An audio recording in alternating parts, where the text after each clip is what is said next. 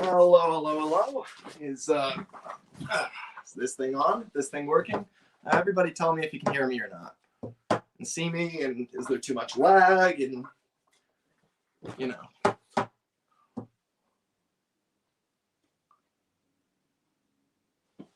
Let's see, is this chat up to date? Well, I just boosted Useful's comment. That's not what I intended to do, but it's a good comment. Why not? See you perfectly, man, says Useful. Excellent. All right. So let's just jump right into it. So I want to lead by saying that mainly the point of this stream is to convey information. Like, this is really mainly just to explain how I make TUGS models, because I've been trying to do that for like a long time. Like, I think I first attempted to make a TUGS model tutorial like over a year ago. Like, I started making like a model of Zip. I only got as far as finishing the hull. In fact, I think it's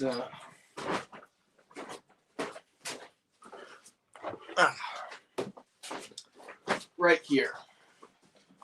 So I filmed a whole video where I, made this this hull, and like, I filmed the whole thing. It's not like I just filmed the necessary parts. Like, I literally just filmed from beginning to end making this hull.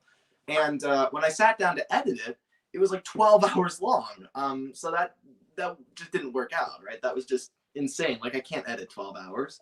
And so ever since then, I've been trying to figure out how to make the process easier and shorter and more simple. And I may figure out how to do that one day, but while I'm figuring that out, you've got people who are asking me questions, who want to know how I do this. And I think it would be good if I just do a live stream where I just show you in real time how to make a model. Like, I just explain it in real time. I know a lot of people are not going to have the patience for something of this length. That's totally fine. Like, I would expect that. But there are a few people, I think, who want to know so badly that they will stick around for a 6-hour video or longer. And if you're one of those people, then you are welcome to tag along and just see what I'm cooking up. And also, if you're watching this video, like, maybe a day from now, a week from now, a month from now, whatever, even if that's the case, then that's almost better, because you can skip through the thing, right? So you can skip to the part where I'm actually doing the thing that you have a question about. You're like, okay, well, how does he do like the deck? I don't know how to do that part. But you just skip to like 30 minutes or an hour or 2 hours or whatever, and you're like, oh, there it is, right? So anyway, that's the general idea of this whole live stream. I just want to kind of make a model in real time. And I've been feeling like making a model anyway, Like, it's been almost a year since I made Blue Nose here. And I feel like making a harbor tug now. I feel like making a Zebedee or something. I'm not sure exactly who I'm going to make. Right now, I feel like Zebedee, but I may make someone else. I may make like a Zach or like a Zoran. I don't know. I'm kind of feeling Zed Stack right now, but maybe I'll change my mind. But anyway, so that's the plan. Let's see, what's the chat saying? Useful says, then I guess the live stream was the best way to go. Yeah, no, I think so. Let's see. Dougie saying a lot of interesting things. All right. So, I do want to say, I may not check the chat nearly as much as you'd like me to, because I do want to keep this to the point. But if you find this at all entertaining, then you're free to stick around, even if you're not making a model based upon it. But I guess I'll just jump right into it. So I'll move these set pieces out of the way to start with.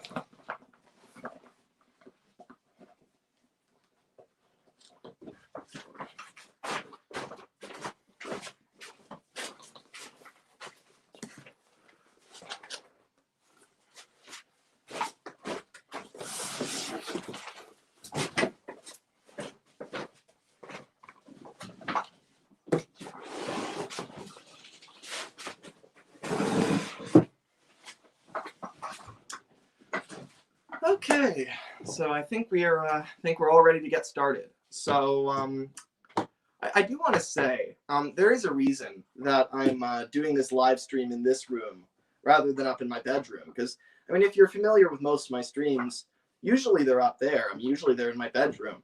you know, where I'm at my workbench, my computer's over here and whatever.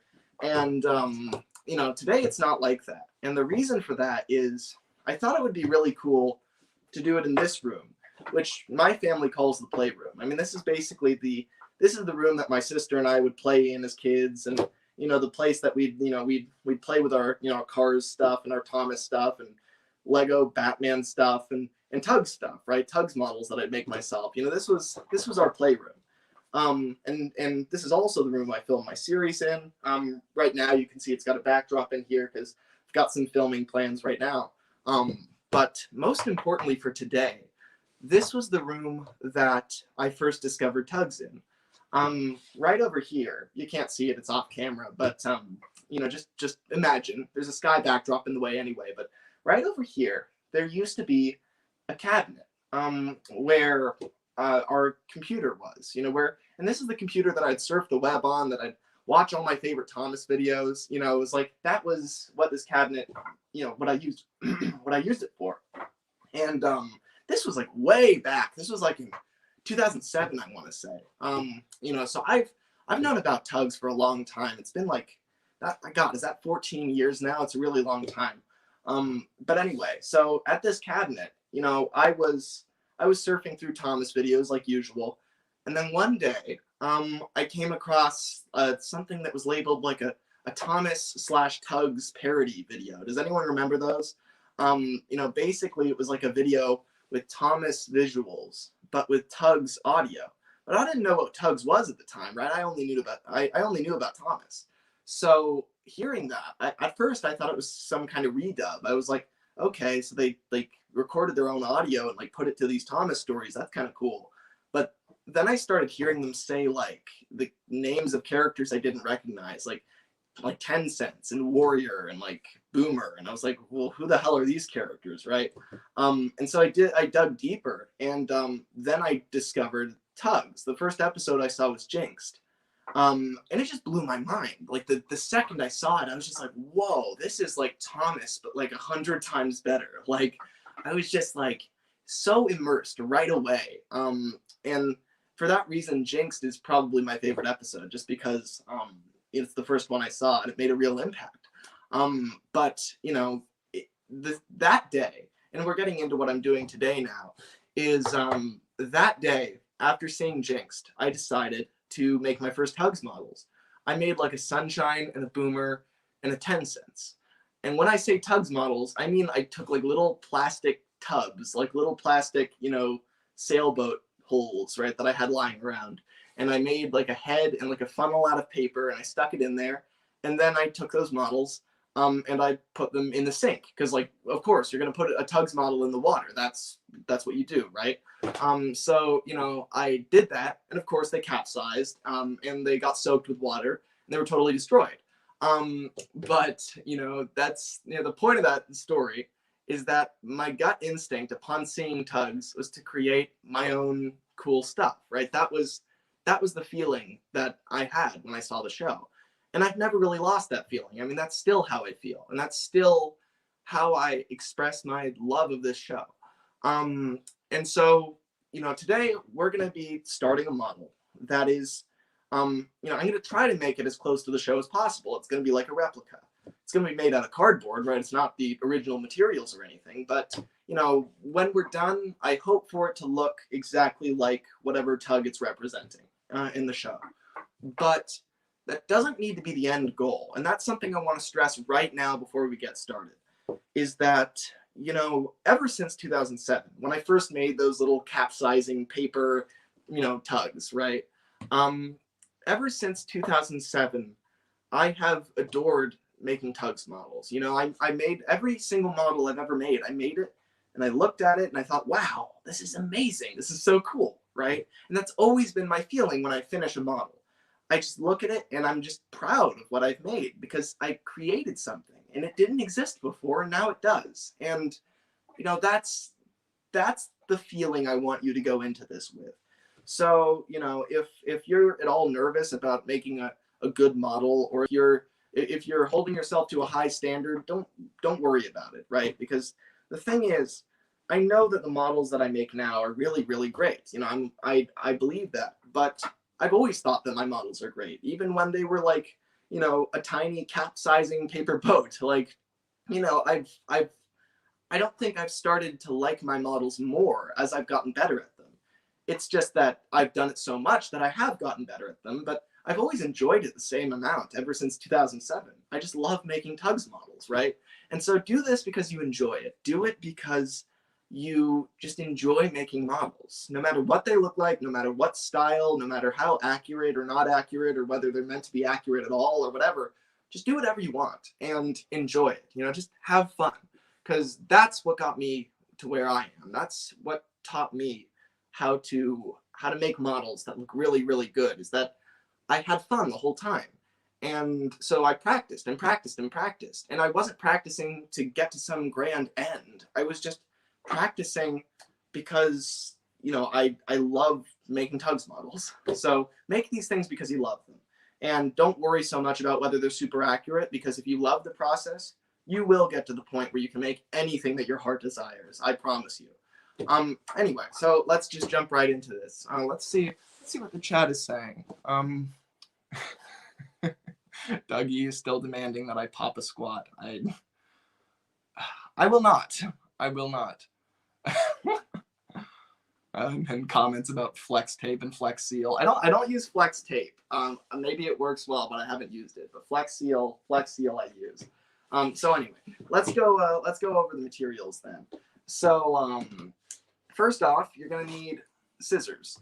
Now, I've already gone over the materials on Twitter. I made a short video that described this, but I'm just going to go over it all again because I want this video to be all-encompassing. So, you know, you're going to need scissors, right? And you don't want tiny little safety scissors. You want kind of nice, tough scissors. Nothing too crazy, but just, you know, you want them to be durable. You want them to, like, be able to cut through cardboard without breaking on you. And you also don't want them to, like, you know, flex too much or anything. You want them to be tough enough that you cut through thick cardboard with no problem. So scissors, and where is my masking tape? There it is, over there. All right, and then you're gonna need masking tape, and usually I use Scotch brand masking tape because it's just the stickiest, and you know, it's the most reliable. I've had a lot of friends who try to make things with masking tape and get frustrated because they use like a really not sticky type of masking tape that's like really annoying. So I recommend Scotch brand, right? I mean, if you can make another tape work, then awesome, more power to you. But you know, in my experience, this tape is the best. It's the Scotch brand masking tape. Not sponsored by Scotch yet. Anyway, so then we're gonna need a pencil. I've got two here just because one of them has an eraser on it. But you know, a pencil is just good for like marking out where you're gonna cut on the cardboard. It's really nice to help you visualize. You know, like you just kind of stencil out the shape. But anyway, so pencil's good. It'd be good to have a marker of some kind too. You don't really need one. But you know, it would be nice to have that to kind of mark out like where the white splash rails along the side are going to be, and like, you know, just generally like draw very dark lines. So like a marker that is like has a dark color to it, a lot of ink that can easily draw very dark lines on cardboard would be good. Tape measure. This is something I forgot in the initial video. Tape measure would be really good. Unless you're making like a model that doesn't have any specific measurements, in which case don't worry about it.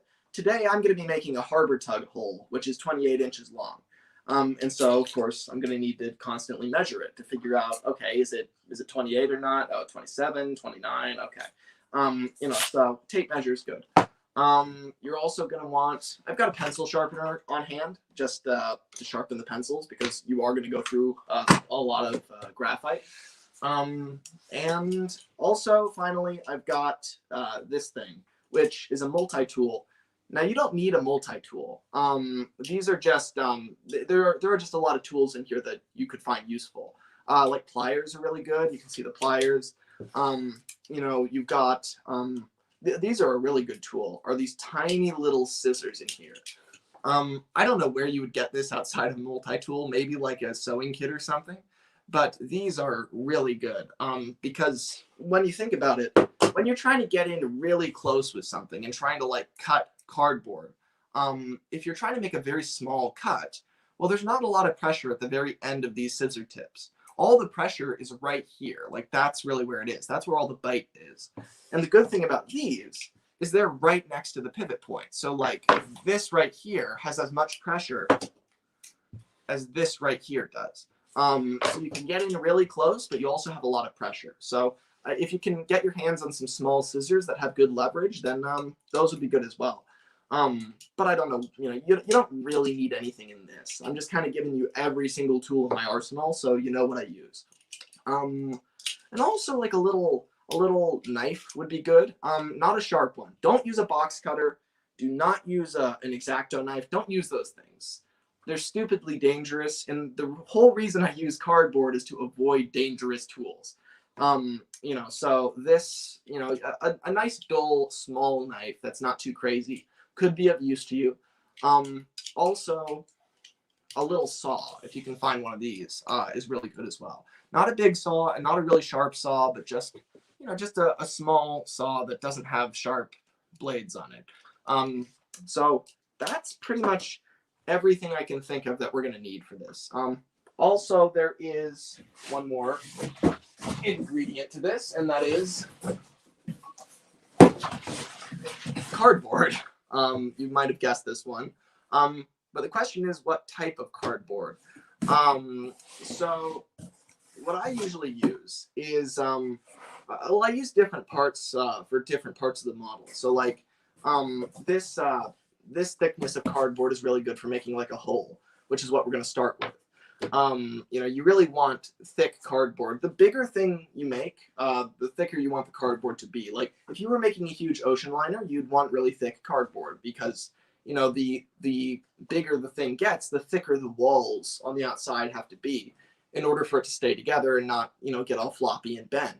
Imagine making something out of paper versus making something out of thick cardboard, right? The difference is pretty clear.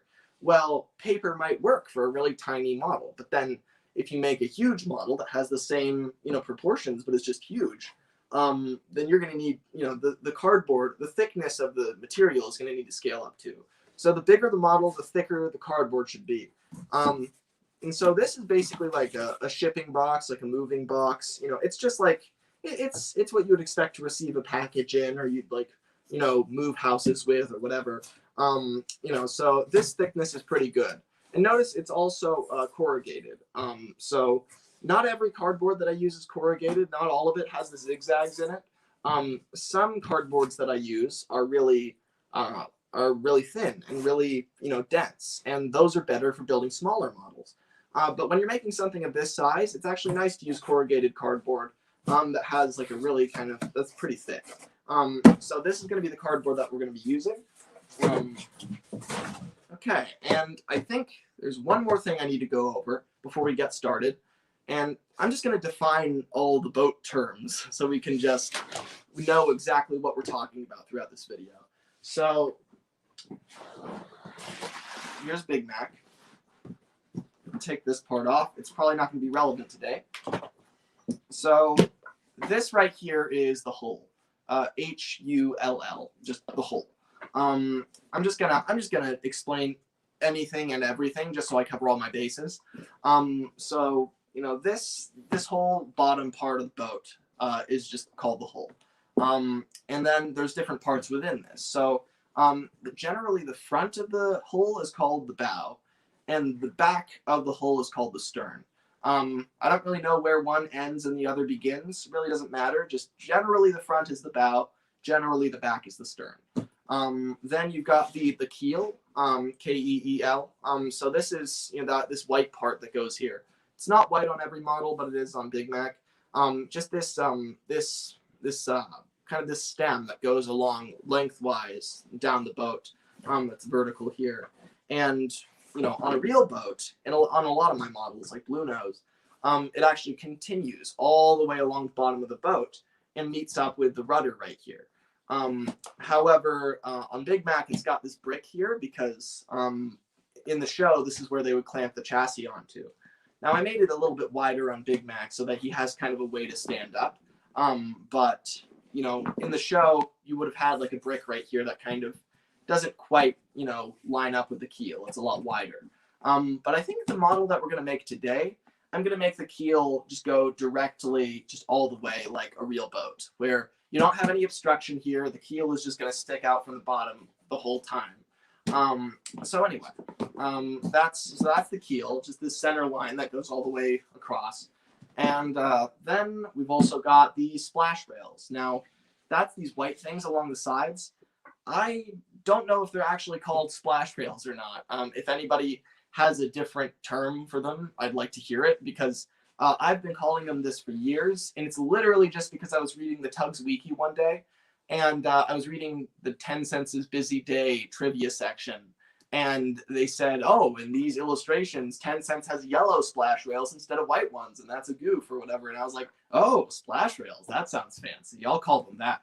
But I have no clue if a real boat person would call them splash rails, but that's what I call them. So these white bits that are risen on the sides, these are splash rails. And then you've got the deck, which is just this whole red piece in here, this whole thing. This little risen part of the deck back here, I want to believe that that's the poop deck. I think it is. I think that may be the poop deck. Someone please confirm this for me. Or deny it, but I would be very disappointed. Okay, I think that's everything. Yeah, I mentioned the rudder. This isn't really the rudder. It's more like the mount for the rudder. Usually the rudder is like a little piece that turns right here, but it's not on Big Mac. But yeah, okay, I think so. I think that's pretty much everything. So hull, bow, stern, splash rails, keel, rudder mount, deck. All right. So now we know what we're talking about. And now Big Mac's stardom is over and done with.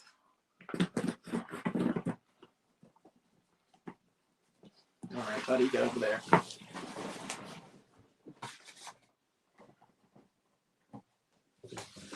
And I think we're finally ready to start building. So, all right, let's just take this huge box. And the first thing we're going to do is we're going to cut this up. So I actually cut it up a very specific way. I don't just cut from it as I go along. The first thing I do is cut this into sheets, because it's a lot easier to work with that way. Because notice you've got all these awful seams along here, right? You've got a seam right here. You've got a seam right here, seam here. Really what you want are the faces of the box. You know, you want these nice, lovely sheets that are, you know, nice and clean. And so you really want to kind of cut along all these seams in order to kind of get rid of the excess kind of bent, you know, creased parts that are on the cardboard. So I'm just gonna start like that.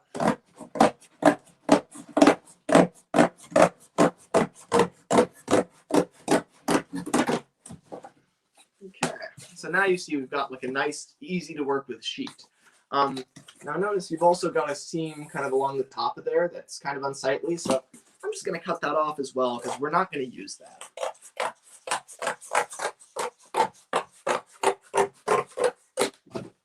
And I'm just going to discard the seam, and I'll keep doing that for the rest of the box.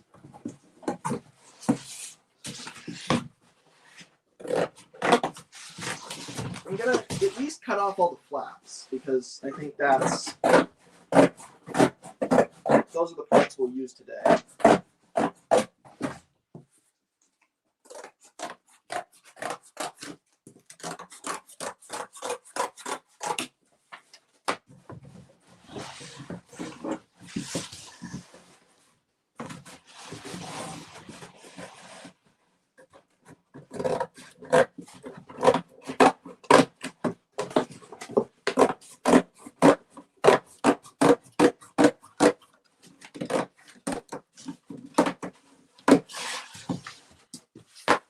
And you've got this this glue mark here, and this piece from where the sides of the box come together.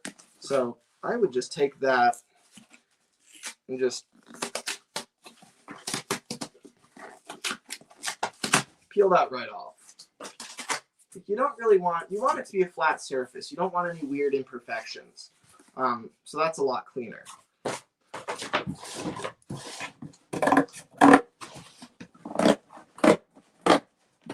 I assure you, I'm still back here.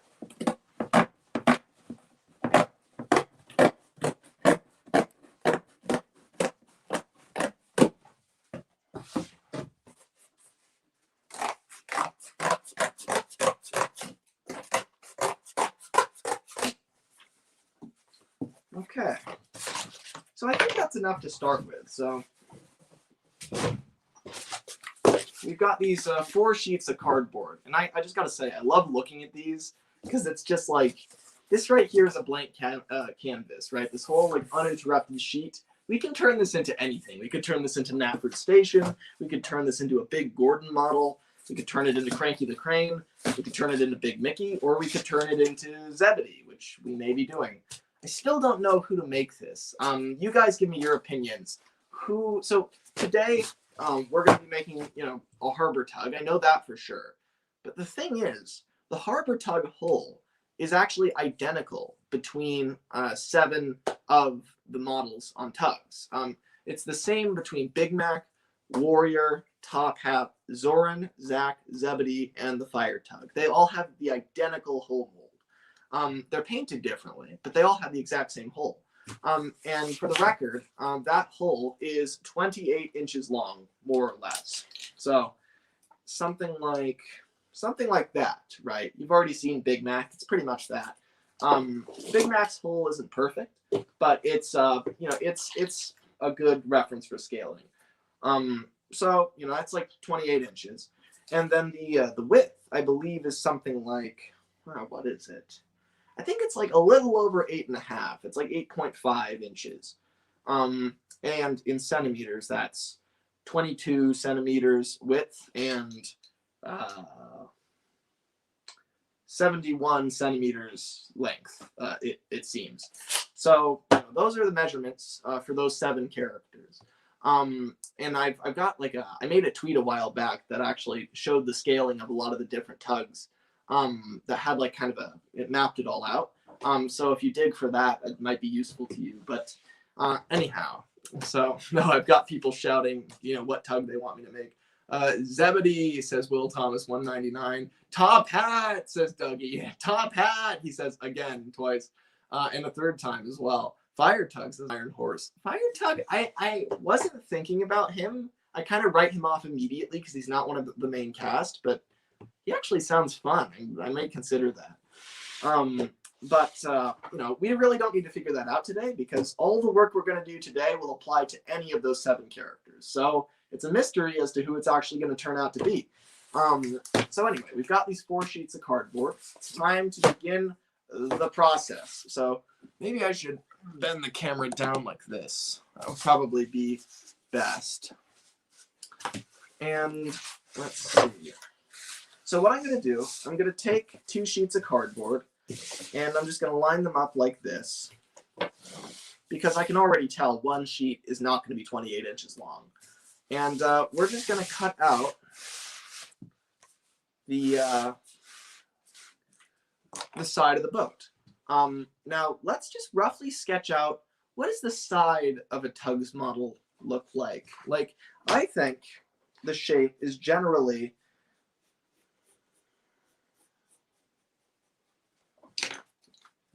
something like this, right? It's like, you've got the bow at the front, and then you've got this slow curve along the top, and then you've got the stern at the back. You've got this kind of dip where the rudder goes along the boat and return back. So, that's the general shape.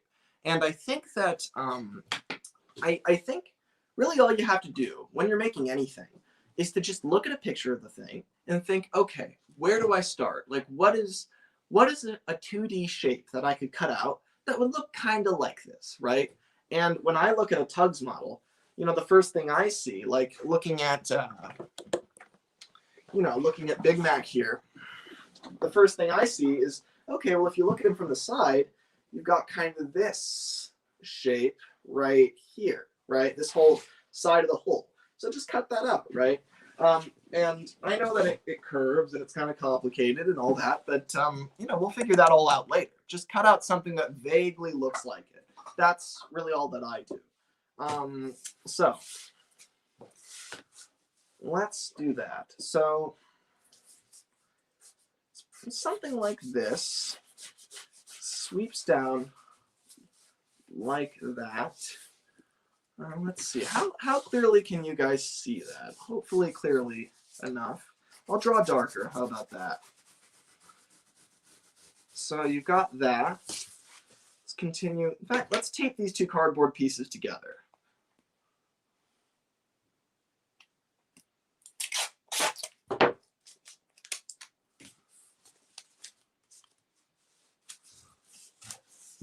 Insane Edward asks, what do we do if our cardboard is only small? Well, you do this. You basically just tape several pieces together. We're going to be, by the time we're done with this cardboard, it's going to be Swiss cheese anyway. We're going to cut it up. You know, we're going to cut it here and here and here, do all sorts of wacky cuts, and half of them will be unnecessary, but it will turn out with something great in the end. So just tape cardboard together, right? If you've got, you know, a tiny piece of cardboard that's like, you know, really small, it's like this big, then just put a bunch of them together. You know, try to find as big of pieces as you can, but you can build a model out of many tiny pieces put together. Just masking tape them together, and that does the trick. You know, so anyway. So I think, let's see, measuring that off, 28 inches is right there. So from the front to there, yeah. So from there to there, that is 28 inches. So let's just take that and sweep that back up. See where I'm going with this? So I think maybe right there. And like that looks roughly like it, wouldn't you say? This part's maybe a little thick. Maybe.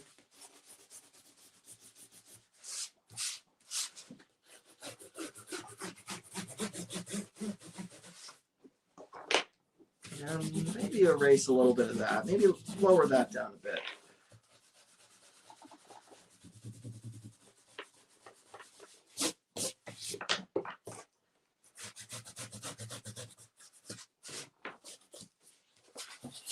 Okay, so that's our shape for now. So as you can see, you know, we've got kind of what I drew out on the paper, and that roughly looks like when you look at a TUGS model whole from the side. Now, just for reference, if you were looking at it in the show,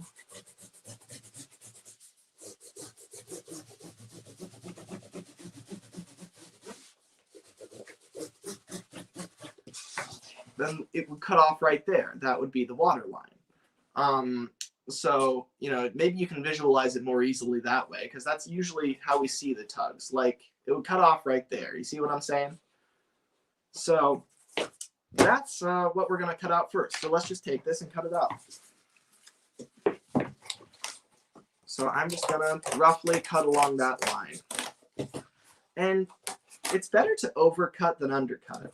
What I mean by that is, you know, if you draw a specific line, it's better to cut a little bit of excess outside of that line, so that, you know, you can always trim it later, but it's harder to add pieces later.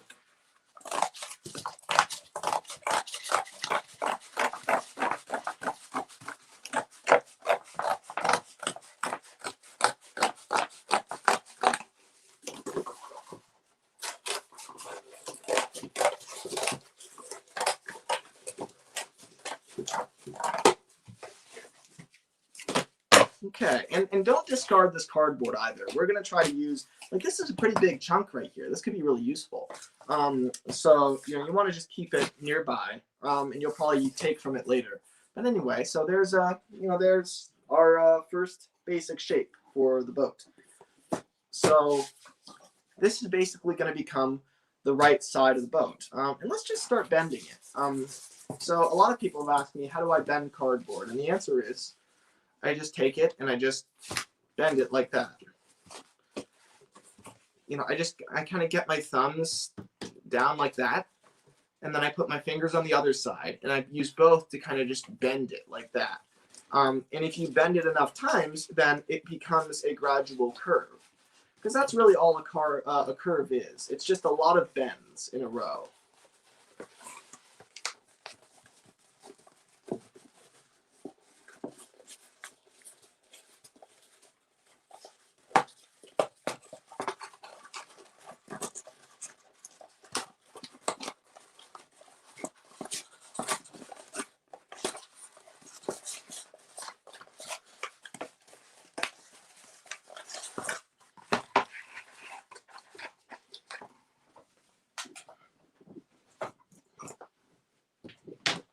Okay, so now we've got a very bent boat. So as you can see, it's bowing right here, so that's not great. But that's because now that we've curved it, we can just kind of flatten it out like that. And you can see if you look at it from the top, that's, you know, kind of how the deck is supposed to be curving. You know, when you look at a TUGS model from the top, you know how it has the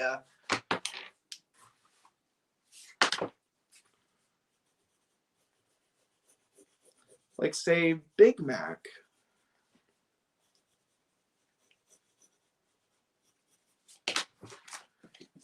Is shaped something like this when you look at it from the top. And then that little bit in the middle is the superstructure. But you can see how he comes to a point at the front and he curves a whole lot at the back. So basically, you want to kind of try to create that shape. And notice now we have, the right silhouette from the side, and we've also got the right kind of curve from the top. So now what we still need is for it to curve kind of inward, because, remember on a boat,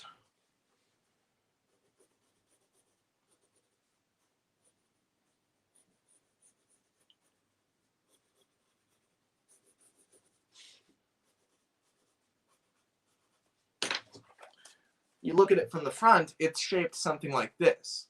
So, it's kind of, the sides curve down to the bottom and then they meet the keel. So we're going to have to do that as well. So basically you've got, this is what it looks like from the front. Well, we've also got to take it and curve it inward like that towards the middle. So I'm just going to take that and I'm going to bend it the other way now, perpendicular to the creases we made before.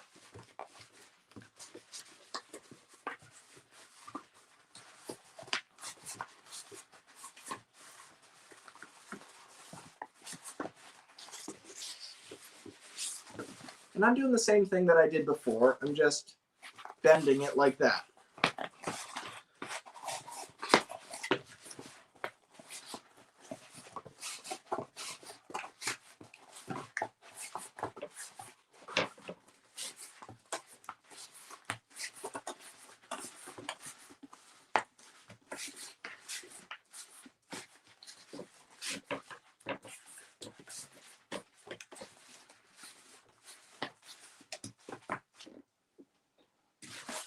Okay, so now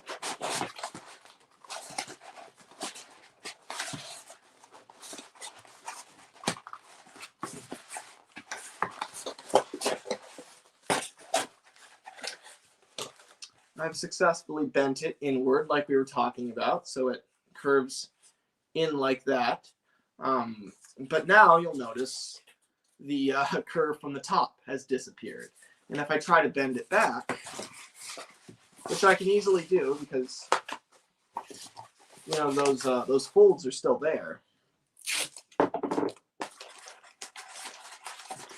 So if I bend it back, then we do indeed get that curve again. But then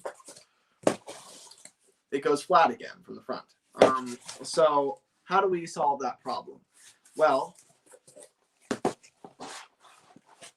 you'll notice that if you if you curve it one way and then you try to bend it the other, you'll notice that this happens, right? A bend forms in a very specific place. So we're just going to take that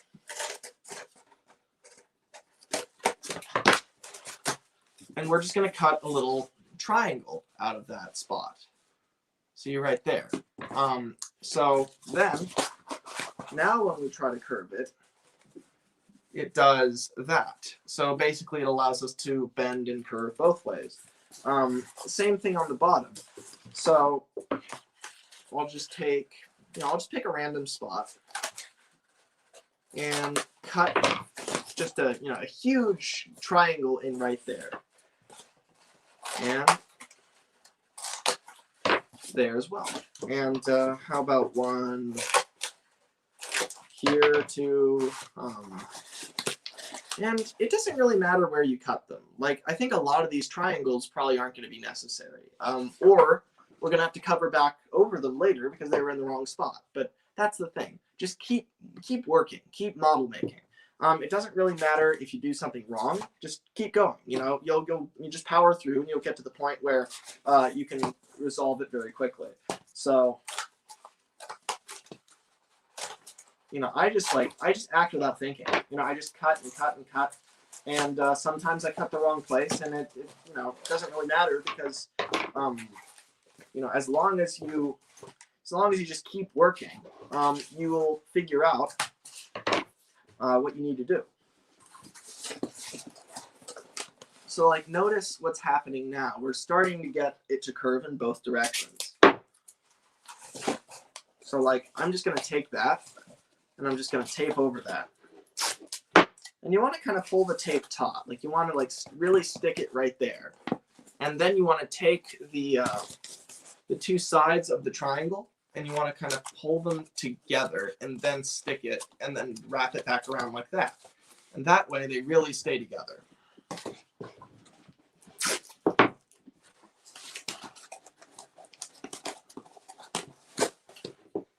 And I just keep doing that all the way around.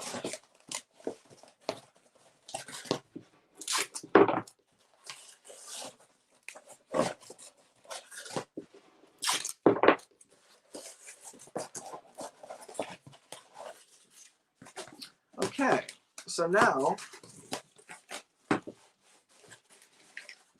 look at that. You see how it curves like that, but also you look at it from the top and it curves like that.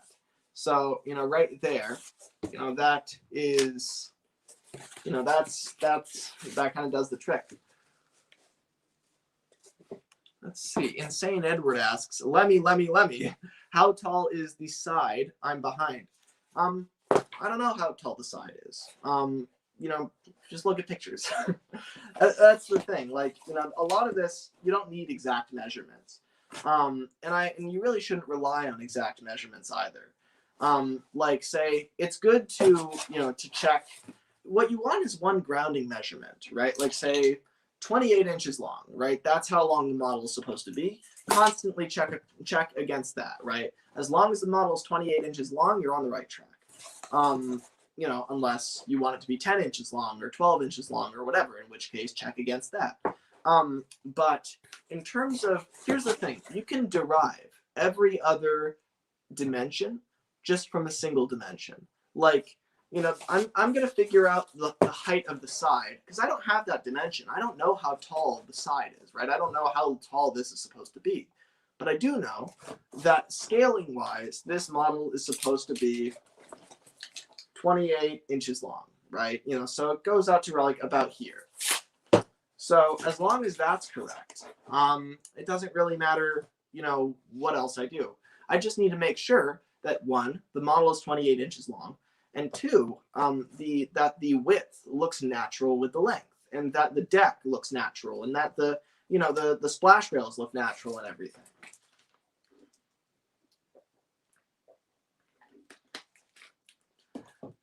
So you just got to look at the model and constantly look at it and visualize and say, okay, does that look right? And if it looks right, then just keep going. If it looks wrong, then you figure out what the proportional issue is. But you don't need all the dimensions. You only need one, and that's just for scaling. Because if you had all the dimensions, then you could just punch them into a computer and it could do it for you.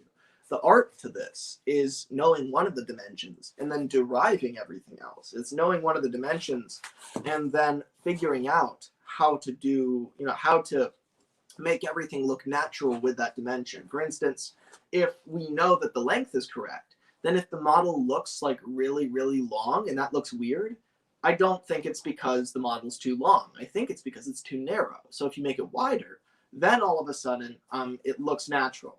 So you basically base everything around the length. So just make sure that the model looks natural. Keep making it until eventually it looks full enough that you can judge those things. And this one needs to get a little bit further along before we can do that. So I'm going to cut some more triangles.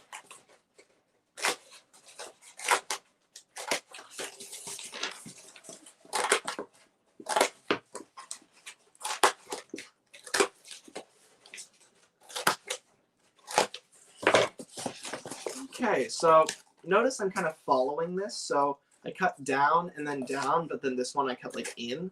I'm kind of cutting, I'm cutting like from the side. So like for this one, right, we're going to cut like that. So that's the idea. And notice how this is really sharp, right? That's not how the top of a boat is supposed to look. So we want to slacken some of these. I'm going to take this one.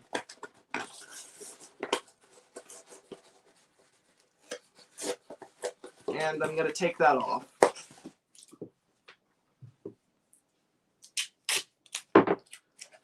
And Insane Edward asks, are you going to upload this? Please do. Yes, I am. That's the whole point, actually. And so notice that I just taped like right over that, like as if it's not even there, right? I didn't pull those taut with each other. I just taped over the triangle. And that's because it turned out that that triangle wasn't really necessary. And you can do that if it turns out that you don't really need one of these. Now, I think...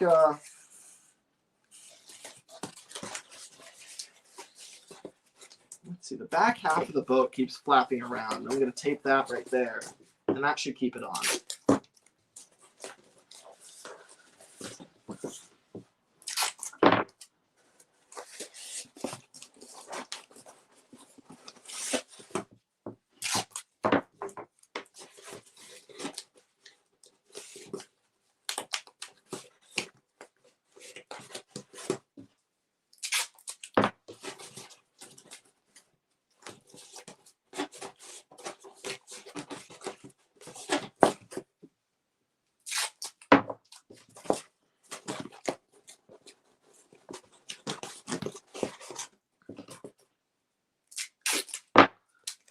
So what have I explained so far? Well, I've basically explained that in order to make the model curve in two different directions, if you want to make something that's kind of spherical, then you've got to cut triangles in so that, you kind of give it, you're basically giving the model breathing room, right? Otherwise it's going to get in its own way. You curve the thing one way. If you try to curve it the other way, then those two orientations of curve are going to fight each other. So you need to cut in some slack. And that's what we just did. We cut in a bunch of triangles worth of slack. And, isn't that cool? Like, look at that. That kind of, that curve from the side, but also that curve from the top, like that. That's pretty neat. So I think that might be good enough for now. Okay, so now what I want to do is cut out the other side of the boat, because you realize this is like one side of the boat, right? So we're going to need the other side now. So what I'm going to do is I'm going to take all the triangles that you taped that are actually necessary and take the tape off. Now, I'm going to leave the tape on this one because we taped right over it. It didn't end up doing anything. However, the ones that you pulled taut, we're going to undo all that tape.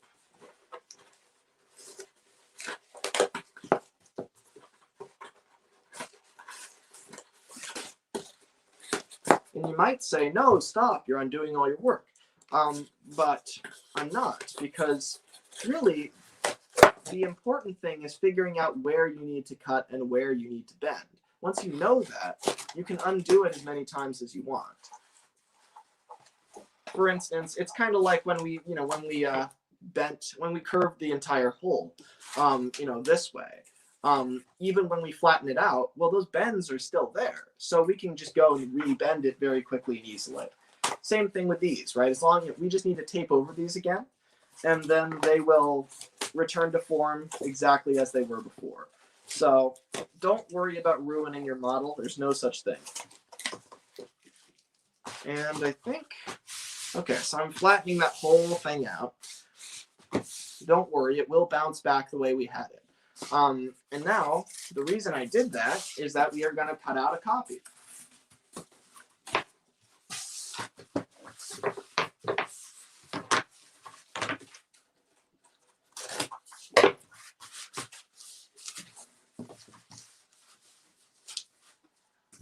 I always try to put like markings like this on the inside. You're going to paint over everything eventually anyway, so it doesn't really matter. However, they're just a little distracting when you're trying to look at the model and understand the shape of it. So I always have those face inward.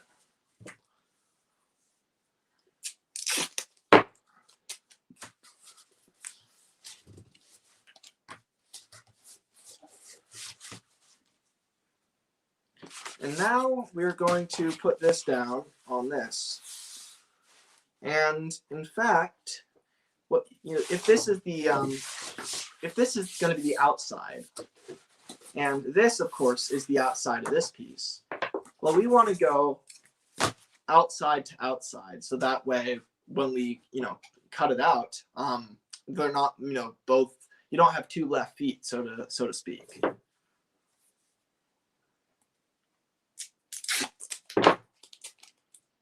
So I'm just gonna take tape and just stick it on there. And in case you're curious how to roll tape, you just take it like this, and then you just fold it over on itself like that, and fold it over on itself like that. And then you've, got a little tape roll that you can stick on stuff. You're essentially making, double-sided tape.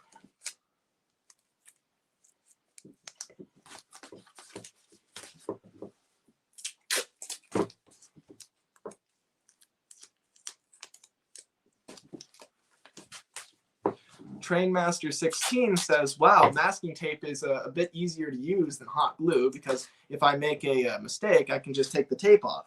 Yeah, that's exactly right. And I try to use stuff that's a lot, more forgiving. That's a lot easier to work with.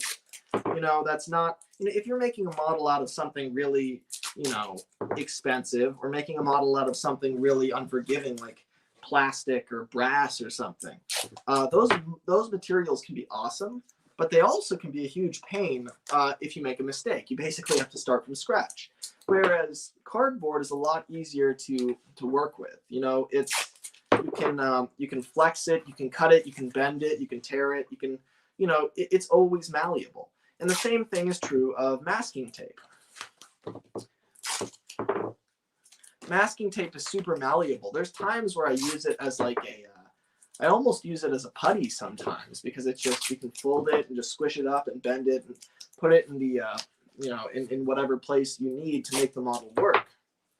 And you're going to see that later on, is that I'm going to basically mask a lot of the model in masking tape, and that will obscure a lot of the imperfections. I'm kind of overdoing it with the masking tape. You really don't need to put this much down. Sometimes I'll even just manually hold it in place, but I'm just going all out for this because it's a tutorial. So it doesn't really matter where you place it. Though you do want to place it close to the edge, because otherwise you're wasting cardboard. Like, notice we've still got all this we can use back here, even once we've cut this out. And now I'm just going to trace around it. You don't really need to. I mean, you could trace around it and take this off, or you could just hold it on there and then trace around it. You know, you don't need to tape it all down, but I'm just kind of showing you every method I use because I kind of use them all interchangeably. Okay, and now we're just gonna cut this out.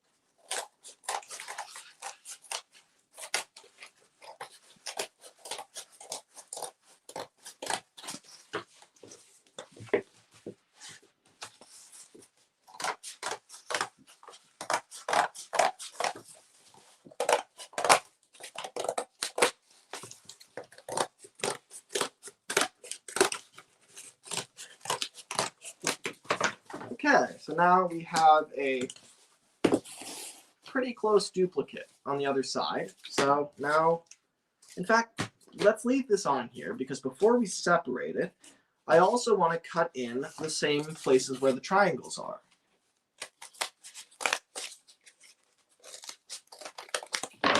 Because if you cut the triangles in the same places, then you're not going to have to figure out where they go on the other side all over again. You can just put them in the same place. And also, this will guarantee that both sides will bend the same.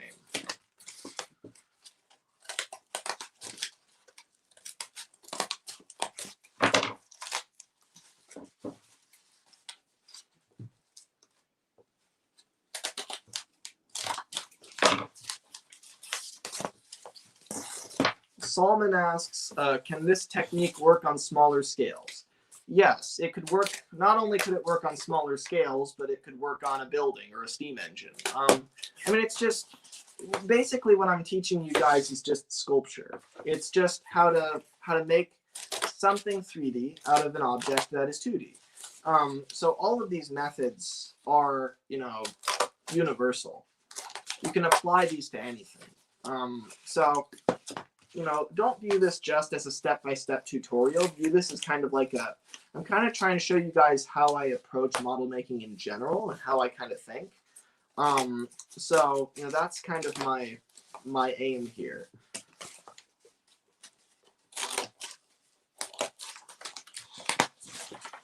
So if you're making like a tiny little model, well, then you're going to have to use thinner cardboard than this, but pretty much, you know, anything else is universal.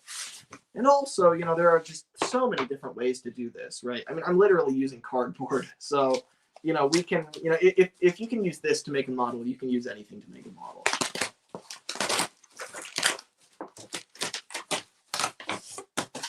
Okay.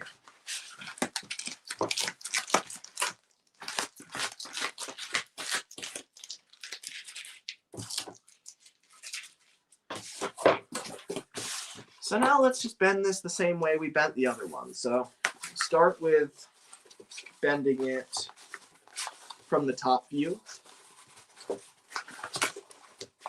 as in, you know, making vertical bends.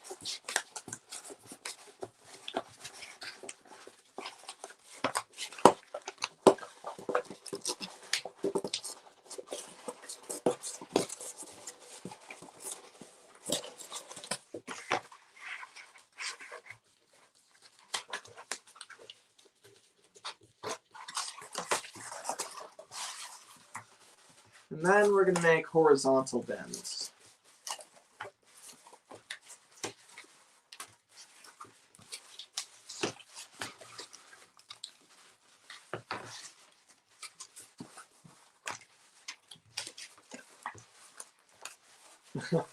Solomon says, just become an art teacher.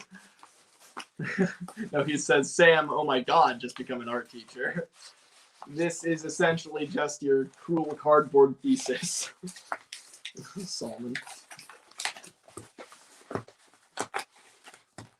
Small Tank Engine Productions asks, what brand of paint do you use for your models?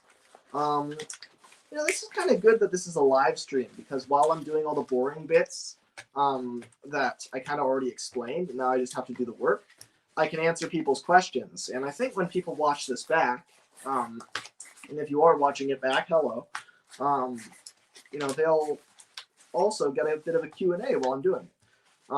So I use a lot of different paints for different things.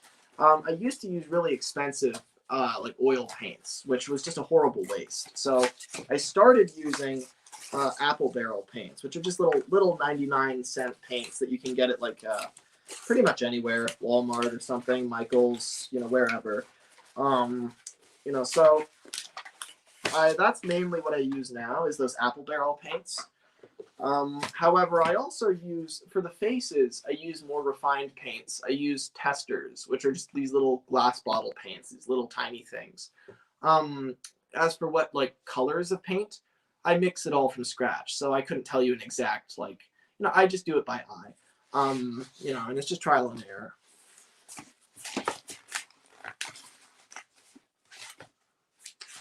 Wooden Railway Edward says, is birthday cardboard good for anything? Well, I don't know of any birthday card that would have so little value that you would cut it up. However, yeah, it can be. It's basically the thickness of an index card. So like making like a little 5-inch long model, that'd be really useful, yeah. But making something of this size, it might be good for like the little tiny it might be good for something like this, right? These tiny little, what do you call them? I guess exhaust pipes, intake pipes, ventilation pipes. Someone give me a word. All right, so now, Trainmaster16 says, I'm going to watch this back later, still going to stick around. Awesome. I'm glad that some people are planning to watch this later. My coffee is already cold, and we're only an hour into this. All right. So now let's just tape this the way we taped the other one. And we may want to make these slits a little bit bigger. Because the thing is, when you tape something down and then cut out a copy, that copy is a little bit rougher than the original, so it may not be exactly the same.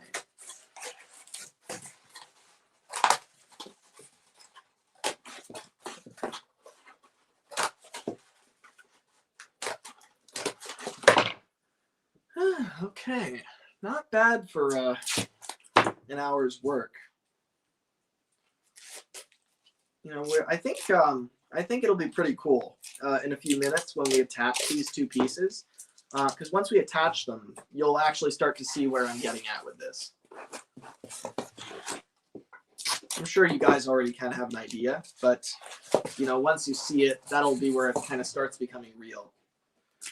And keep in mind, guys, that this model is going to turn into something really cool by the end of it.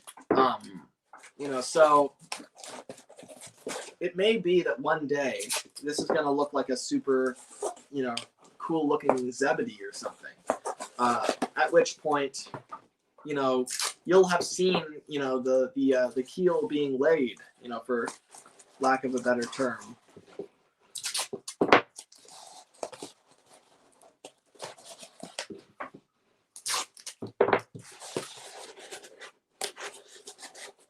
Solomon says that pipe you showed is an exit for the safety valve. It's used to get excess steam out of the boilers at high speed to make sure the engines don't pull in. Part of that is swearing, and part of that is a typo. But thank you very much, Solomon. That's quite useful.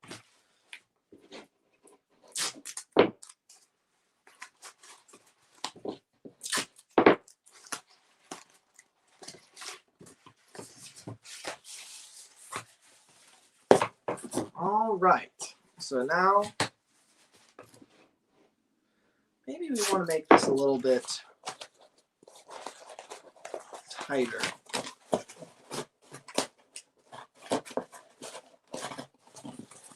Okay, there we go. So that does the trick pretty much.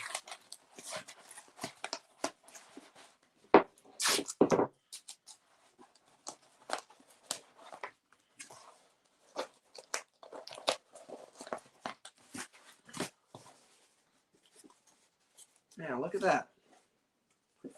All right, so now let's retape this one.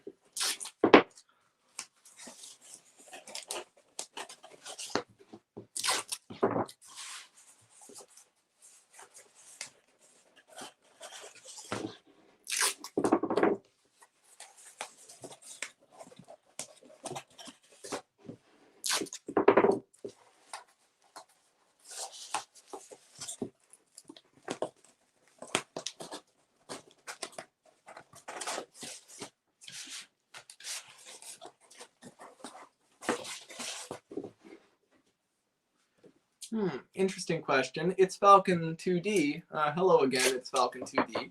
Asks, what's your favorite part of modeling? Definitely when I make the face. Like, that's the coolest part for sure. When I actually sculpt especially on TUGS models, when I sculpt the face and then I've got the head on there, at that point the model comes to life. And I just love that. Like, that's the point. Like, I would not be interested in making models, I think, if I wasn't like a Thomas or TUGS fan. I really love the fact that they're characters. You know, if they weren't like, if they couldn't talk, then I don't think I'd be interested. Like if they didn't have faces. But the fact that they are like all characters, it's just so cool to me. And you know, when you put the face on, when you sculpt the face from scratch and then you put it on the wheelhouse and then you build the eye mechanism and the head and everything, you know, and it can turn and it has such personality. I love that part. That's my favorite part. So I can't wait until I get to that part. And I think, you know, that's the most exciting to me. That's like I love the behind the scenes pictures where they're working on a TUGS model and it's literally just got the hull and the superstructure and like the face. And it doesn't even have the eye mech in yet. The eyes are black. And you can say that's creepy, but like I think it's so cool because it's like that's, you know, the first moment where it's actually like a character. Before then, it's just an inanimate boat. And after that, it's like somebody. That's just so cool. All right, maybe slacken this up a little bit.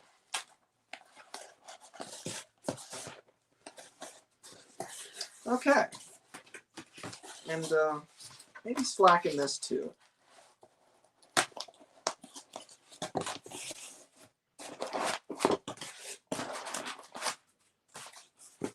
All right, there we go.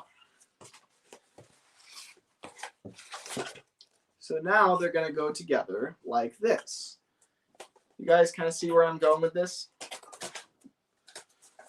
So I'm just going to tape these together. We're probably going to pull them apart again for, you know, one reason or another. But it'll help to visualize the model and figure out what to do next to tape these together. So I'm going to do that.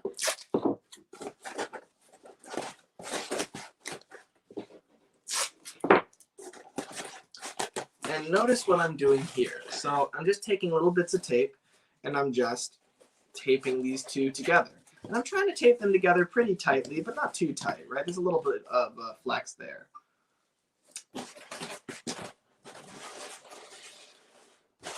All right, that's pretty cool, isn't it? Yeah, look at that. So that's about right. Now let's measure again. So from there to about there.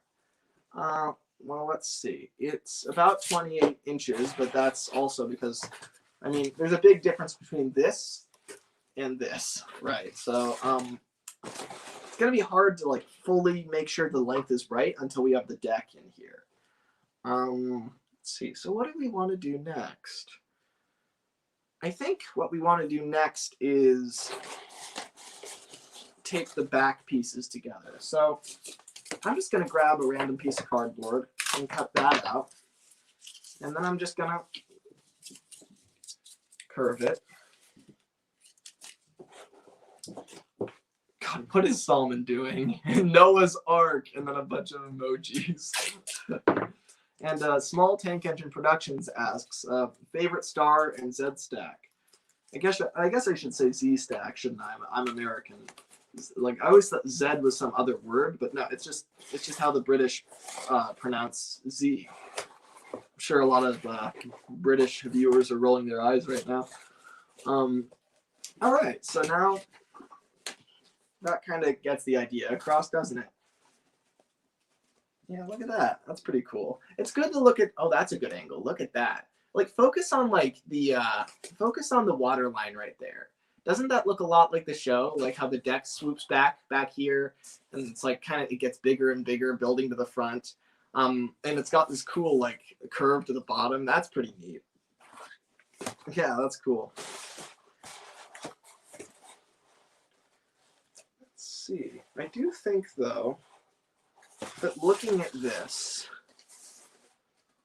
I would say that this side is perfect, but then this side is kind of like, you see how this is like way more, sweeps out way more. Like this is radically curved a lot more than this side. I think this side is perfect. But then, like if you center it, notice how this side takes up way more of the overall thing. Like the center line is here. And then what's this over here? So I think we want to slacken these tape lines a little bit so that it doesn't bow out quite as much. And it's those kinds of calculations that I kind of make while I'm making models that help me to just make it a little bit more accurate every few minutes. And it's not a precise process really at all. It's just like, you know, a slow, steady kind of discovery of what, you know, looks good to you. So, you know, this whole thing is an experiment. You know, just experiment with different shapes and sizes. And, you know, if you don't like how something looks, change it. And if you don't like how that change looks, then change it back. And just keep doing that until eventually you will land on something that you like. So that's how I make my models. You know, it's not like I have an exact blueprint. Okay, I think I fixed the problem there. That's pretty good, huh? Yeah, I like that. But the back is very, like, notice how it kind of like goes, it makes this weird point, right? It's supposed to be a smooth curve, but instead it kind of goes whoop and then whoop, and then, you know, does that. So I think that's because the tape is not slack enough at the very back. So I'm going to slacken that as well.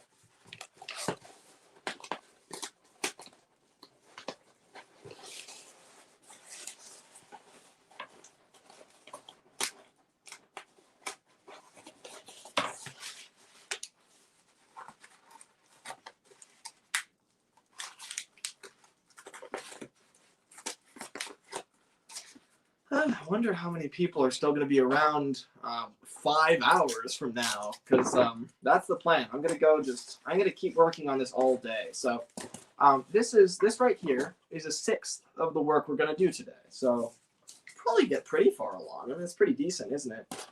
All right. So now I'm going to slacken that as well. And don't panic if I'm not showing you everything, because remember, you know, you're not really following exactly what I'm doing because your model is different, right? You'll make different cuts, different things. You know, you don't want to cut exactly where I'm cutting because your model may be slightly different. Your cardboard may be different. But the important thing is you learn from what I'm doing. Okay, well, if you're in this jam, then you do this. This is the solution to this specific type of problem. You know, so I'm kind of trying to teach problem solving here. I'm trying to teach like, okay, well, you know, in this situation, I will do this. That's looking pretty good, right? That seems about, you know, the right shape for the top of a harbor tug.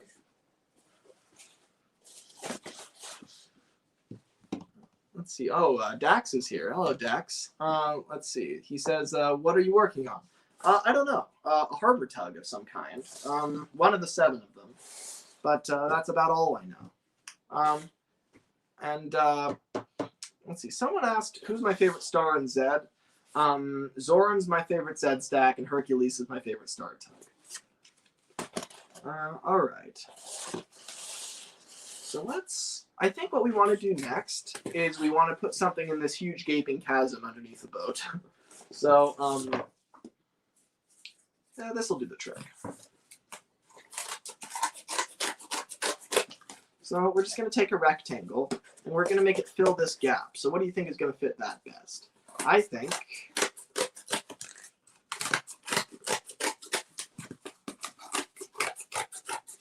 that we need something like that.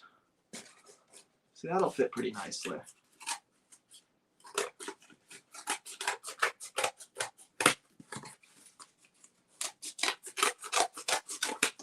Kind of a sharp point that like kind of fills that gap. And I'm just gonna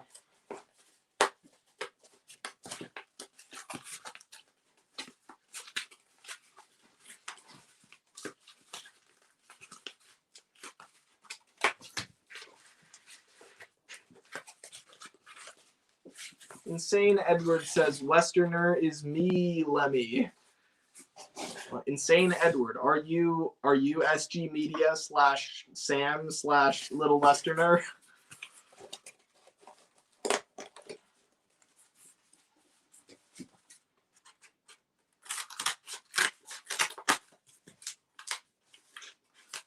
So I just sliced down the middle of it like this, right?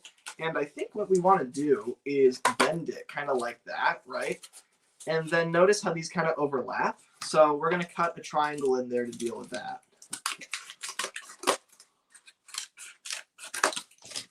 See, something like that. Looks like a big lizard. So look at that. You see that shape? That kind of is good for to fill this gap here, I think.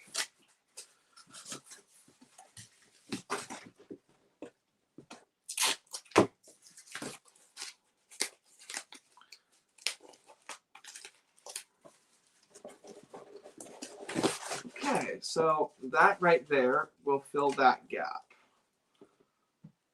Yeah, but I think, you know, in order to get this to bend this way too as well, what do we have to do? Well, we have to cut some triangles to let it breathe.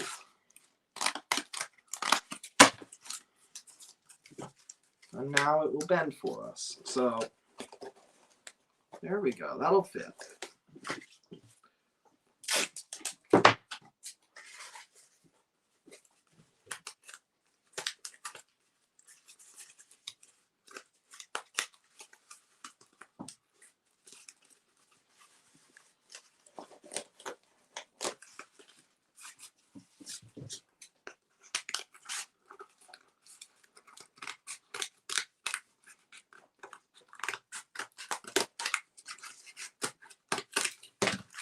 All right, I cut a little hole in there so that it can kind of bend in on itself even further.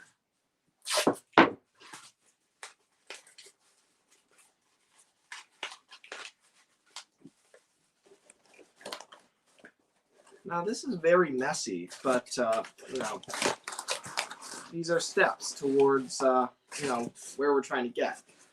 Now we're going to take this, and because we want this to kind of come in and meet this part, right? So I'm going to take this and really bend it kind of inward a lot. Like that, right? And then I think I'll take this and I'll kind of curve it like that. You see how it like curves inward towards the point?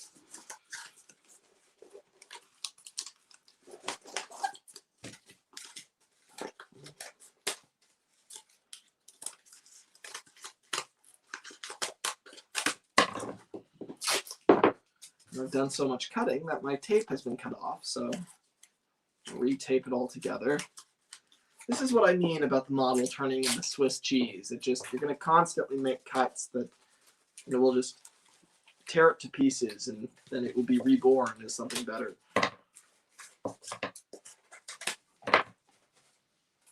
Okay, so there we go.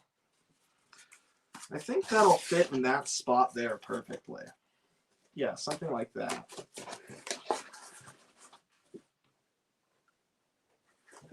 Just a second, everybody.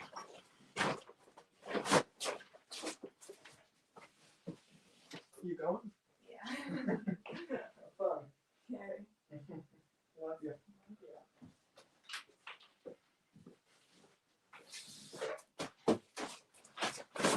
All right, so I think we're ready to tape this in here.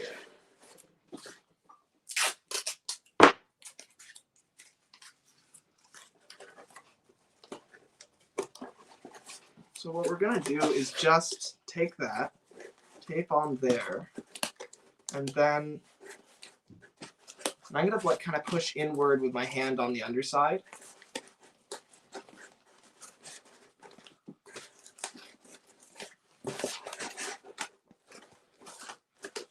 And then we're gonna tape that to that, tape that to that. Okay. And notice that this is kind of flapping off a bit more than I would like it to. So I'm just going to take that and I'm just going to cut it down.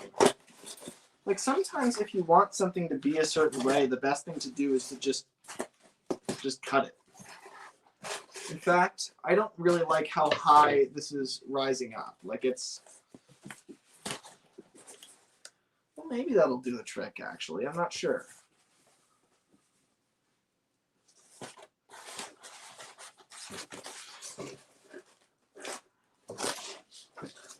Yeah, I mean, I think the hole should end right about like here. And the fact that it's going up that high isn't the best, so I'm just gonna take that and I'm literally just gonna cut that. And then I'm gonna bend that a little bit more.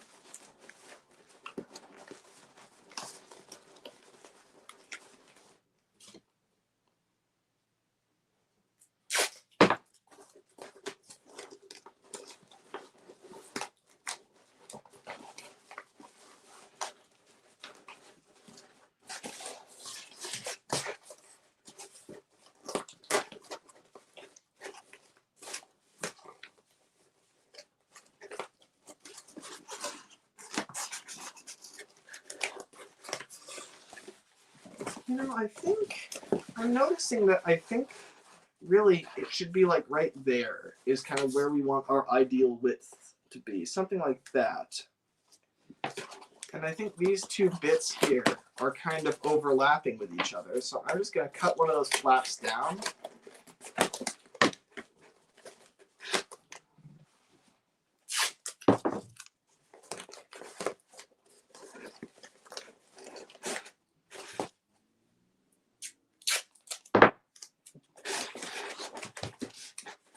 Let's see.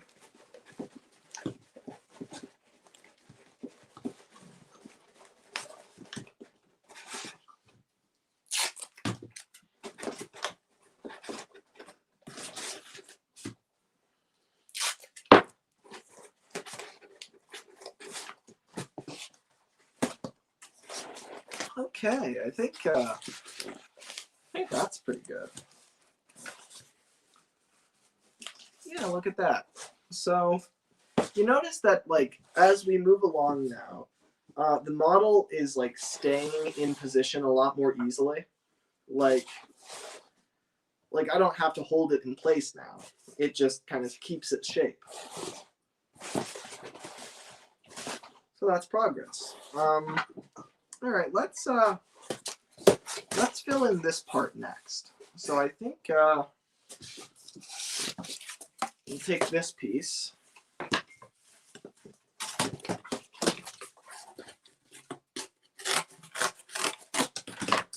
And I think a straight up rectangle will probably be good for this. So we'll just cut it to roughly the right shape and put it right in that slot. Look at that. That fits pretty well. So I'm going to curve that because, of course, the bottom of the boat is curved.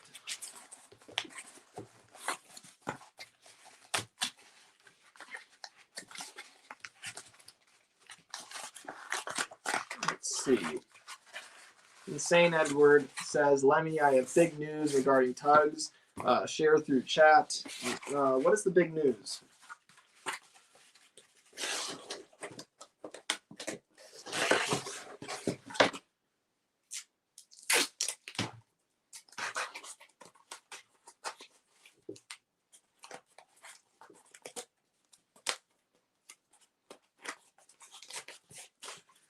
Okay, I've got those pieces of tape on the ends, and now I can just simply tape on like that. And notice that that right there is kind of conflicting, like it's kind of on top of, like this piece is kind of on top of this piece. So I'm just gonna cut that. And then I'm gonna tape right across like that and push them together. And again, seems like that piece is kind of conflicting.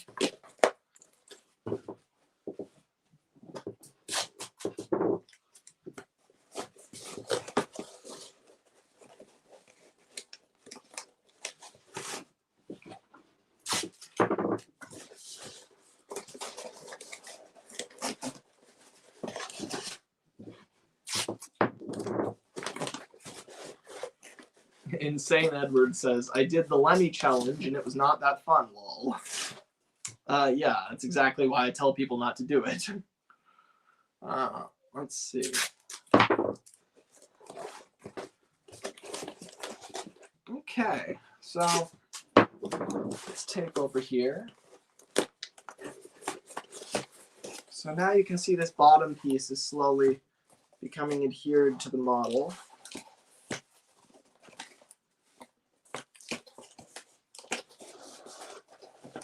I am noticing, though, that it seems to be taking a radical slant downwards now. So I think the front half, right, like from this point onward is great. But there's this part over here that's being kind of weird.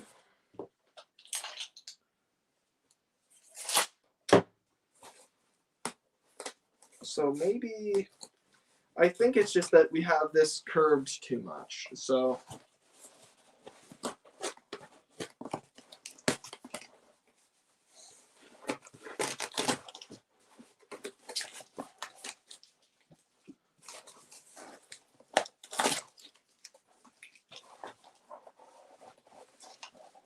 yeah, there we go. That's bringing it up a lot.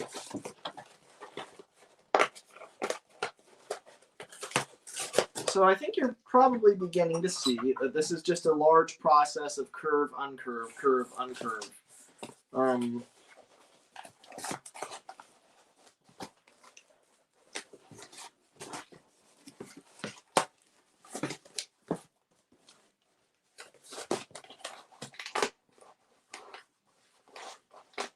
Okay. So that's better, isn't it? So it's not doing the weird bend anymore. So I think we can continue to tape the bottom on.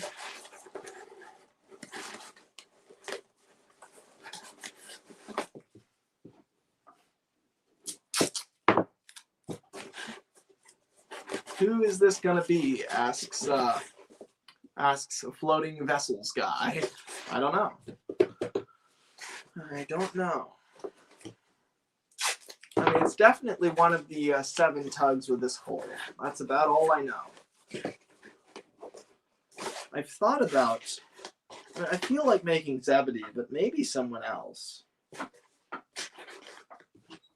For a long time, I've thought about making Top Hat, but I do want to make sure that if I make a Top Hat, I don't mislead anyone into thinking the real one has been found. Because I think for a few seconds, somebody might look at the picture and be like, oh my god, Top Hat's back. And then I'll be like, no, I just made that. And they're like, oh, I'm really disappointed.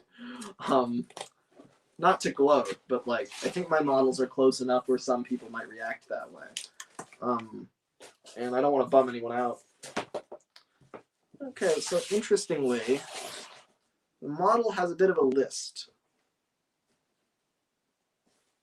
So I'm wondering, how do we resolve that? Because we do want it to be symmetrical. I think probably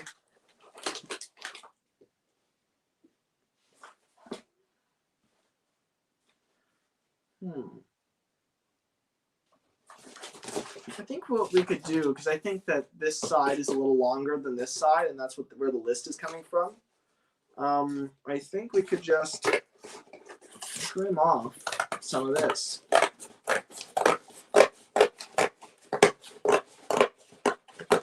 And I know what you're probably thinking.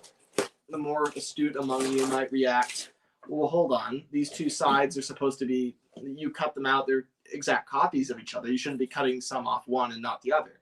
However, to that I say, it doesn't really matter. Because now that they're all put together, you know, basically the side, there's no difference between the sides and the bottom. This is supposed to smoothly transition and curve into this. So taking a little bit off this or a little bit off this or adding some to this, they're all the same thing. You know, so don't worry about it.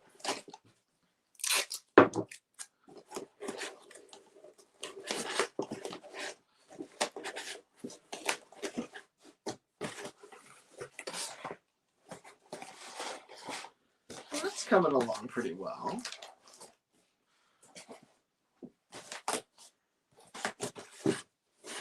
Okay. I think we're fresh out of cardboard that's actually like big enough to use. I mean, these bits will come in handy later, but they're not big enough for what we have now. We still need to fill in this gap back here. So I'm gonna cut some more out.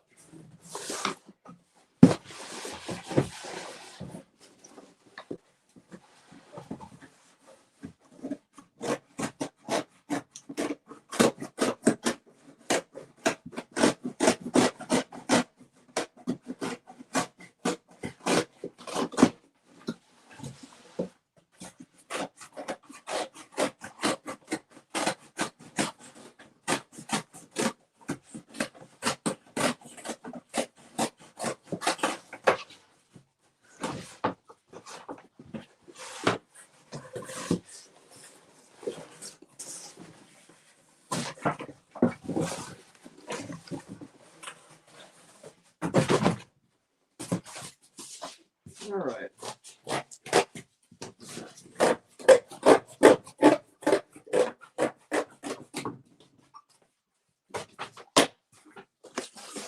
That's another piece for us.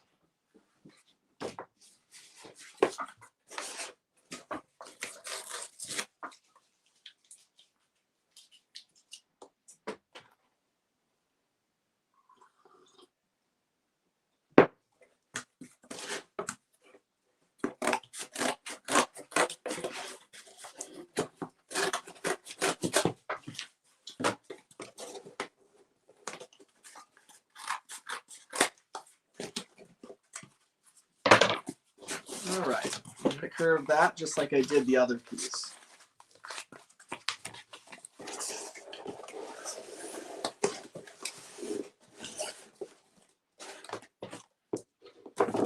And notice that this is doing its kind of weird bend thing again. It's kind of skewing off to the side.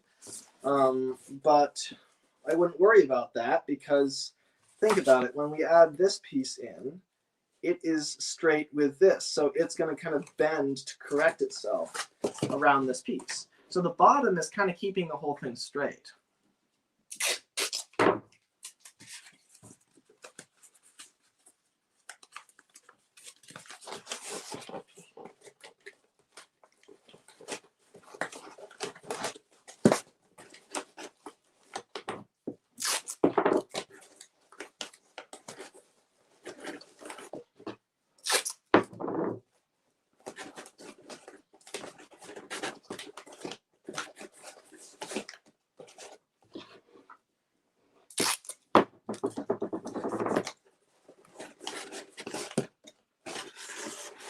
Okay, so now this is looking pretty recognizable, isn't it?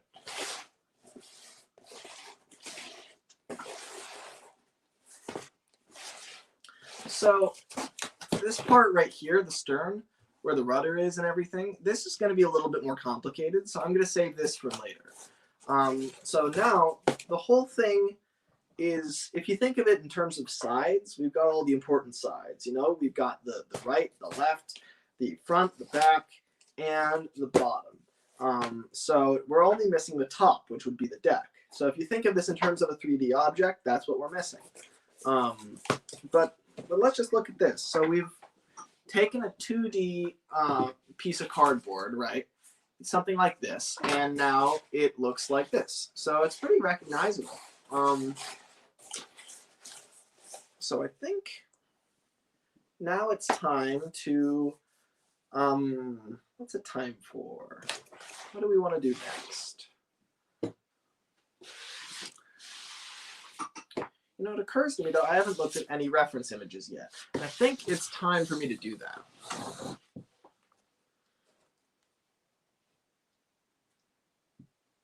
So I have on my iPad here a lot of different reference images. Now, apologies to whoever took these images. I don't know who you are, but I got these off the internet, off Google Images, off those sorts of places. So I've got lots of references here. And notice, I mean, it's kind of hard to see them because of the contrast. Weirdly, looking at it from the side is a lot better. But notice that these are all of different boats. They're of Big Mac, that one's Zoran in the Z stack, Zebedee, Zoran, Zebedee, Zach, Zebedee, Zach, Zebedee, Zebedee, Zebedee, Warrior, Zebedee, Warrior, Warrior, Zoran, Zebedee. You get the point. You know, so like the thing is, you can use, don't restrict yourself to references that look like the thing you're trying to make. You know, use references that are the thing you're trying to make. So for instance, if I'm trying to make Zebedee, right, I should look at this picture of Big Mac because it's got a good view of the hole. And the hole is identical to Zebedee. I know that. So, you know, this, you might get angles of Big Mac or Warrior, or I was going to say Top Hat, God rest his soul. But you might get photos of those models that have great angles of the hole that will actually give you information about Zebedee's hole because they're identical. So a lot of these pictures I'll be using, like say this one, this is a great picture right here because it's literally straight on from the side. Like, look at that. That's from back when the models were first, you know, rediscovered back in like 2013. Like that was so exciting when that happened. I just went insane when I saw those pictures on the wiki, because I used to check the TUGS wiki every day, you know, just for new behind the scenes pictures and stuff. And then whoa, this, you know, all of a sudden there were like dozens of pictures of the models that were like recent. Like, oh my god, I flipped my shit. Let's see. Insane Edward says, let me TugsCon, you in. It's a 5-hour live stream, and we will have TUGS modelers and other TUGS people in to celebrate TUGS. Want to be a guest who pops in or a host? That sounds like a really cool idea, actually, Sam. I forget if you answered if you are a little Westerner or not, but it sounds like you are to me. Yeah, that sounds like a lot of fun, actually. If, you know, some sort of 5-hour live stream that's like a kind of like a TUGS event, yeah, that sounds cool. All right, so yeah, this is a good picture to go off of. And you want to remember, too, that this is a picture that's looking slightly down at the model. So it's not totally accurate. Like, you notice how you get kind of that kind of curvature of the top of the hole. You see that? How the splash rails kind of curve? Some of that is from the top and some of that is from the side. Like, the front of the bow does indeed kind of curve up like that, right? However, you know, the back of it is relatively flat. The reason that this looks like it's curving too is because it's curving inward toward the center. So it's kind of confusing to look at these pictures. You know, it can be easy to make a model that looks right from one angle and not from the other. And so if you're confused why that is, maybe flip it around. Try and figure out, you know, okay, well, maybe it looks right from this angle, but not this one. That probably means that this is an upward curve, not an inward curve, you know, that sort of thing. You know, so just mess around with it. Try to figure out, like, you know, what's up. But anyway, so I'm busting out the photos now to get an idea of what I'm doing here. And really what I want to figure out is how curved do I want to make this right here? Like, do I want it to go up like that? Or do I want it to just stay almost flat? Or like, what is this curve supposed to be doing right here? So I think that's a little bit too sharp. So I'll find a good photo from the side. And you want to find a total side photo. Like this right here is not quite a side photo because you can see the deck, right?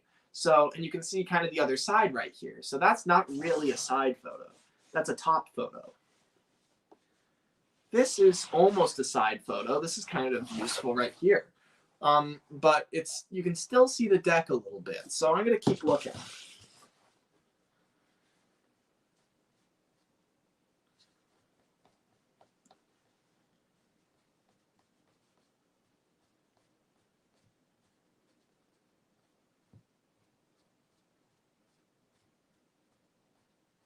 Got a lot of pictures here.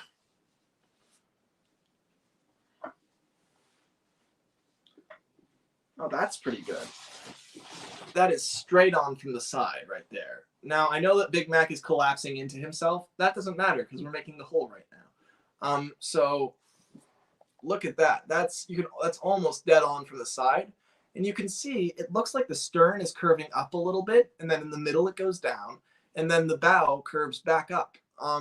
And I think that's because in the box, the bottom of his hole is parallel to the bottom, when really in the show, he would be positioned more like this. So you see how the back is flat when you position him like that? Whereas if you make him parallel, he's kind of like a banana. But really, usually he's like this. So I think that's a good side photo. And notice that the curvature of the front of the hole is not super radical there. It kind of swings up, but not too much. So anyway, you can have your own reference pictures on your own side, but I'm just kind of showing you what I'm figuring out over here. So, and you want to remember too, so when I say what do I mean by when he's in the box, he's parallel, but then when he's out of the box, when he's in the show, right? You have to realize the water line is where I drew it. It's right here, right? And so that's if I can cut it off, it's kind of like that, right? So you notice how it kind of, it swoops down like this. That's kind of how it is in the show. But if you lift it out, you notice that's not parallel, right? This bottom, it kind of swoops down like that towards the seafloor. I believe that's how real tugboats are. Partly, I think, because the engines are in the back weighing it down. And so, it's not parallel like this. Sometimes they put them that way on the chassis in the show, but mostly it's more like this. So, you want to keep that in mind when you're making the model, is that it may look unnatural from this angle, and that's because you should be modeling it kind of from this angle. Anyway, so yeah, you do want to kind of have an upward swipe like that on the hole. That is pretty useful. So I think I'm going to trim this down just a little bit. It's a little bit too severe.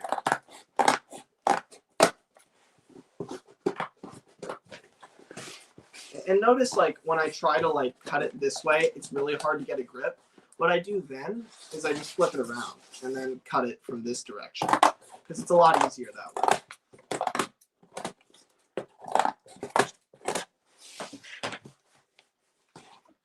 That's a little bit more gradual. I think that's better. Okay, so now we're going to take, what are we going to do?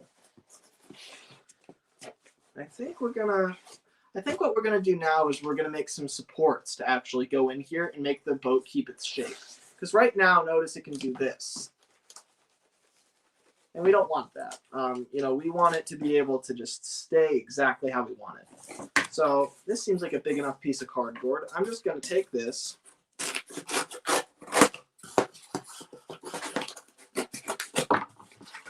And I'm going to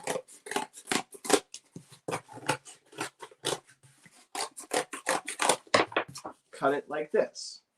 And then you just stick it in there, and that will help it to keep its shape. Now the question is, what shape exactly do we want to give this?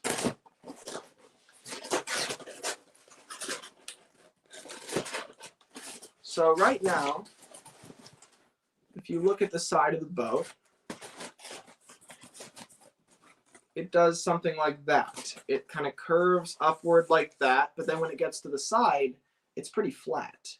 And I think what we want is for it actually to like bend inward a little bit, because that's what it does in the show. Like if you find a good picture of, I know I have a good picture in here of Zebedee from the side. Yeah, there we go. Like, you notice how the splash rails kind of like over here. They kind of like, the lower ones are further out than the higher ones. Like his body kind of slopes down to the water. It kind of slopes outward. So that means that it's kind of bending, like it's bending out and then in. It's like going like that and then going swooping back in. So really, we don't want a shape that does this. We want a shape that does that. You see the difference? How like on this side it goes straight up. On this side it kind of swoops back in a little bit. I like that look, so I'm gonna use that. Now let's measure our support here. So it is a little over 8.5. Now that sounds right, because like I said, the model is like around 8.5 inches wide.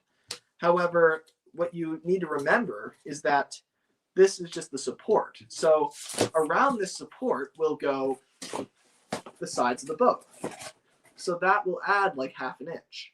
And then when you put the splash rails on the outside, that'll add like a whole inch. So really he's going to end up being like 9.5 inches or something, which, you know, could make a big difference when you consider the fact that a ratio of 8 inches to 28 inches isn't a huge ratio. Like that could really affect how the model looks, you know, if you're really concerned about accuracy.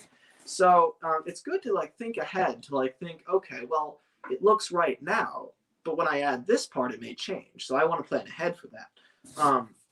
You know, so I'm gonna undershoot this. I'm gonna make this small. I'm gonna say instead of 8.5, make it 7 and I don't know, 3/4. I'll just, you know, I don't really measure things. I'll just rough it.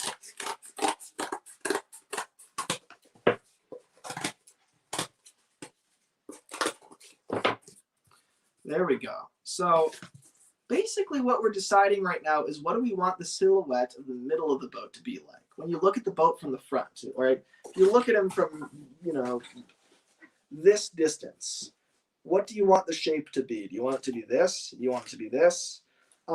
This, you know, like this area right here that's where we're going to put the support. And, you know, the support's shape and size determines the profile of the boat. So we want to make sure that the support is something we like the look of.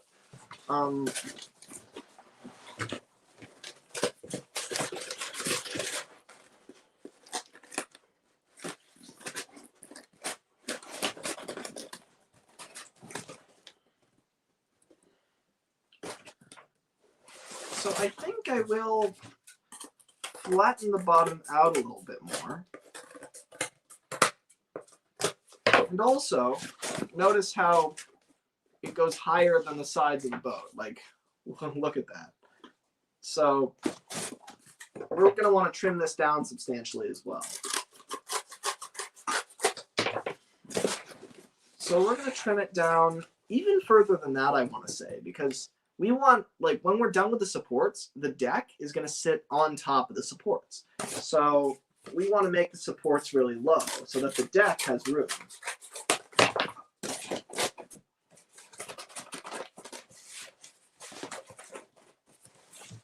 Like, look at that. You see how low in that is? If we set the deck on top of that, then that's going to, you know, work out pretty well.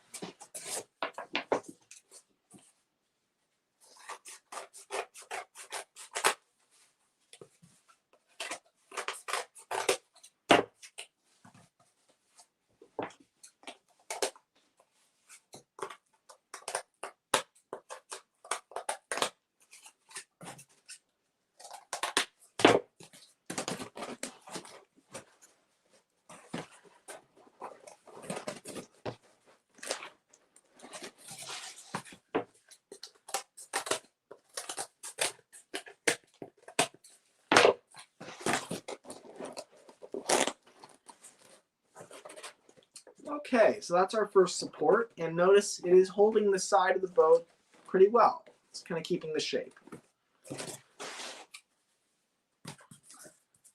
Now this is a lot shorter and stouter than I thought. I thought it would be taller, but it's not. Interesting. Let's see. I mean, it is a little wider than I think it should be. I'm gonna trim it a bit.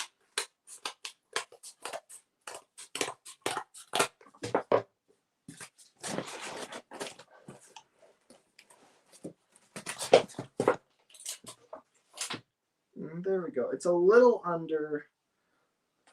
I'll go a little bit smaller.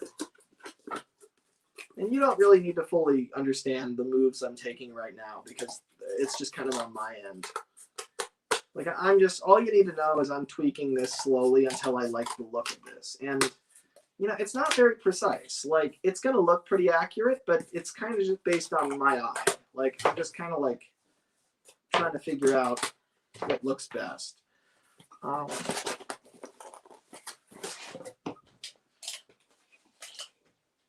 right, so now it's down to 7.5, and I think that's perfect because once you add the splash rails onto the side of this, once you add the side of the boat, like in fact, let me check that right now. What is this when once you've attached the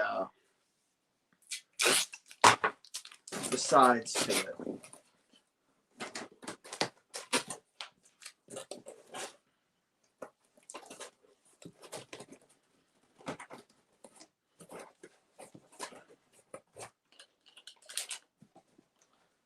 It's, yeah, look at that. So it's 8 inches when you add the cardboard sides onto the support.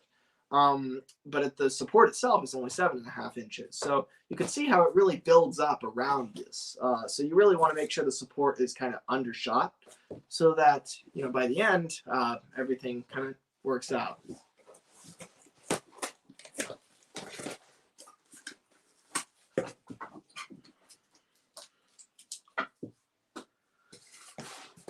Okay, so I think now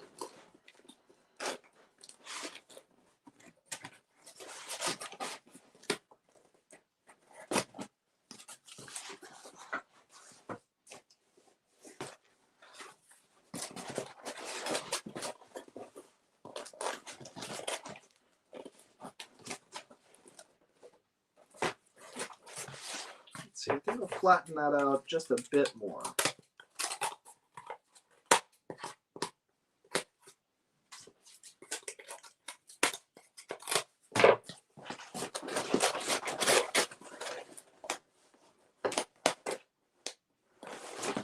All right.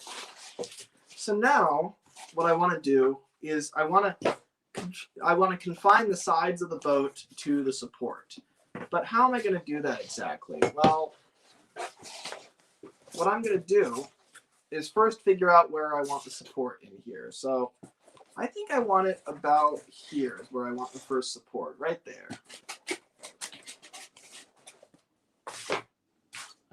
So I'm going to mark that spot.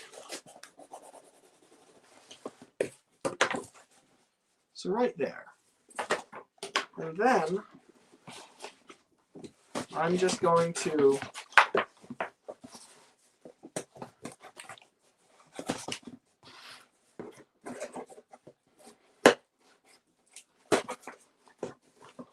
make a cut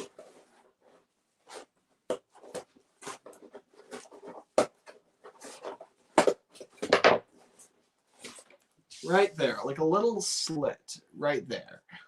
And I'm going to make a few more. And you want them to all follow that same vertical line along the boat, you know, right there.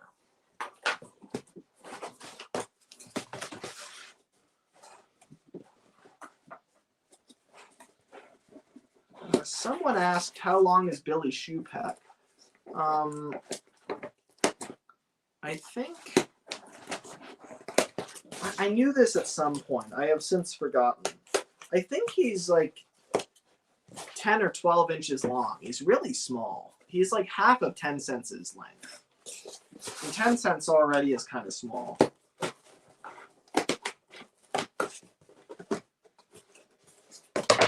Okay, so I've cut several little gashes along that area. And now I'm going to do the same thing on the other side. Make sure that it is totally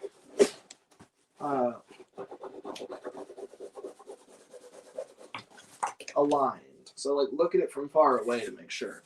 So like see that line there? If you look at it from a distance, you know, I think that they are indeed aligned. And now I'm going to cut out on this side.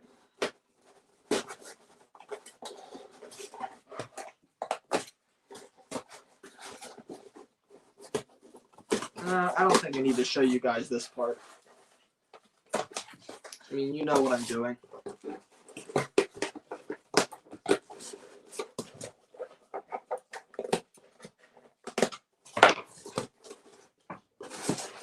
Okay. And you know what? Maybe a couple along the bottom line too.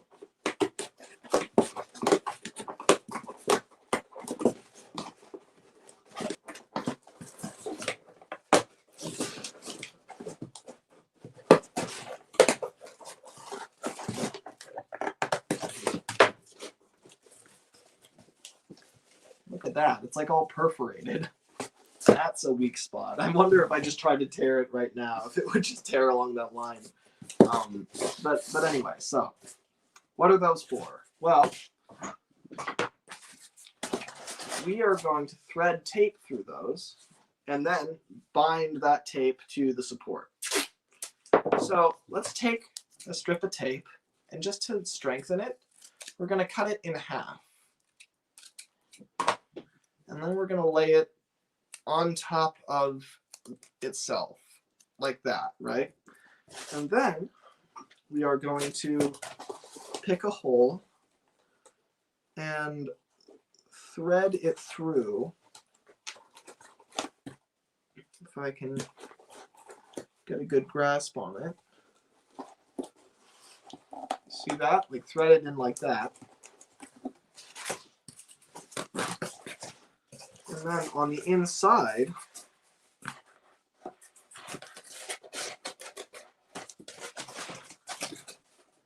put the support exactly where you want it, and then pull that really taut and tape it onto there. And just keep doing that with all those holes. And that way, tension will keep the support in place. And I want to point out again, like I'm just showing you my exact process the way I do it right now at this moment. But I've done it many different ways in the past. I will continue to change my methods. And really, there is no one right way to do it. If you think this step is unnecessary or you just don't, like it, you could just skip it. Like, I didn't used to do this whole, tension tape thing with the supports on my older models. It's so you don't have to, right? If you want to skip a step, just do that and see how it works out. Maybe you'll find out it was a better way to go.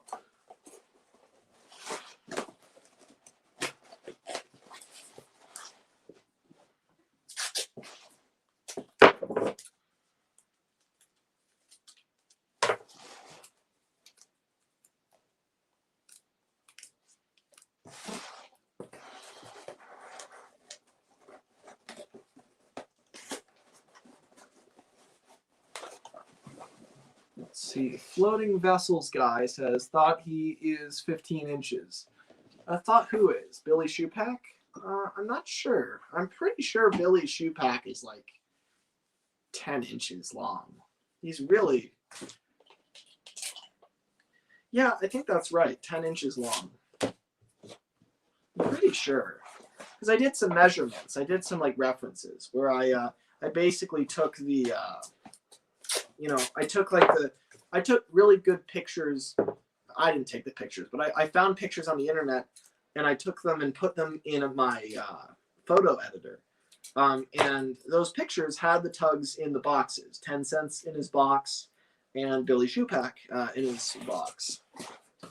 And I then overlapped those pictures. And this is something that you guys can do to figure out how big a model is you can just take, like, find a really good picture that's like straight on from the side. And then notice that the boxes have like these little kind of brass connector pieces on them that connect the top, like the lid of the box to the bottom of the box. Those connectors are the same on all the boxes. So if you just scale the thing, like you scale the two pictures on top of each other in a photo editor and line up those little brass connectors perfectly, you can figure out how big a TUGS model is just based on that alone.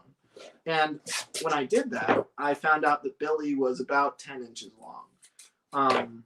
So now that may not be a foolproof, method, but that's what I do. Maybe Billy is 15 inches long, but I think he's really small. I think he's like 10 inches. Okay, so look at that. So you see that? It's kind of these like little pieces of tape. And that's really solid too. Like, pretty good. So I think that does the trick more or less.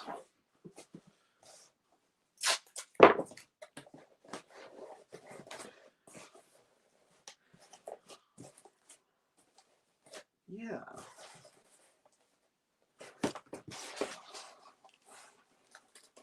I do want to avoid it being too narrow, but I think that's good.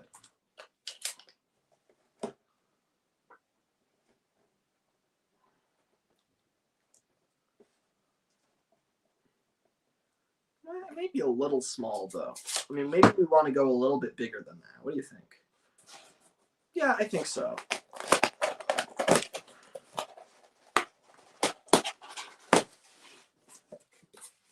So let me just cut this out again. Except I'm just going to cut it out to be slightly wider.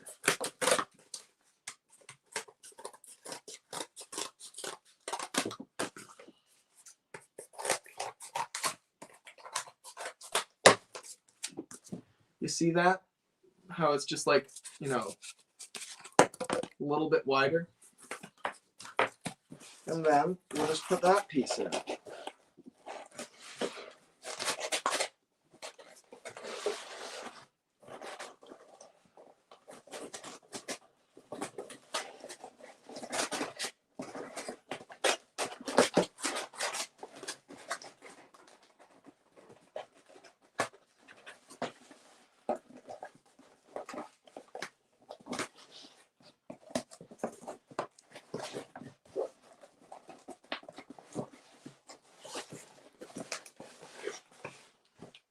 Okay, there we go. So that, I like that better. That's a little bit wider. So notice how we did that. We literally just decided, okay, this should be wider. We tore that out, we cut out a new one, and we put it in, and it took a few seconds. So that's kind of how I build. I make the model quickly, and then I get like 100 things wrong, but then I have a model. And then I slowly kind of fix those wrong things. I slowly correct the problems until eventually I have a perfect model. Perfect to me, not perfect to everybody. But that's the point. Is that you don't really have to. You don't want to sit there worrying about, am I doing it right? Am I doing it right? You just build. Just build as quickly as you can, and don't worry about whether you're doing it right or not, because you're not. But then once you have done it wrong, then you can make it right. And that's kind of my approach to everything that I build. You kind of just want to jump right into it and get something done. And I like this. This is like, I like the shape of that. Like, that's pretty cool. Like, look at that. That's pretty cool. Oh, I am noticing though that, so this right here is supposed to go straight down and then curve inward. Like the silhouette of the boat is supposed to like chop down and then kind of curve. But it seems like it's going out a little bit as well, and it's not really supposed to do that. So I think I may just literally cut right there.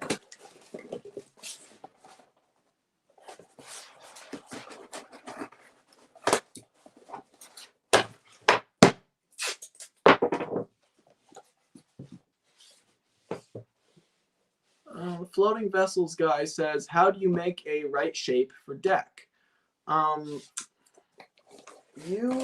Actually, we're just about to get to that. So basically, you just cut out a rough shape, and then you slowly refine it until it looks right to you.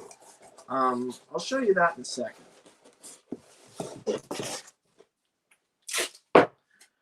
I would like to do, I don't know if we'll ever get to this, but it would be cool if I did like a live stream that I brought on like 3 or 4 different people to help them with their TUGS models, and we all worked on them at the same time, and I kind of like, you know, gave pointers.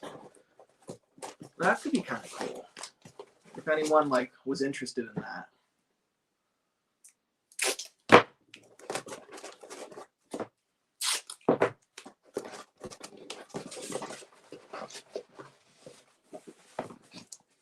Okay, look at that. That's pretty recognizable. Though I am noticing this like sweeps upward very suddenly, and I think this is the, like every model I build, I always keep trimming this shape. Like I always overshoot it.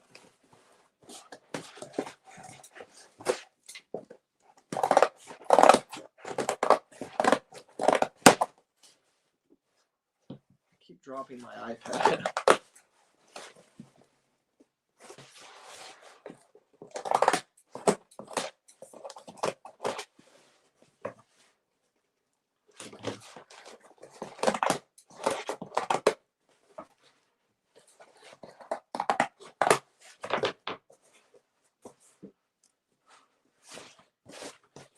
All right, I think that's better than before. That's more subtle. I like that better.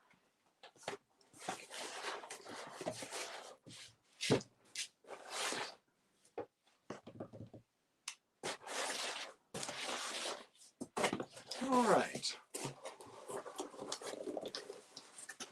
I think I will. I'm gonna take this here and like just bend it a little bit more.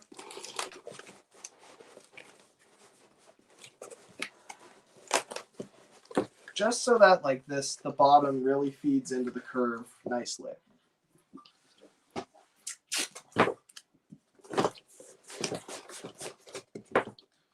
And just use masking tape to just patch over everything.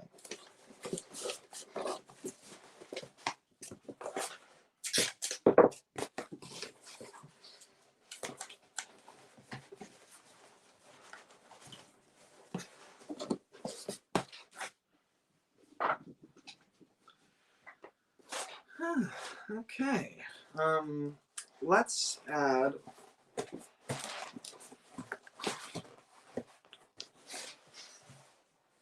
a second support. I'm thinking maybe like, we've already got one here. I'm thinking maybe like right here.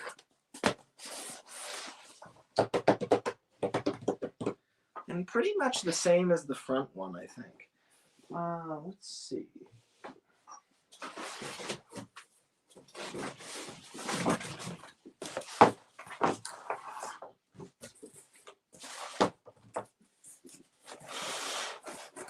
When I want to cut out a piece of cardboard on the fly, I kind of just hold it over when I'm cutting, and then I'm like, okay, right here.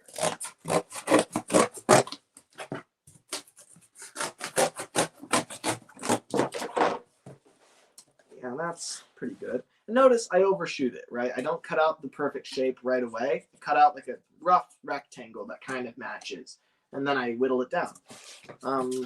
So let's see.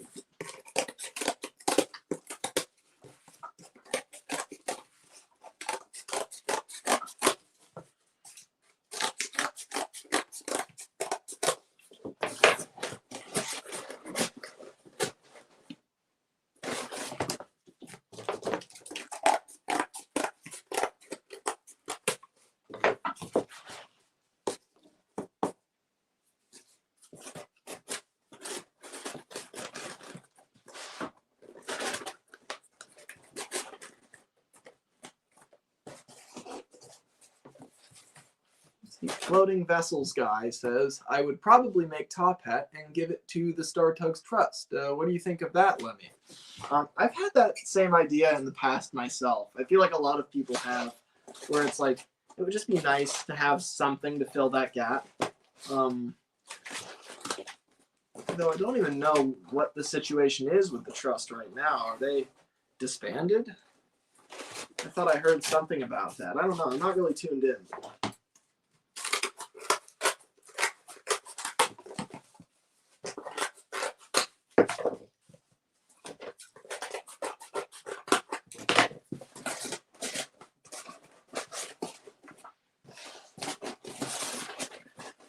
Okay, so I think this piece is pretty much the same shape and size.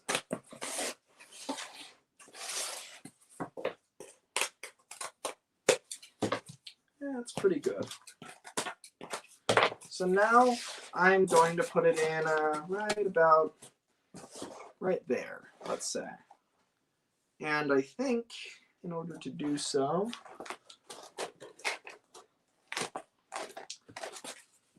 so I'm going to, again, make a marking. And I'm just going to make those markings all the way around.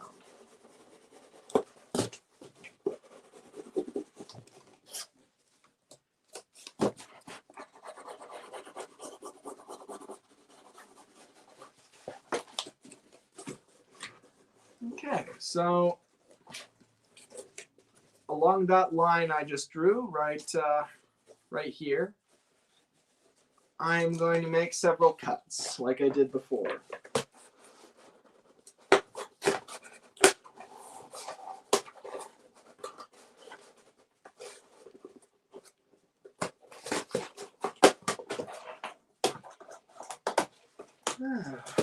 Let's see. What we at? 2 hours, 15 minutes. We're only just getting started. I will outlast all of you.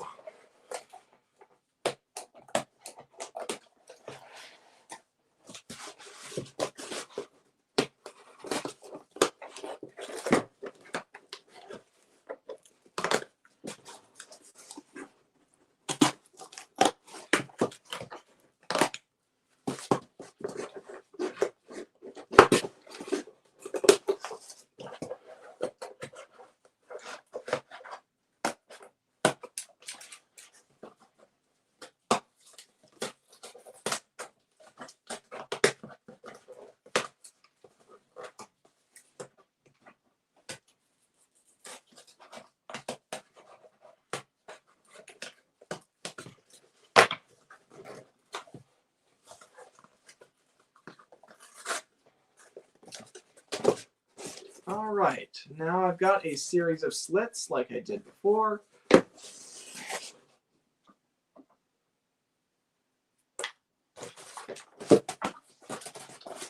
And now I'll just attach it in the same way I did before.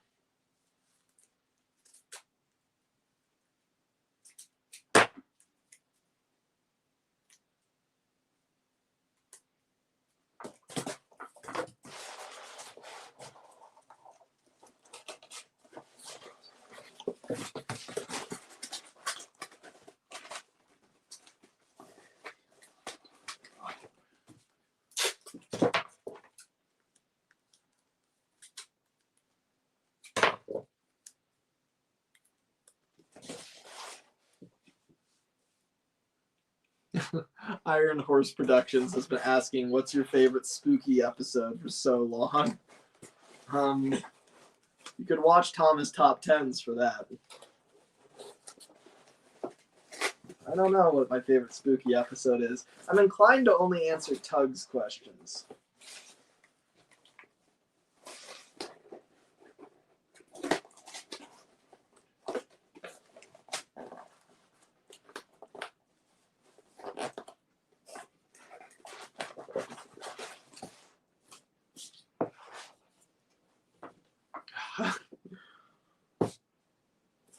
Solomon is singing the I don't even remember the name of the song in the chat, but I am fighting the urge to sing it. the one that goes, the year was 1900, or what is it? The year was 1800. What is it, Saul? Give me the lyrics. The year was 1800, 'tis worth remembering, the man who lived through 55 days at Peking. It was called the Boxer Insurrection, the Bloody Oriental War. Something, something, something, something, something. He made me sing that so many times for his series, and it turned out great.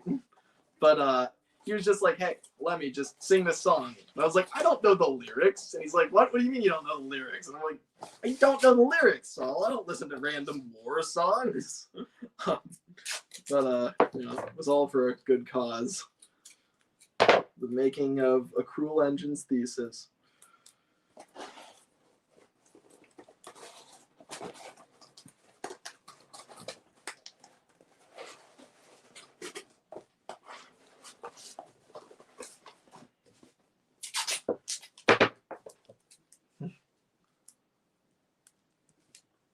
Let's sing a song for Gordon instead, says Steam Engines United. That's a good, yes, we should. Let's sing a song for Gordon. He's big, he's fast, he's proud. His paint is blue, so strong and true, and his whistle's really loud. The fastest train on Soda, you can't forget his name. So once we've sung for Gordon, well, we'll sing it once again. You can tell which one of those two songs I sang with more gusto.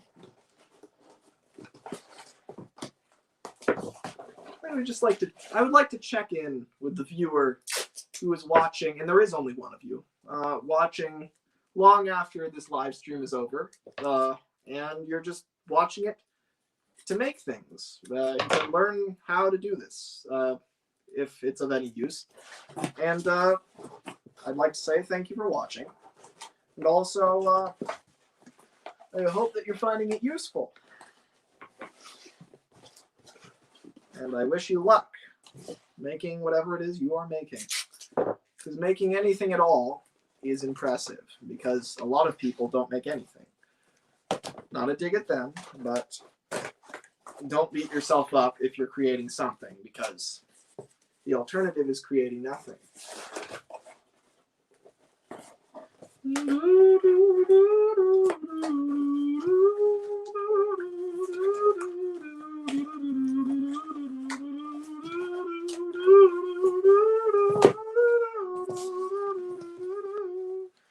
Okay, so I sang for most of that because it's pretty boring for me to just put a second support in here when I already showed you how to do that. I am noticing they are at horrifically different angles. This one goes like that, and this one goes like that. Like, that's not good. The deck shouldn't be doing that. So which one is right? I think they're both wrong, frankly. Like, let's look at it from something that's really useful to do, and what I was just doing is you look at like the boat from the dead front, right? Like that. That's the front. You can tell because the keel is vertical, totally vertical. Pivot it like that and figure out, okay, well, this one is closer to level than this one, but they're both kind of off. So I think this one needs to be cut down in this direction, and this one needs to be cut down in this direction. All right. So how do you do that when they're already in? Well, you just chop in like that.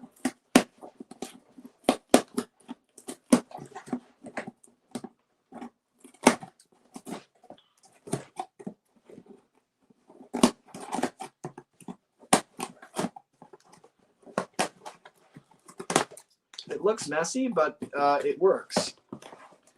We can clean it up later.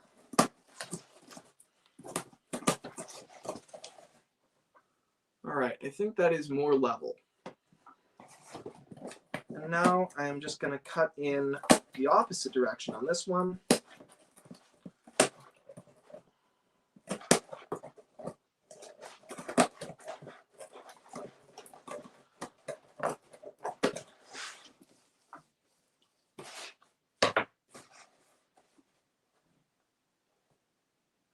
Let's see. Solomon says, "Hey Lemmy, what would you consider the most essential thing you need when making any art of any sort,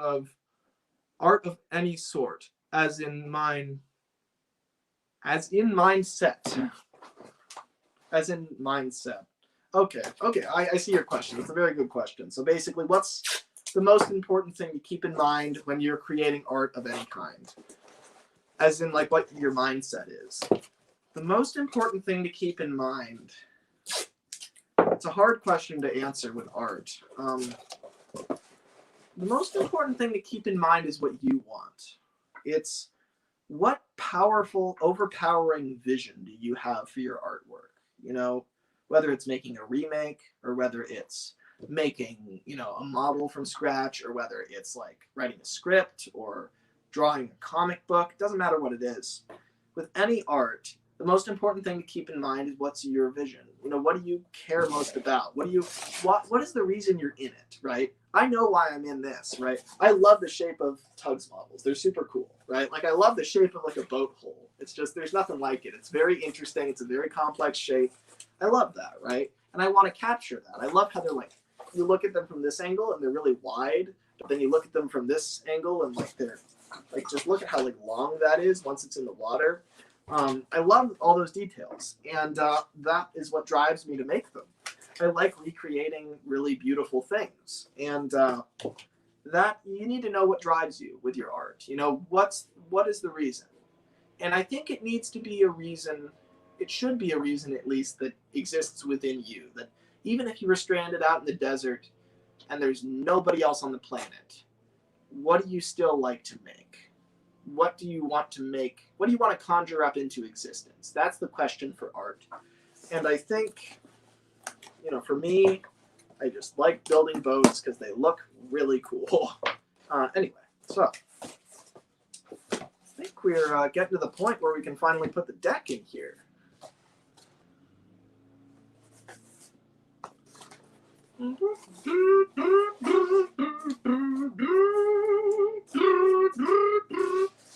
Let's keep measuring, by the way. So this is supposed to be 28 inches, and it is 27 and a half. So that'll roughly come out to 28 inches once we have the, you know, like the splash rails on the ends. So that's pretty good. And then in terms of width, it is about 8 inches, and the splash rails will add a decent amount to that. Okay, that's pretty good. Pretty good.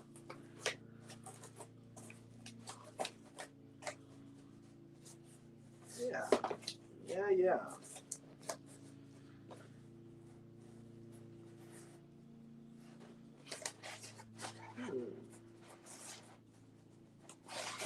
I think I'm going to trim this a little bit. You notice how it curves down and then right here just kind of goes flat?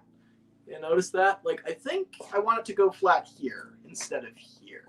It's kind of curves and then whoop, and then suddenly it's all flat. So I think I want to cut in a little bit right there. Just to create a more subtle curve. Like, you see that? That's just a little bit different.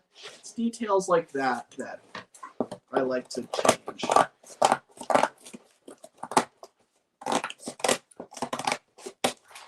As I go along. Yeah, that's pretty good. I think this side, the curvature is pretty much perfect.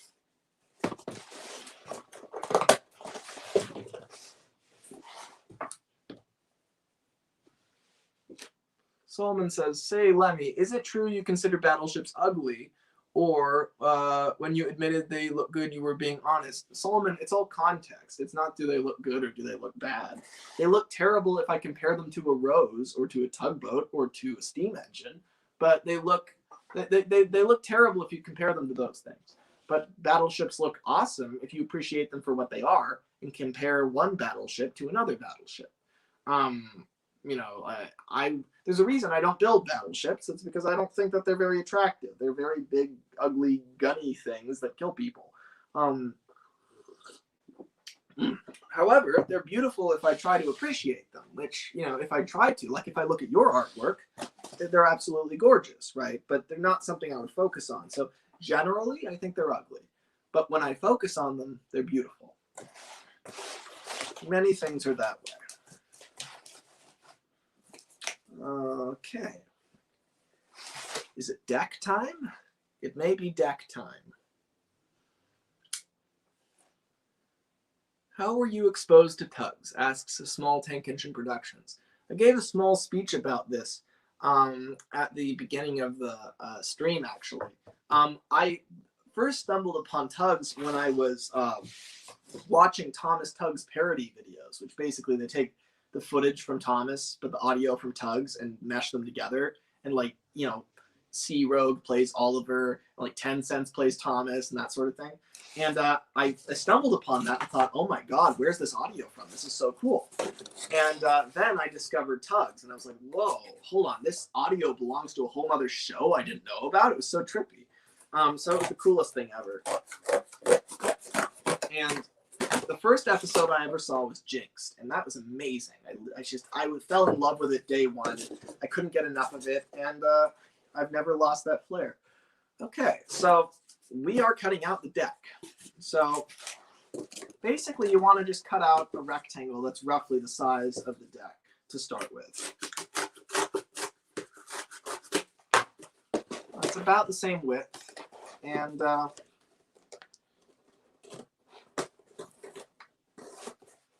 yeah, I think we're gonna need some more because of all this. Luckily we have this piece here. If we put them together, then it is still not really long enough. Cool. We're gonna need another piece of cardboard.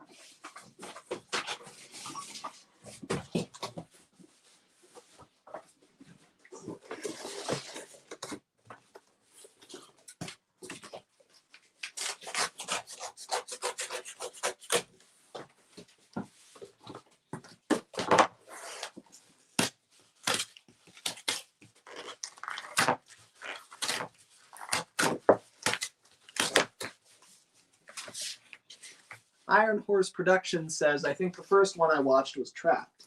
Yeah, that's a great one. I love that. I think one of my favorite moments in the whole show is when the tramper blows, and then there's this triumphant music that has kind of like a hillbilly spin on it. And Billy and all the other tugs just like rocket through the blasted tramper. It's just so triumphant. I just love it. Like when I first saw that, it made me feel like just an emotion that I'd never felt before. It was the coolest thing. I was just like, yeah, that's awesome, you know. So, yeah, that's the best. Okay, I think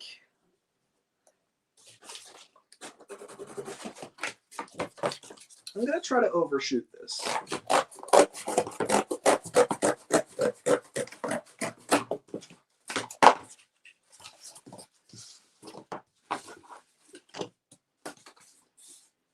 Alright, so I can't recall who it is who asked earlier about the deck, but here is the answer to your question. I begin by, this is much like what we did in the beginning. We're just going to tape these two pieces together.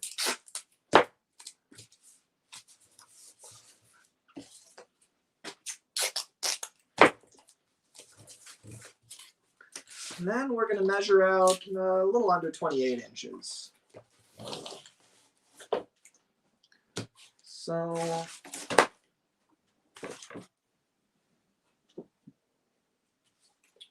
that's 28 there. Let's undershoot that and say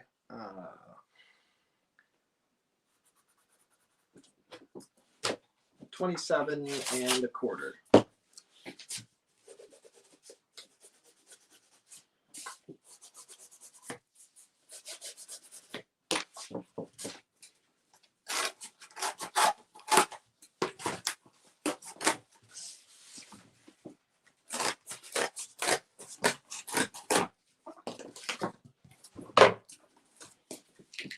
In fact, I'm going to center that there because these two pieces are not quite the same, height. And so it's better for this to be in the center because we're going to get a triangle that kind of cuts in like this. Anyway, so enough talking. Let me show you.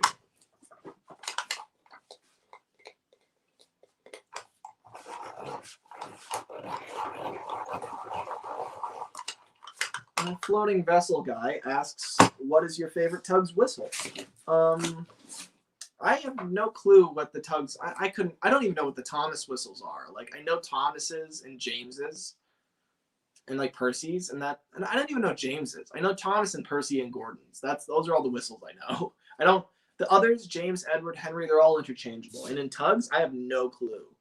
I think 10 senses maybe goes like, or something. I don't know. Maybe that's sunshine. All right. So anyway, let's put this in here and see something like that. Let's just draw a rough shape that basically is the shape of the deck. So I'm thinking, now we do want to make sure that we get the shape of the deck right. And the reason for that is it kind of holds the shape of the whole boat. It's like, it's the sides of the boat squeeze the deck to such a point that the deck kind of decides what the boat looks like from the top. So let's, how about we do,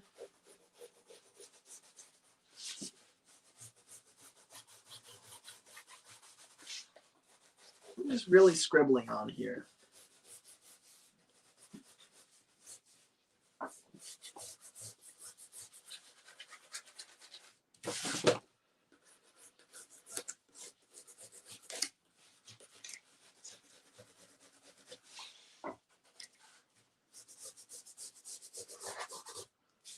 So a few rules for how the deck is shaped.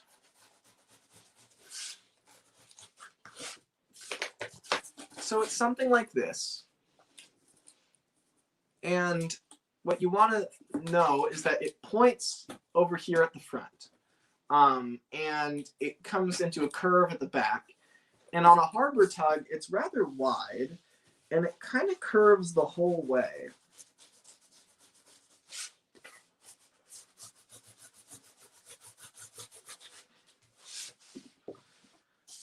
In fact, that's not quite centered. Where's my eraser pencil?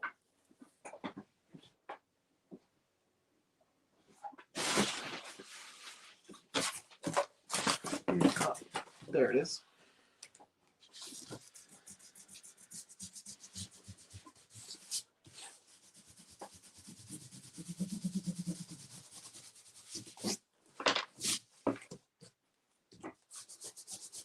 So you want to try to make this symmetrical because it will determine how symmetrical your model as a whole is.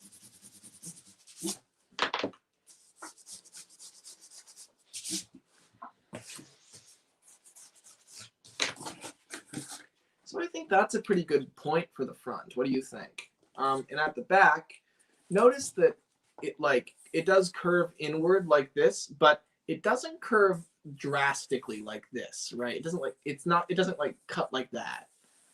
It's like it's a pretty wide curve. And like on 10 cents, or someone like him, it's the whole deck is a lot narrower because that's just how switchers are. But on harbor tugs, it's very wide.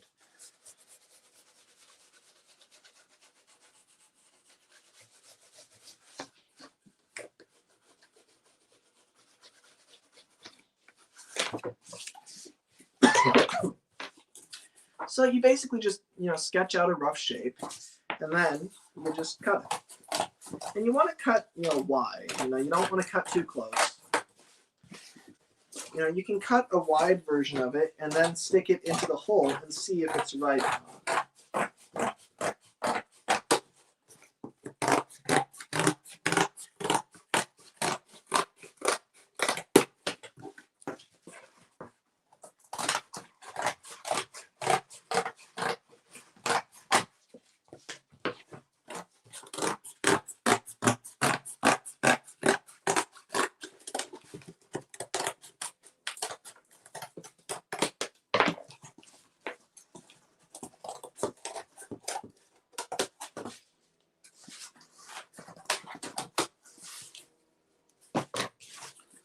Okay, so there's our deck. So that's pretty good, I think.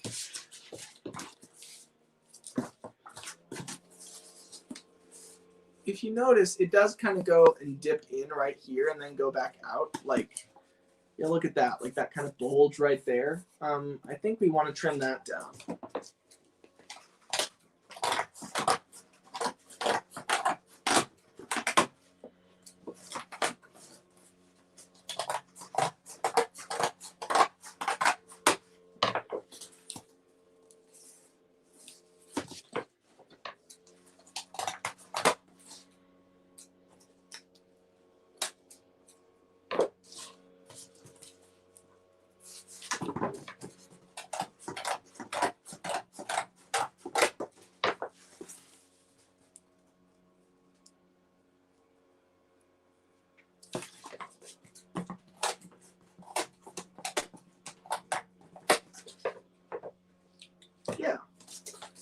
Yeah, okay. I think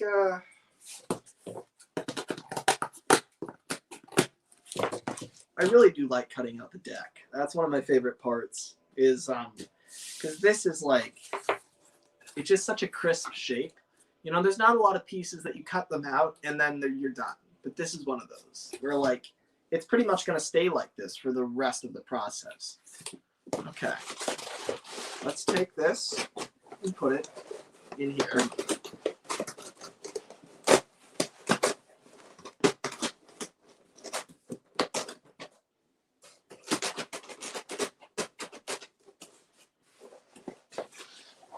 Okay, look at that. So that looks pretty recognizable now, doesn't it?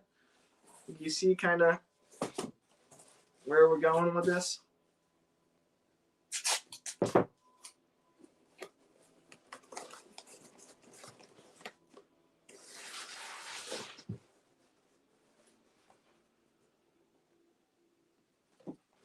Let's see.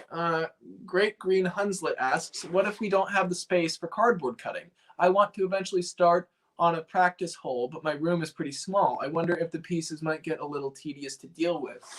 Well, you could always make a smaller model. I mean, you know, you could make a model with pieces that are this big, right? Like, you know, you could...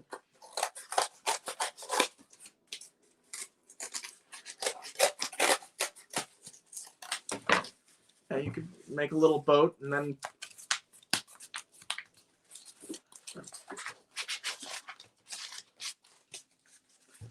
You know, you can do everything that I'm doing in this video on a smaller scale. I would recommend using thinner cardboard than this so it's easier to work with, but you could totally do that. But also, you'd be surprised what you can do in a small space. I mean, for most of my life, I made my models sitting on the floor. You know, I didn't sit at a table or something. So if you've got space on the floor of your room, then I would just use that. You know, that's what I did for most of my life. Only recently have I started, you know, working at workbenches and stuff. Anyway, so what do you guys think about this? This is, think we're on the right track? Let me check the length. Yep, a little bit under 28 inches. Once the splash rails and the keel are on, that's going to be the perfect length, more or less. And yeah, just a little bit under, it's like 8 inches there. So add half an inch and we're in the right place. Yeah, that's good. It's real good.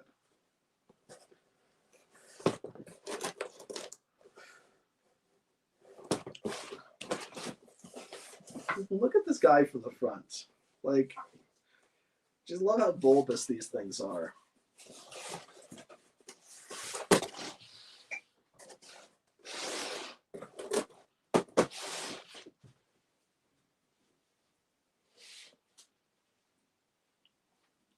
Let's see. I don't mind if people spam questions in the chat. I mean, it's not going to get you anywhere, so it's a waste of your time, but it doesn't bug me.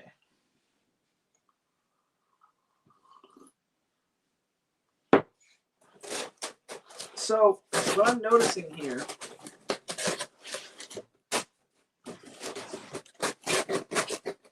I'm noticing that the deck is kind of low. Like look at that right there. That like there is supposed to be like a ledge here, because the deck isn't supposed to be just all the way flush with the sides. But this ledge is a little too extreme. So, and I'm also noticing up here, I mean, look at that. Like this ledge here is supposed to be consistent, but then look at that. It's like really low down here. Like look at that distance. Same thing back here. And the reason for that is that there's no support. So the only two supports are right there.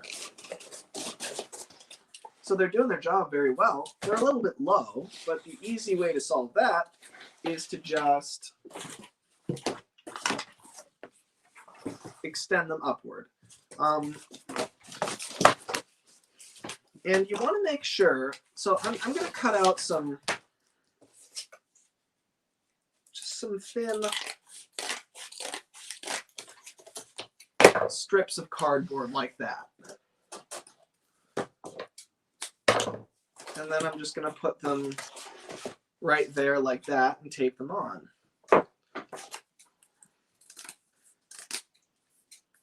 But the thing is, you want to make sure, when you're cutting out cardboard pieces that are this thin, you want to make sure you cut perpendicular to the corrugation. Because like if you say here's a piece that is cut lengthwise, you see that how it looks different, like the corrugation's on that side. So if you try to cut a piece like this lengthwise, that's this thin, look at what happens. It like splits. It's very annoying. It's very unstable. So it's much better if you cut perpendicular. Like that's what I always do. It's, you know, if you cut perpendicular to the corrugation, then it's a lot stronger. So anyway, that's just a little tip.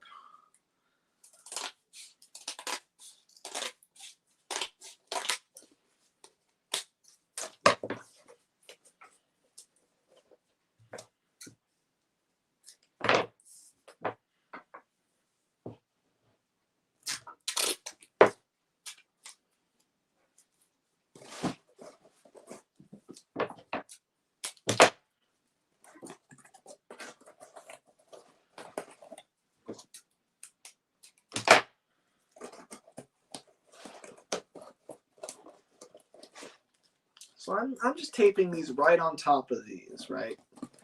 I'm starting taping on one side, and then I just wrap the tape around like that, and that'll keep it just kind of in the same orientation.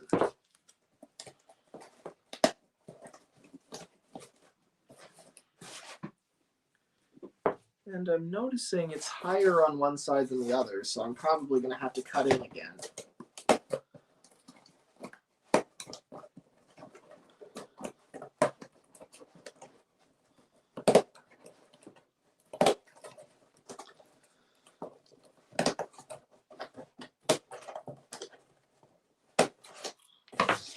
Like that's really messy and choppy in there, but like it doesn't matter because it's just the support. You're not going to see it. And it's a real mess, but that's why you guys just go and tape over everything like that. And all of a sudden you've sealed it all up with tape. And that's what I mean about tape. It's versatile. You know, you can just tape right over everything like that. And then all of a sudden that's all sealed up and more stable. So that's why I like it.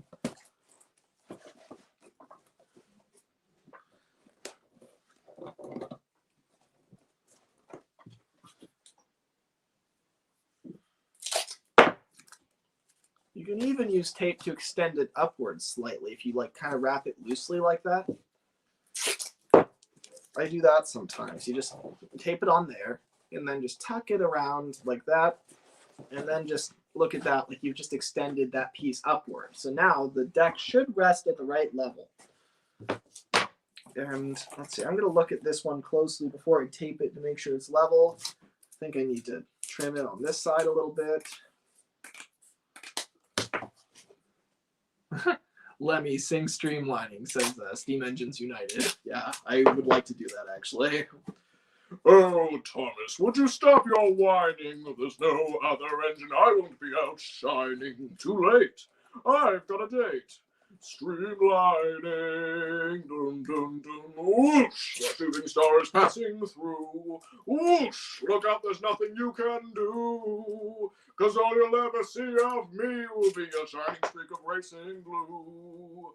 My clouds today, I'll have a silver lining. I'll see my bossy brother get some undermining. 'Cause I'm the cream, the best in steam streamlining. Then there's the part where he starts to almost have a boiler explosion. Can't remember that bit. I know he's like, And all you'll ever see of me is... and then then he bursts the steam valve and has to stop. God, I love The Great Race. It's so good. It's a good note to end on.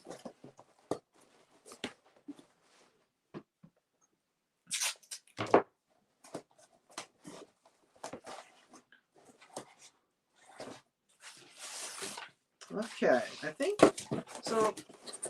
I fixed that problem. We're now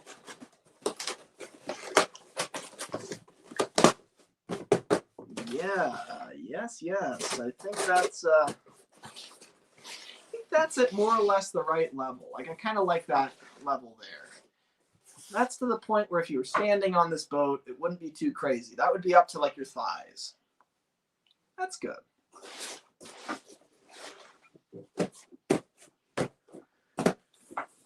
This model is finally to the point where we can play hot potato with it.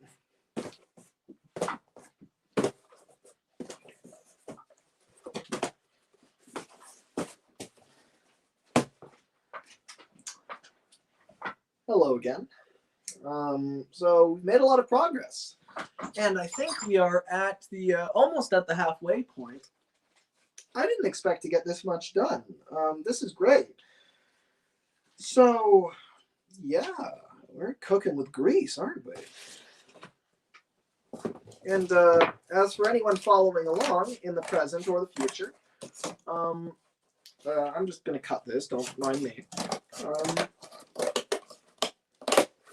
I really have to remind myself I'm doing a tutorial and have to explain things, because otherwise I will just talk to you while just altering the model and not explaining why or what I'm doing.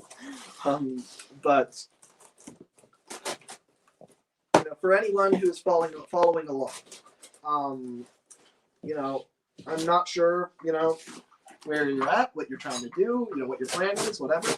But I wish you luck on whatever you're working on, and use whatever parts of this methodology work for you. And if you're looking at your model right now and thinking, God, I love this. This is amazing. This is a really cool model. That's the right mentality. If you're thinking, oh, this is not as good as Lemmy's, or this isn't as good as the shows, or oh, this isn't good in general. If you're getting down on yourself, don't, because it's still really cool that you're making anything. Like, I want to stress that, right? And also as an artist, as a model maker, I am a lot harder on my stuff than anybody else can be, and I'm aware of that. And so, at least when it comes to TUGS models, I'm good at turning that part of my brain off and thinking, well, I'm making something though, and that's great. And it doesn't really matter what it is. The important thing is that I'm making something, and I'm contributing, a creation to the world that will make other people happy to see. And that's really all that matters. Even if no one sees it, even if it's just for you, you're making something valuable, beautiful. And that means everything. Even if you're not very pleased with it, just stay positive about it, and you will get to the point where you can make anything and everything you want to make. So just keep on the path. It's par for the course. Okay, so this is only vaguely related, but notice that there's you notice this like little bulge right there that's kind of catching the light? I don't really like that. I want to get rid of that. How do I do it? You just cut in there with scissors and just cut that bulge out. And then you just tape right over that. Because that's all that any bulge is when you're making a model. It's literally just because the cardboard doesn't have anywhere to go. It's trying to bend one way, and it doesn't have anywhere to go, so it bulges outward. But if you just cut out the excess, then all of a sudden that bulge disappears. See, look at that. That's better, in my opinion. Let's see. Floating Vessels guy says, "You motivated me." I'm very glad to hear that. Very glad to hear it. All right, so let's see. What do we do next? I'm getting to the point where it's really cool to look at this. I really quite like it.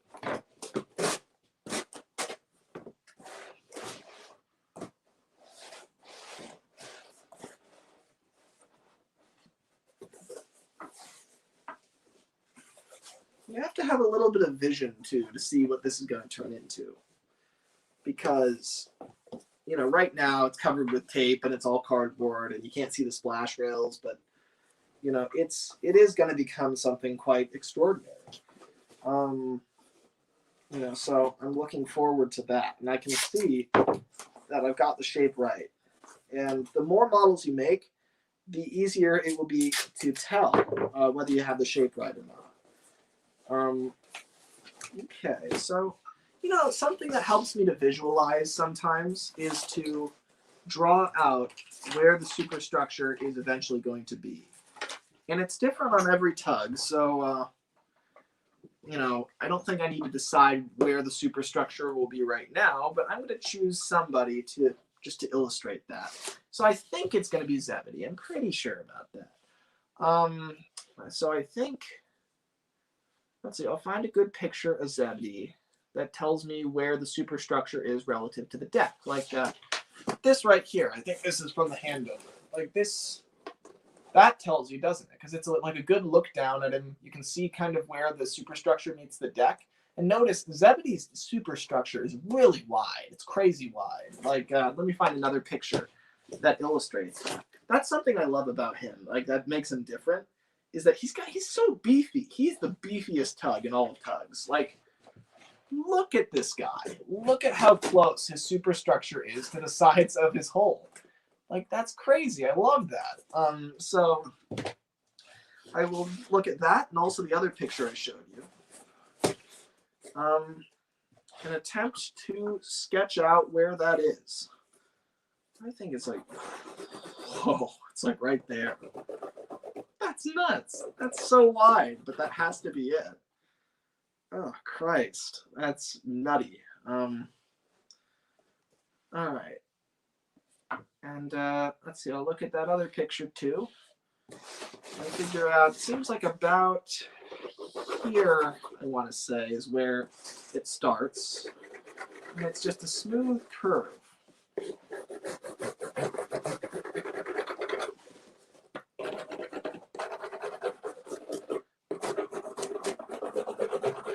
I gotta say, now that I'm drawing this, I am a lot more certain that I want this to be Zebedee because this is just very cool. Let's see. Oh, and he's got a lot of space on the back of the stern. Look at all that space on the deck behind his superstructure. Like, that's a lot of space. So let's see. How about we just, is it right there, I want to say? It might be. It's really far forward. Maybe a little bit further back. Like,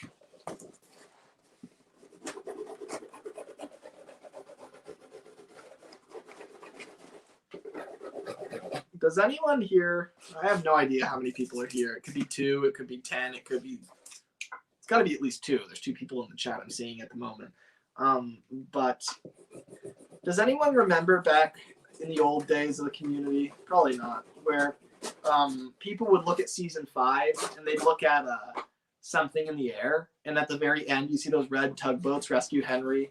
People were like, "Oh, those are the Zed stacks. That's Zebedee. Oh my god!" look, the wheelhouse is rotated. That means that it's a repurposed TUGS model. And now it was just we all had egg on our face when the models all resurfaced in perfect nick in like 2013. That's like, it's just nuts. Everyone was so sure that everything had been reused and destroyed. And like then it turned out that everything was totally intact except OJ had some white paint on it. Like, barely any alteration. We are so lucky. So lucky.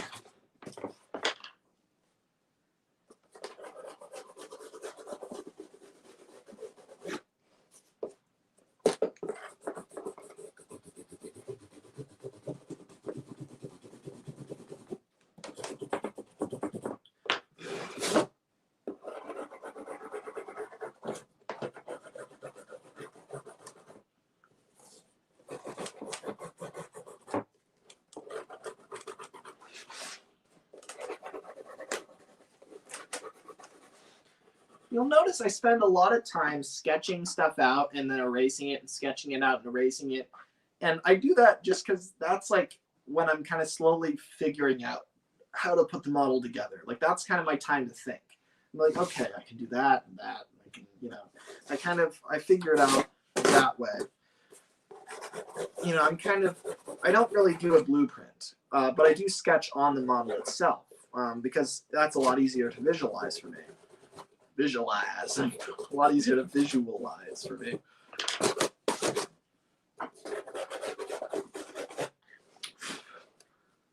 Oh, that's cool.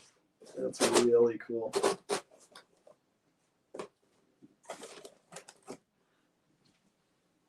Would you look at that? I do think I want to maybe... I told you, I keep messing with like the top here. I don't know what you'd call this, kind of the profile line of the top of the hole. I keep messing with the curvature of that because I think it's one of the big things that makes the look. And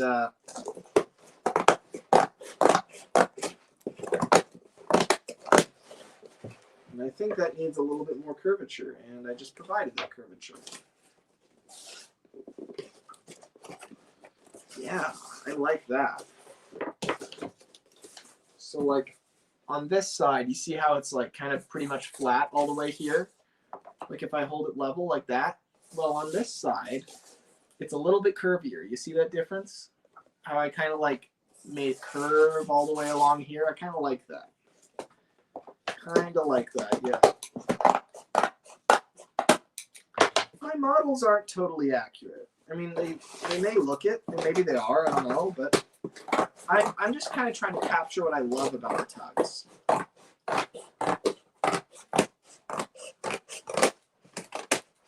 And so I may emphasize certain things, like if I like the curvature of the top of the hole, then I may kind of make it more curved to just kind of make it clear.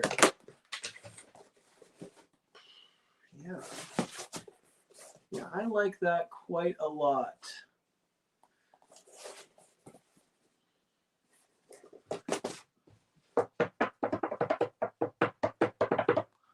See, Steam Engines United says, I remember when they thought bits of Grampus were used for spitting water out of Henry's mouth.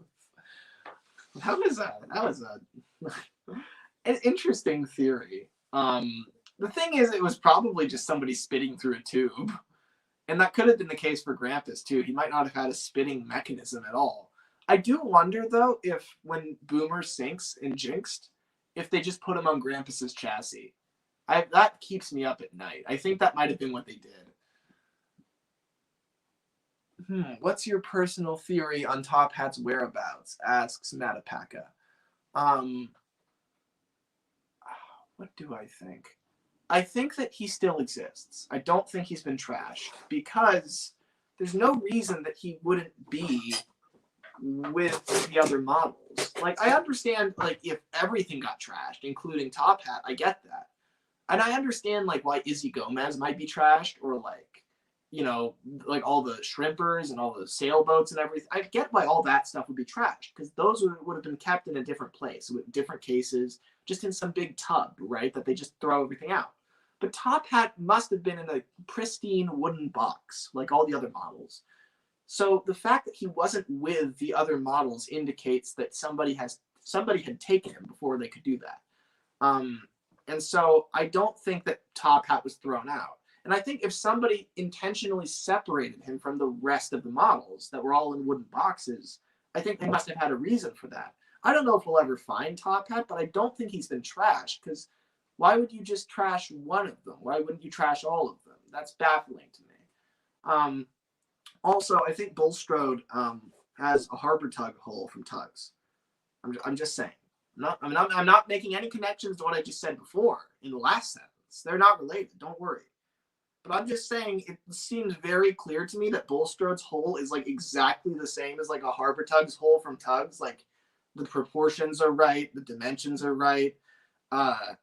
It like even has in like promo artwork, it has like the bottom of the hull has a little clamp on it that like only would have been on a Tugs model. Just seems to me like he has a harbor tug hull. Now I'm sure they just reused the casting, right? I'm sure they just took the casts from Tugs and just repurposed them and made a new one that isn't Top Hat, obviously. But we also don't know where Top Hat is, so I'm just saying, I've said enough, I think. Anyway, so let's move on. By the way, this is Bulstrode. So I'll drop that bombshell on you. That this is pretty much the same exact shape and size as Bulstrode is, which is pretty trippy. Anyway, so look at this guy. Look at this beefcake. Like, look at that superstructure. That's one hell of a guy. I think maybe it needs to go a little bit farther forward and a little bit farther back. You can tell I'm really settling in and getting tired. I'm starting to rant and ramble.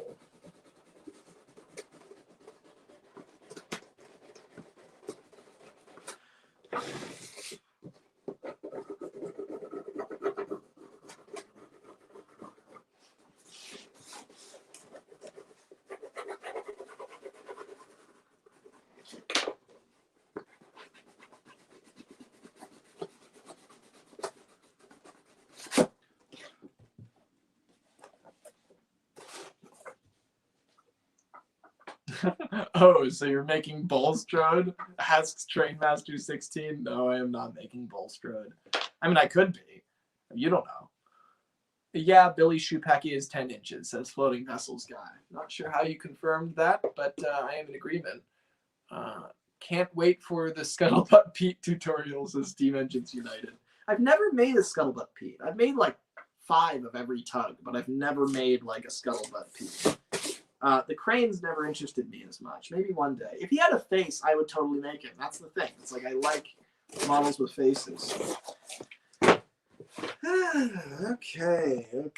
I definitely want this to be Zebedee. Like I'm pretty certain of that now. It's really like Zebedee's so cool. I love him. All right. I think we're gonna add another support right here, just to like hold the deck up, because otherwise it dips in here. So that's what we're gonna do. Wow, I can't believe we're only halfway through and we've done all this. That's cool.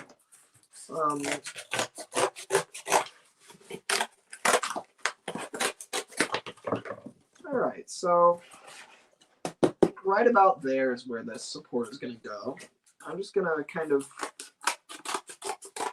now the shape of this one is gonna be very different from the shape of the early ones, the first ones.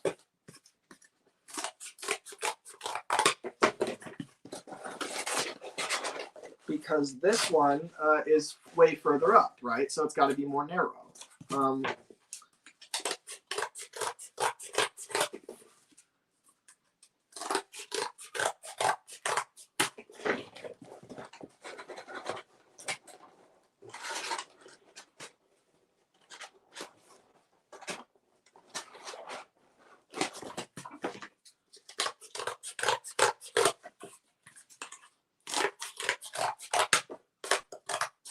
So you see what I'm doing? I'm just kind of like, I cut out a random shape, I stick it in here, I see if it fits nicely.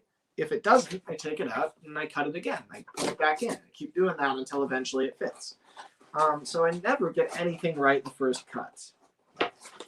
That's not the way I build.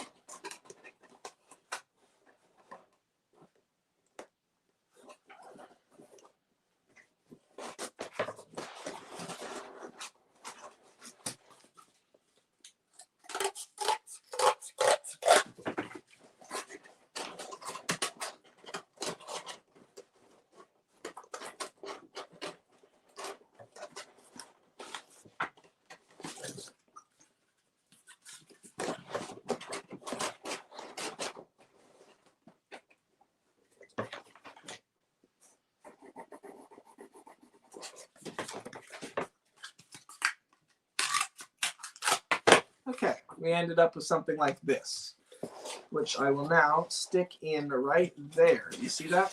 Like, it's going to go in right about there. And that will hold up the deck in that spot.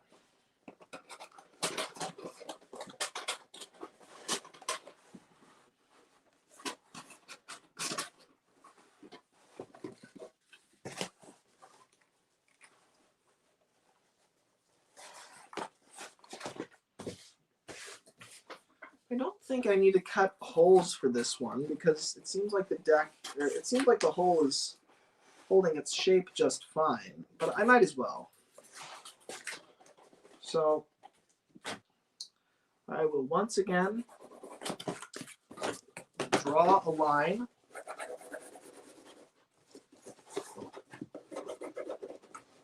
all along the front of this.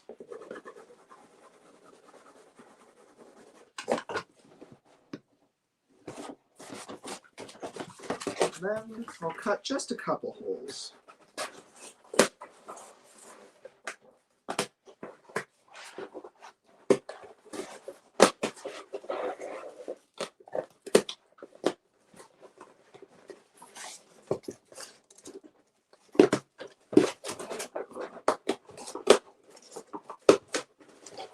Just a reminder, a harbor tug hole is roughly 28 inches long and 8.5, a little over 8.5 inches wide.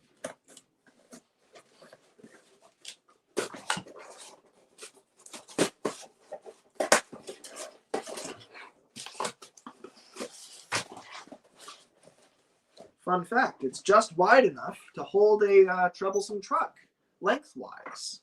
You know, maybe pushed by Percy, falling off of a dockside and landing on a barge that may or may not have used to be a railway tug. Let's see. I don't think those are totally even. It's bugging me. Where is the... Oh, there you are.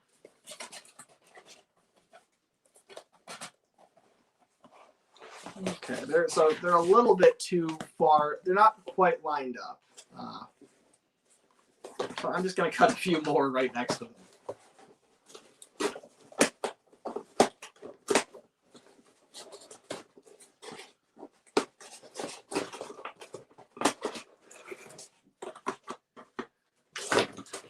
So you might ask, well, sure, these slits in the side are good to, to tape these things in and keep them in place.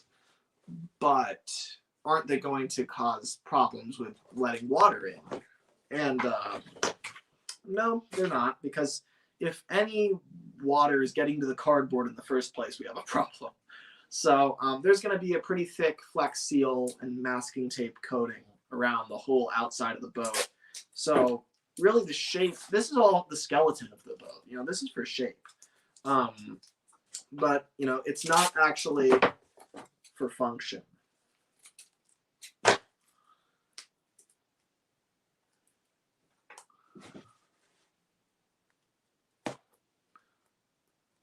See, where's the best place to buy mashed potatoes? Asks Steam Engines United. I don't know. Because he is just 4 different scale boxes, says Floating Vessel Guy. I assume he's talking about Billy. Yeah, no, Billy is pretty simple, but he's also pretty great.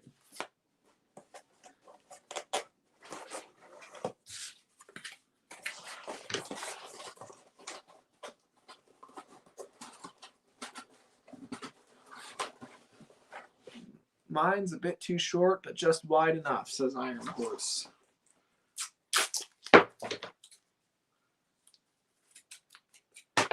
Well, that depends on what boat you are talking about. But either way, if it's only a bit too short, then I'd say you're doing pretty good.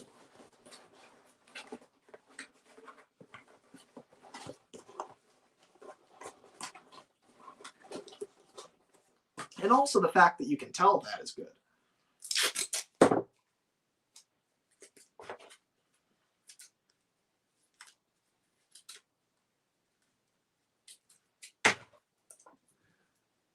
Lemmy, what do you know about side rods? ... Asks Steam Engines United.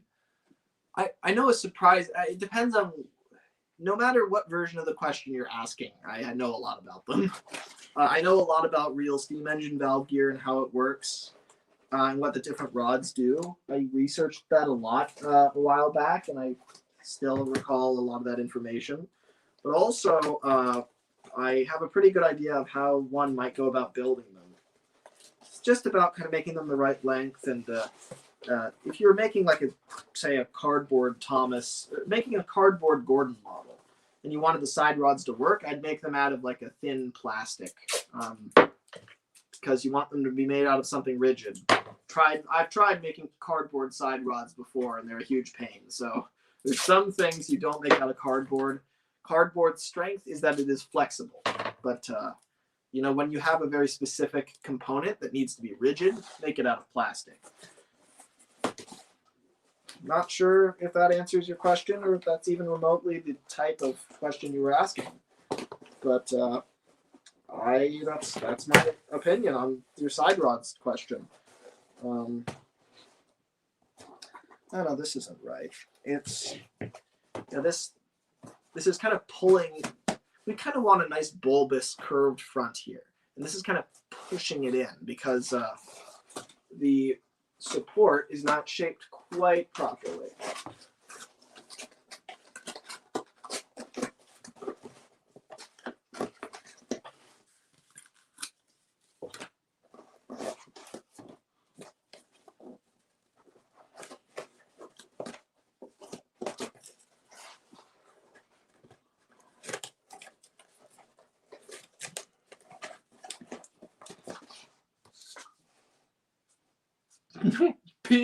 Peep, look out, says Floating Vessels Guy. Well, thank you for warning me about, I don't know why, but thank you.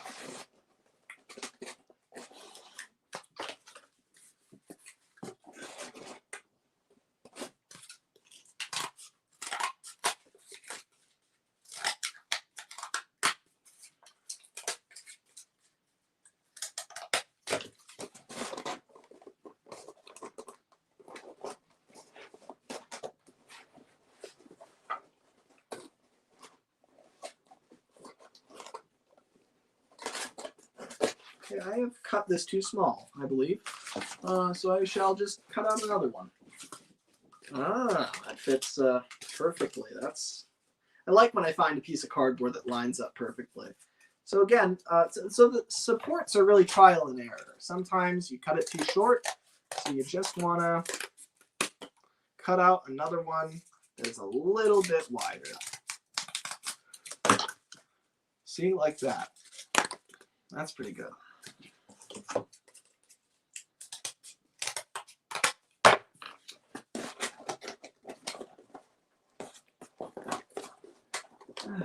know, the I guess this counts as evening. We're after 3 now.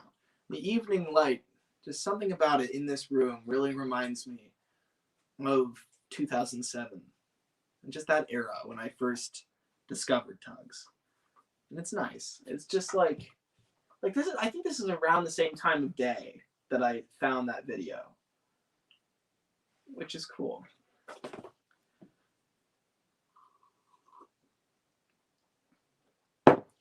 That's cool. That is really cool.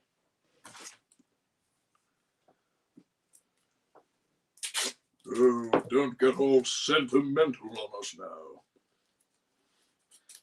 I shall. Thank you very much.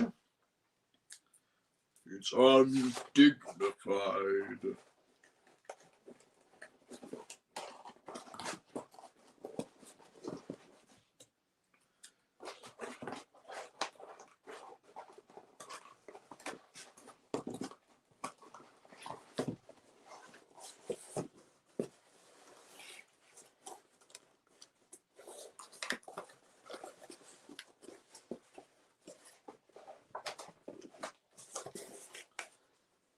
Okay, so I have now affixed the support in place. So look at that one up there at the front.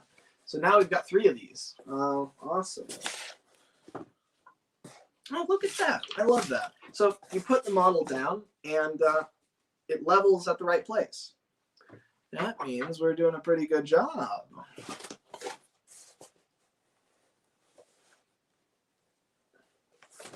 The only thing I see, I'm not sure if this comes across, but looking at this, it seems to me like this side goes down just a little bit farther than this side. Like it's not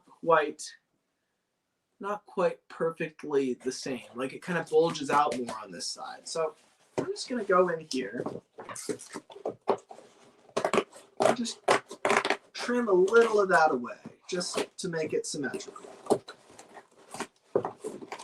You know, I would liken this, model making process. It's less like making a building. It's less like designing and constructing a building like you're an architect, and it's more like cutting somebody's hair like you're a stylist. You're kind of trimming bits away and you're kind of moving things around and you're kind of like, you're just it's more fluid. It's almost like sculpture.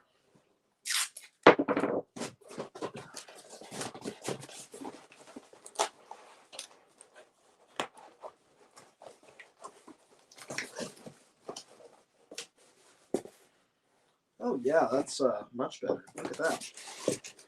So I don't know if that comes across. Let me show you in a second here. Let me show you in a second here.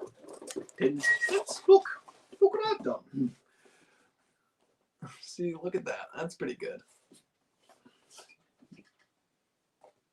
I like that a lot. I will say though that it seems like this side is a little bit higher than the other side. Like look at that. You see what I'm saying? Maybe this one needs to be trimmed as just a tad.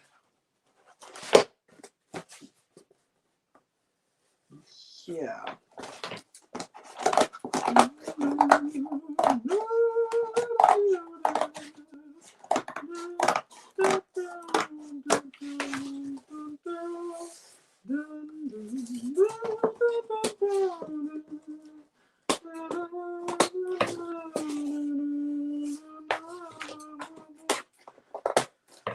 This is really interesting. It's like half a live stream. I mean, it's more of a video, really. Mainly, I care about people using this for instructional purposes. I'm trying to make it like a little bit entertaining, but mainly I'm expecting people to skim through here and maybe find what they're looking for. But it's interesting because like there are people watching right now, and you guys are watching, but I don't fully feel that way because like it's not like I'm talking to anybody. And I'm not actively looking at the chat. So it's an interesting balance. It's quite interesting. It's quite chill. see. Wow, this is still going after like 3 hours. Lol, says DBX RBLX, which I imagine is Roblox. But you know, I think I think the plan, I think I said this from the get-go, is that we're gonna go for 6 hours. So it's 3:20 right now. We've got 2 hours 40 minutes to go. So we'll see how much we can get done on this by then. So I hope this is useful. I really have no clue if it's how useful it is, but I know that I am at least doing this entire process on camera, right? So, I mean, at the beginning, we just had this, right? And now we have this. So, you know, you must have gleaned something from it. But anyway, I think,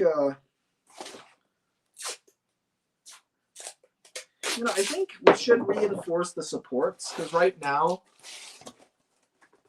these like these tape lines here, they're like they're not really enforced. Like, I think we should put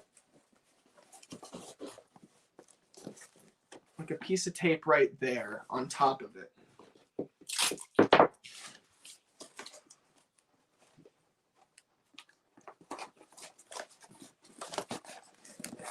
See that? Like, it's kind of, you crisscross over it. Because that way, you know, if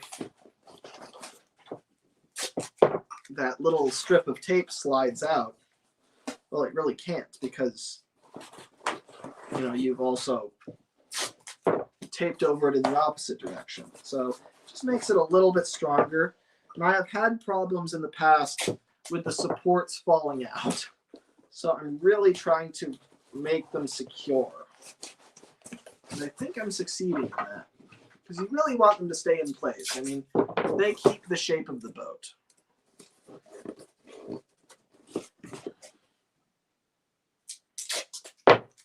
I go through so much tape. So at the beginning of this, let it be known that I had pretty much a brand new roll of tape.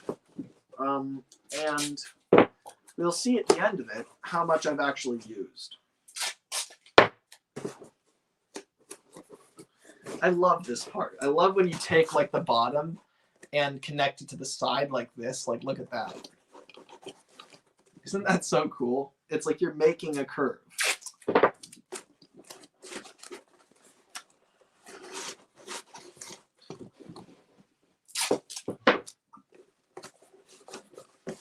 And that applies to a lot of things. Like if you were making like a, I don't know, a wooden railway class 40 out of cardboard, then to connect the side to the roof, well, the roof is curved, curves into the side, you would do something like this, right? So it's applicable in a lot of different ways. And there are a lot of very clear seams. And to fix that, you don't have to fix it. You could just paint it all black and it would look pretty good. However, I'm going to put like putty all over this and then sand it just to like make it really clean. It's up to you whether you want to do that. It's up to you, in fact, whether you even want to make the bottom of the boat at all. You could just cut it off of the water line. That's what I used to do. But the last few years, I've really liked making models that are the full thing, that, you know, look like the show. But that is not the only way to do it. Far from it. You know what I'm noticing is this kind of juts off like this. You see that? Like really, it should be following that curve. So I think what I'm going to do is cut a little triangle in there like that, and then bend it like that. In fact, kind of curve it.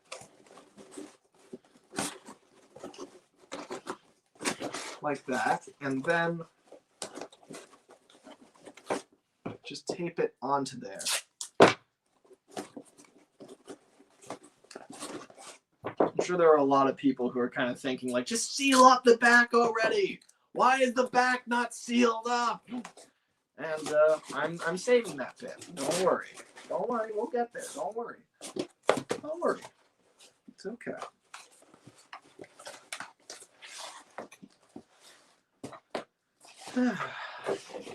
Well, if you're if you are following along and making a model of this nature, then I have to say, cherish this moment.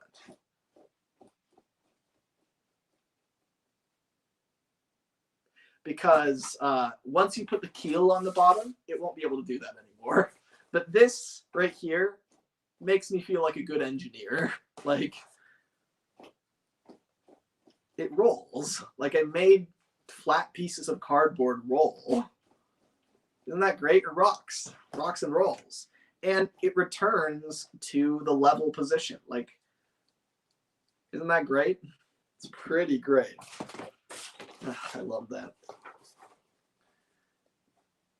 I wonder, I do want to add the keel because I think it's really cool to have that line underneath, but I mean, I could leave it like this, and then that way when I set a model down, I don't have to like, I don't have to stop them from falling over like they're a toddler. But yeah.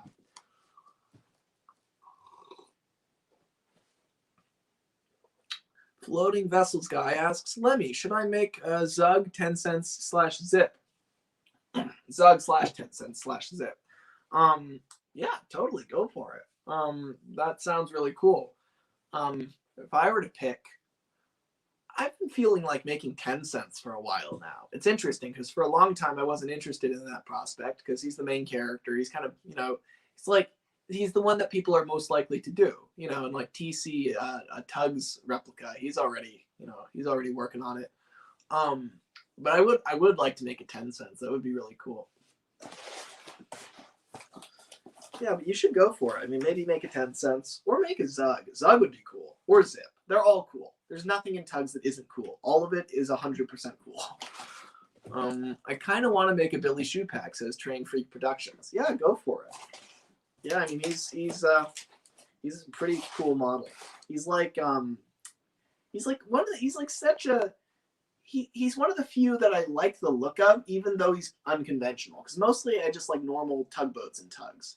But Billy's kind of cool because he's still got a face, he's got a head, he's got like a, he's still really got a neat design to him. And he's got paddle wheels. That's kind of cool.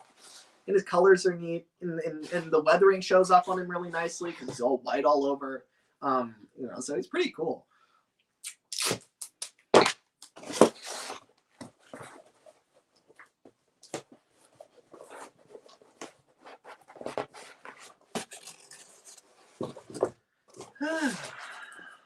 Wow. Well, that's something. Yeah, that is something, isn't it?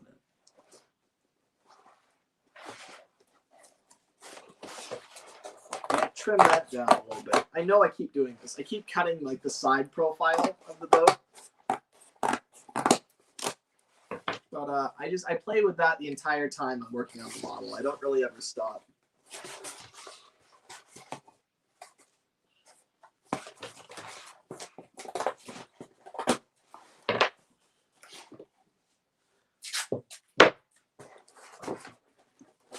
I'm going to tape over these supports as well. Oh, look at that.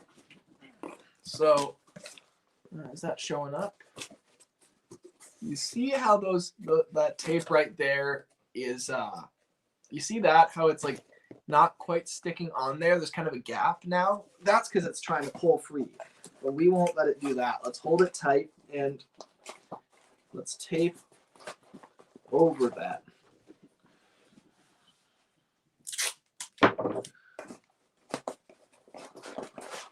These supports are kind of like the ribs of the boat. Like real boats, if you look at a real boat, then it's got like these big, huge ribs sticking up from the keel. Because what they do is they lay the keel first, and then they build the ribs up from either side on top of it. I kind of do things backwards, where I make the sheeting of the boat. I make the outside kind of shell, and then I give it kind of, give it what? Give it a skeleton of some sort so that it doesn't just, fall to like a weird shape.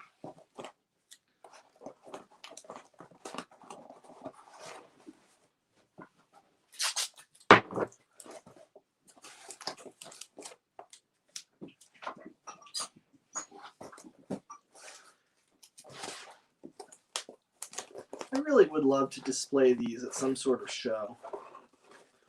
That would be cool. Little Westerner's idea of like a digital TUGS con would be really cool. That would be really neat. I do like the thought of that.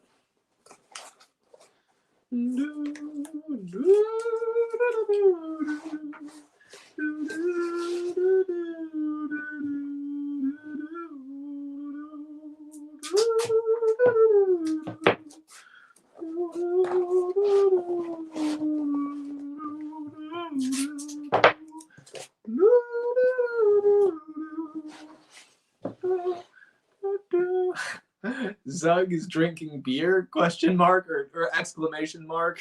Says floating vessels guy.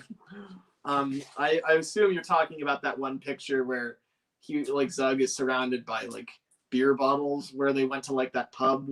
And that was like they took Zug on tour. I think that's from like 2015 or 16 or something like that. Yeah, that was pretty funny. I think they were careful with him. Like I don't think they put him on his side, so it looked a little unsettling. But I think, I don't know. It's very controversial. The people are really down on the trust for their treatment of the models, but I mean, you realize the alternative to the trust was either all the models being split up around the world, or they were what I assumed for several years, which was that they were all trashed. They literally put into like a garbage dump. So like, I don't know. I still have a gratitude to the trust. I think they've been a bit exploitative. I think they've made mistakes, and I think they've abused their power a bit. But right, I can't help but still be grateful. They're the fans that came before us. They're like it's like how you don't think that your parents were perfect. You don't think that they did everything right, but they still did set up a lot and protect a lot for you and pass it on to you.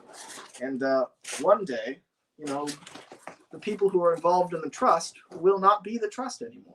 Maybe they aren't even right now, but the models will pass on to somebody else. But they wouldn't have passed on at all had they not been rescued. And I think that is what history will remember. And I think the trust, I'm grateful to them for that. I am. That doesn't mean that they haven't been assholes sometimes, but they've also been heroic in some ways.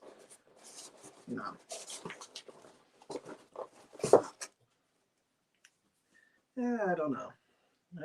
I just go back to how absolutely giddy I was back when they first rescued the model. That was the most exciting time to be a TUGS fan. My God. And now there's all these people who like come into the TUGS fandom and they don't even realize that it's just crazy that there are people who became TUGS fans in like 2015. That's nuts to me. Like that's so recent. Like 2007 was my year. Like that's crazy. Anyway, so I've just been kind of randomly taping all around the model. You kind of just slowly tape over all the holes and stuff. Like, I'll just tape over that. And then that's that. It's like a patch, right? I'm basically putting patches all over the model to just, get the shape right.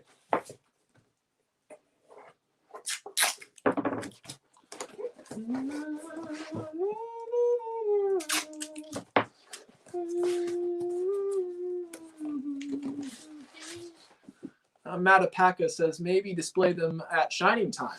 I was going to back in 2020, but rightly so, it got canceled. But I'm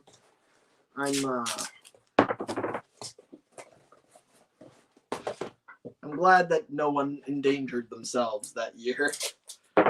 And really this year either. I mean, I have no clue what's, going to be, what the case is going to be for meetups this year. But whenever there's next a big gathering where I could display my TUGS models, I will do my best to do so. No clue when that'll be, though. And I'm not taking any risks, especially me, a Californian. I'm not gonna, I'm not gonna get on a plane and go to the East Coast unless I'm absolutely sure the world is safe first.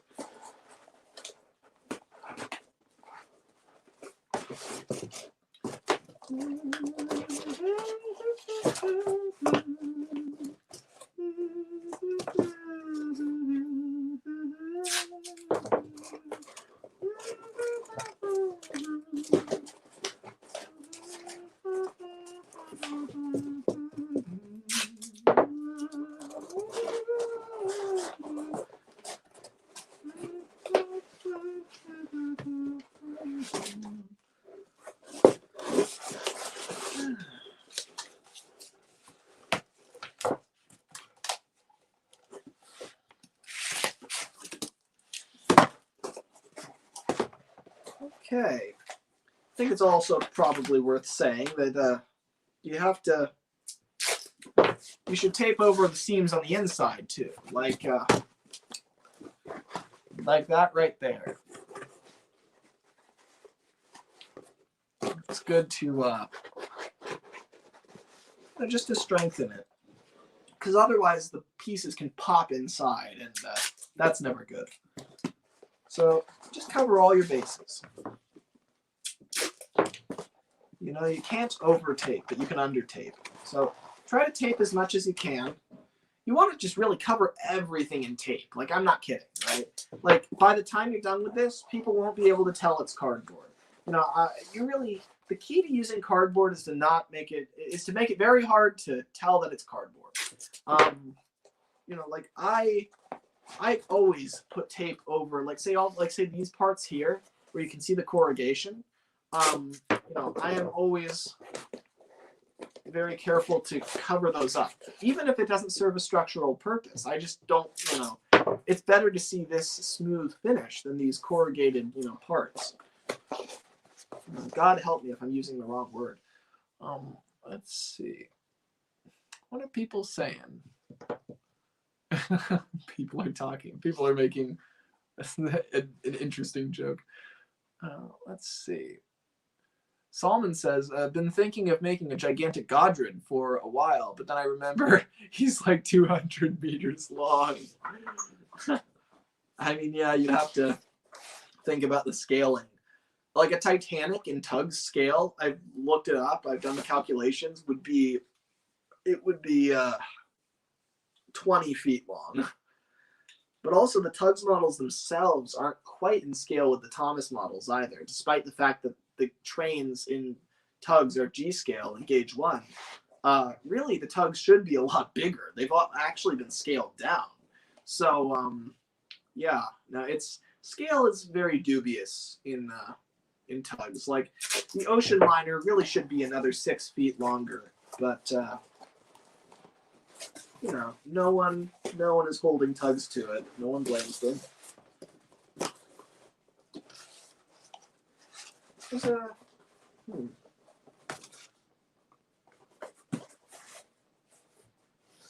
an interesting dent here. Like this whole thing kind of like dents inward. I don't really like that. But also, I can't pull it back outward because it's being held in place by the support. Wonder if I could just patch right over that. Let me just try that.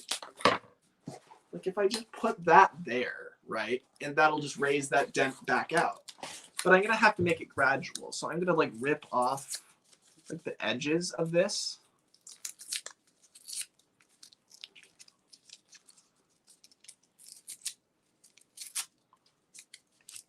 And I'm just gonna kind of flatten like the very edges. See what I did there? So like the middle is the only part that's still kind of full thickness. If I just put that there, and I just like tape right over that.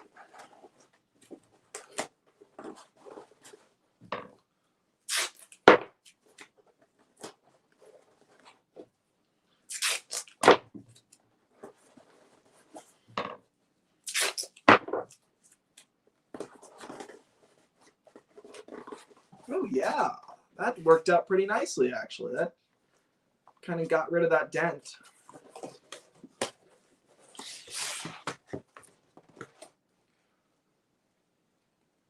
And of course, you know, if you just put enough tape over it, it will obscure the fact that you've put anything there at all. And it'll flatten it out, kind of smooth over everything. There's a point when I'm working on a model where I just kind of calm down because I realize that, like, I don't have to, like, I'm not questioning whether the shape is right anymore. At this point, like, most of the difficult parts are over. If you've gotten to this point, you can kind of relax. Even if you don't think your shape is perfect or even close, don't worry about it. It's fine. It's A-okay. No one is grading you, and no one will ever grade you.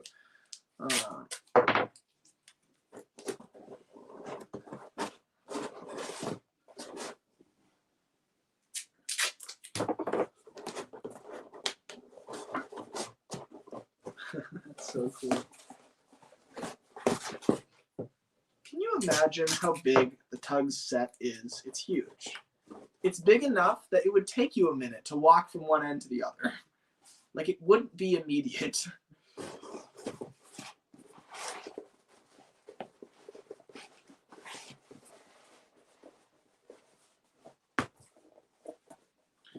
Well, look at that. Look at that dent. You see that right there? This piece here is further in than this piece here.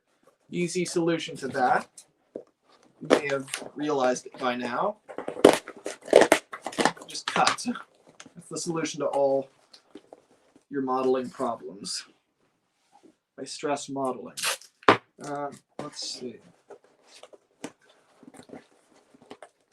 Okay, that pulls it out a fair bit.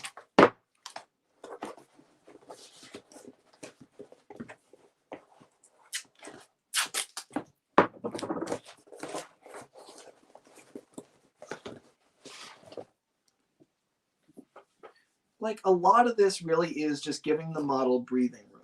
It's just like making it easy for the pieces of cardboard to sit where they need to sit. You know, you want to make it so that the path of least resistance for the cardboard is the path you want it to take, basically. Because bending it and forcing it into the position that you want it in will work sometimes, but most of the time it's best if it just, that's where it naturally wants to go.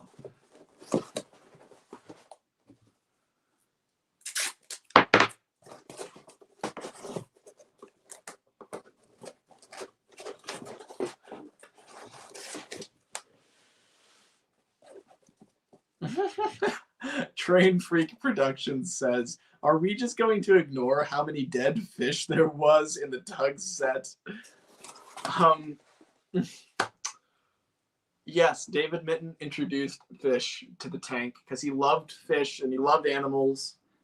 And then the dye killed them off, and then there were a bunch of dead fish in the tank. It's really sad. I feel so bad for David Mitten and the fish. I think that was in Chris Tolich's interview, or maybe somebody else's, but that's so sad. But it was a nice thought. It was a nice thought. Gotta love David Mitten. Iron Horse Productions says, this has been so fun. I'm glad to hear it. I'm very glad to hear it. Would you ever do a TUGS character on Character Gallery, asks Iron Horse. No, I wouldn't, because it's Thomas, and in my mind, they're not really compatible. I mean, they can be. You can cross Thomas over with anything. You can cross it over with TUGS. You can cross it over with My Little Pony. You can cross it over with Cars. You can cross it over with any of those things. You know, but, you know, I don't like to cross over Thomas and TUGS unless they have, like, unless you're acknowledging how different they are. Because, like, they're very different shows. So you'd have to, like, hop universes or something to do it. Unless you don't want to, in which case, just do whatever you want. But for me, you know, I would have to, like, the characters would have to hop universes. It'd have to be a big universe shift.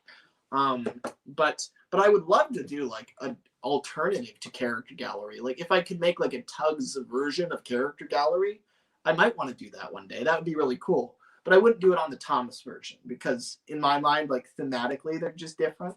But, you know, it would be cool to do a similar thing. Because me and Matt have had tons of conversations about the TUGS personalities, just like we have the Thomas ones.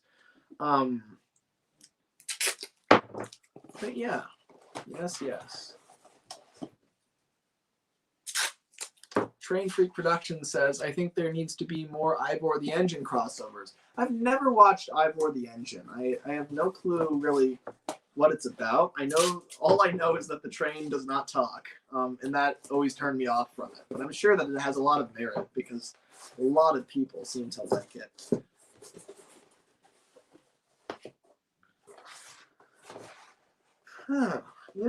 Here's something I'm noticing is that a lot of these things I'm pointing out may not matter, but I'm just pointing out everything I'm doing is that this is supposed to kind of bow outward like this, but it kind of dips right here, or it goes flat. It kind of goes, like there's a dip right here that I'm kind of trying to get rid of. Yeah, look at that right there. It's like this should not be the high point. This should be the high point in the center, because that's how the hole works. It goes in curves upward like that. So I think what I need to do is to cut. That's always the answer.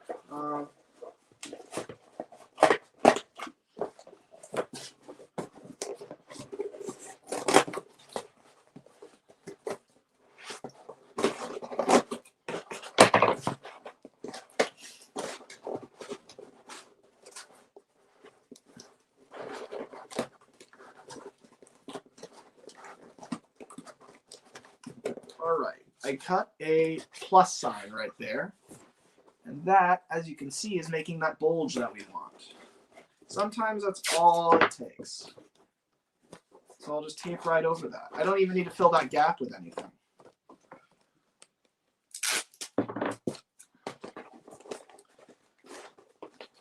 Like the way I make these, it's like, when they're making like a concept car for like an automotive manufacturer, and you've got an artist that like sculpts the like little model of the car from scratch to figure out its curves.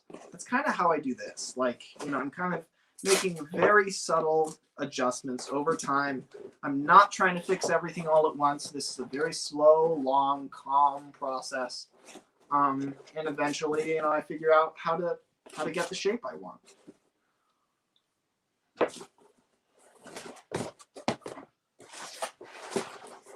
Now I'm noticing that the dent is right here. So this part bulges, but then it dents in right here where the support is. So maybe I want to do what I did earlier, that fancy new method I devised, whoa, where I cut out a little patch piece and I tear off the edges, but I leave the middle.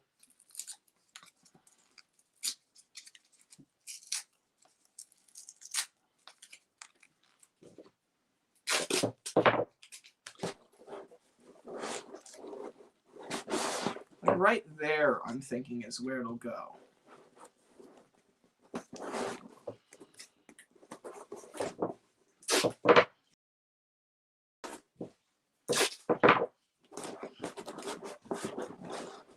Oh yeah, I think that fixed the curvature perfectly. Yeah, I don't really know how much of this is coming across. I'm not expecting you guys, it's gorgeous. This probably is not a big deal to you guys, what you just saw me do, but to me, like, I know the shape of these models really well, and that's really close. Oh yeah, that's so cool. Okay, but yeah, like a lot of this is just me being very, very particular. You don't have to be this particular. I may do another video. Is something I say a lot that doesn't come true. But I may do another video where I just make a simple model, and that one I can finish the whole model within 5 hours, I want to say. If I just, do a simple, quick video of a waterline model that doesn't have all the details and trimmings, because it's so much easier to make the model cut off at the waterline. It's way easier to do that.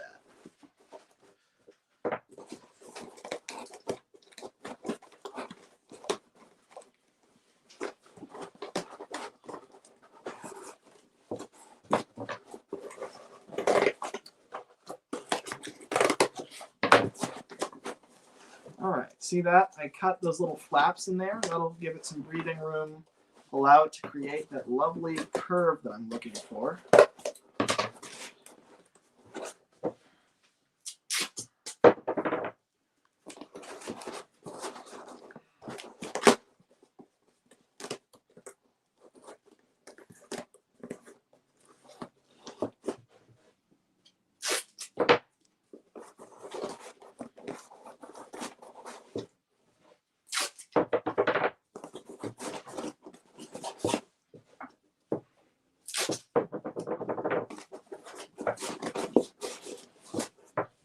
Let's see, we're coming up on 4 hours. So in 2 hours more, how far can we get? I dare say quite far. I think we can get to the point where we're almost, we'll get to the point where we're just about ready to put on the splash rails. We're not going to do that in this installment, but I think the main shape of the boat will be done by the end of this.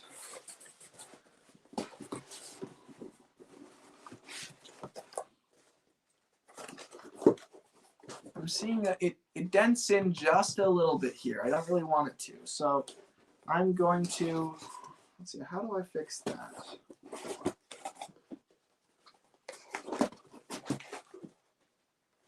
I think the easier way might be to just cut out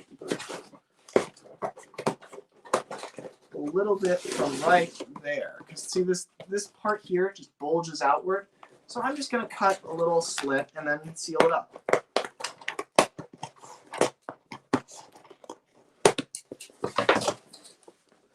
Like, you've probably noticed by now, that's my answer to everything. It's just like, if there's like a weird bulge in the shape, just cut that part out. Like, just reach in there and just change it. Like, because you can't. It's not that hard to do. If you're willing to chop up your model, which I definitely am, because you got to chop these things up. That's how you make them great. You're carving a pumpkin here.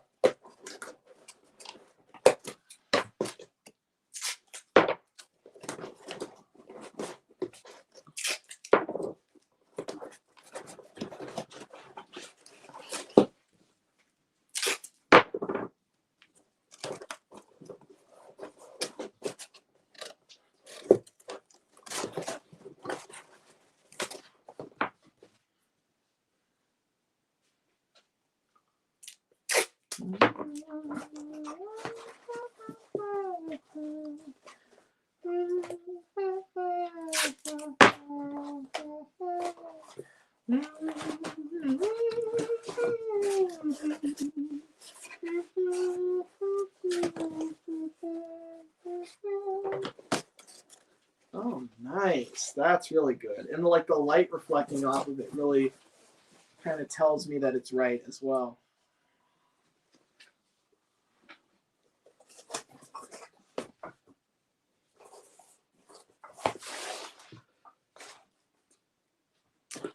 I hope you realize, I know that this either doesn't look accurate at all because it's hard to tell with it looking like this.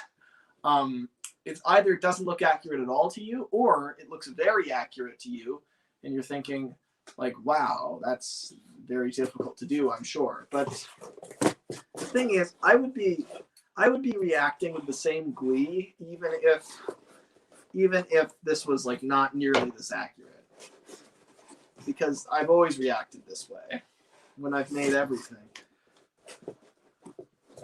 So it's not really about total accuracy. That's not really the point.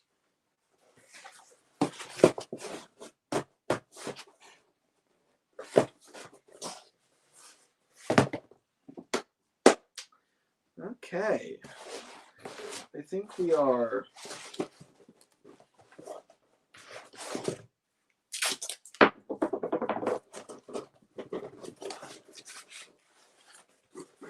almost in a position to finally fill up this gap here in the stern.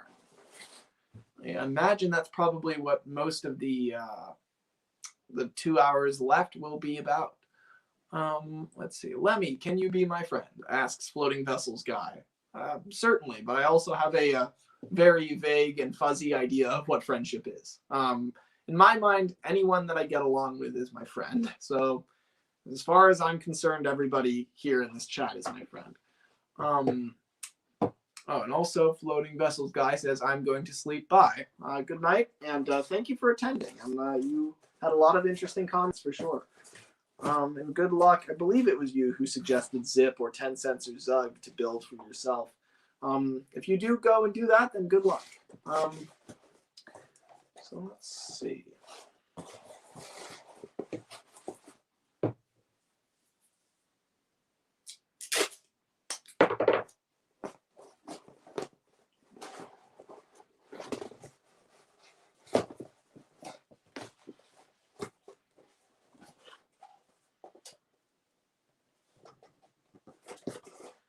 I do think I want the side to slant just a little bit more because this is kind of flat here. I'd like it to bulge just a bit. I think I may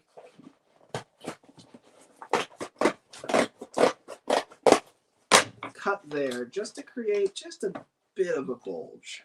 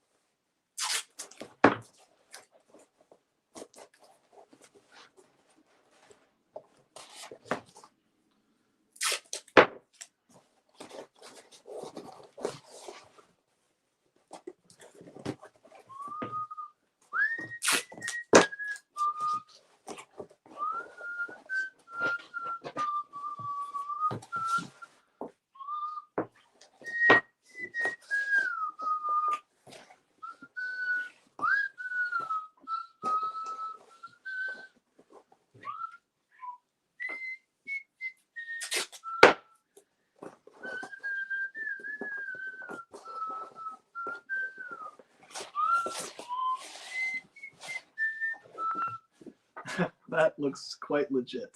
Awesome. Okay. Let's see. Oh, Peter Storm asks, what is he building? I'm building a harbor tug from TUGS. I don't know which one. They all have the same holes, so I'll figure that out when I get there. I'm pretty certain it's Zebedee, though. I think this is going to be Zebedee. Floating Vessels Guy says, thanks, Lemmy. Yes, you are quite welcome. Love Lemmy live stream, says Andrew Rose Cole. Well, I'm very glad to hear that. Surprised that this one is as enjoyable for people as it is. I would not expect that because it's just me building something, not talking to. Well, I'd say not talking to anybody, but I guess I am talking to you guys. But mostly just me rambling. I think it's time that I put this in here.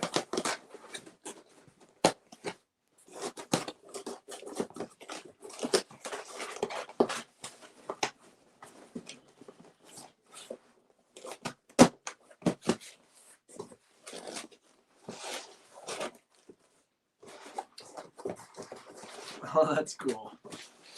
Yeah, look at that.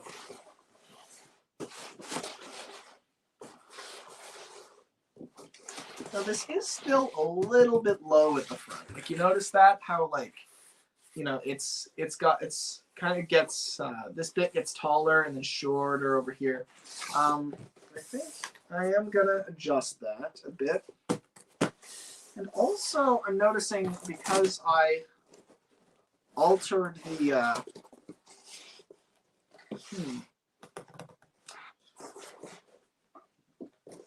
I like trimmed this down a little bit. Now it's a little tight here as well. So I'm going to raise this support up, and I'm going to lower this one down.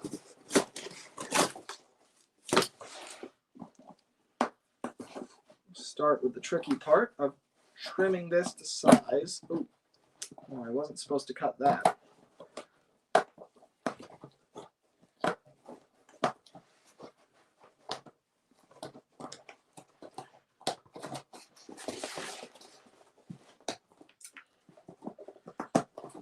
This would technically be a good time to use those tiny scissors I talked about at the beginning, because, like, look, see right here, I'm just cutting with the tips, and it's like very, you know, no leverage there.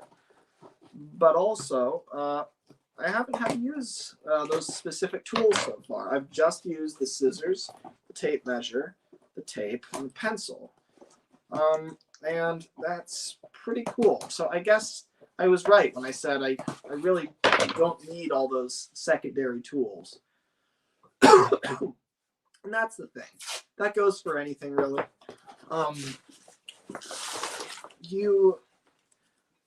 Your tools are, they say you're only as good as your tools, but I don't think that's true. I think it's you. You know, if you have skill, then it doesn't matter what tools you have.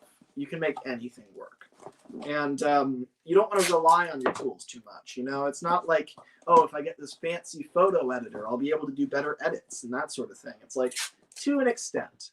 But mainly, you need to be skilled, no matter what your medium is. And that's the thing.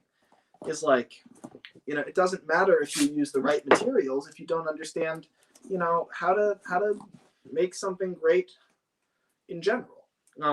So it's not as simple as just using the right materials and doing what other people tell you to do. You've also got to, you know, be a little bit imaginative, and you've got to, you know, build up your skills and be able to make something cool even when you don't have the best tools. That's how I think anyway. Now we're going to have to add a little bit to this support to raise it up. I'm really surprised that I got this far along.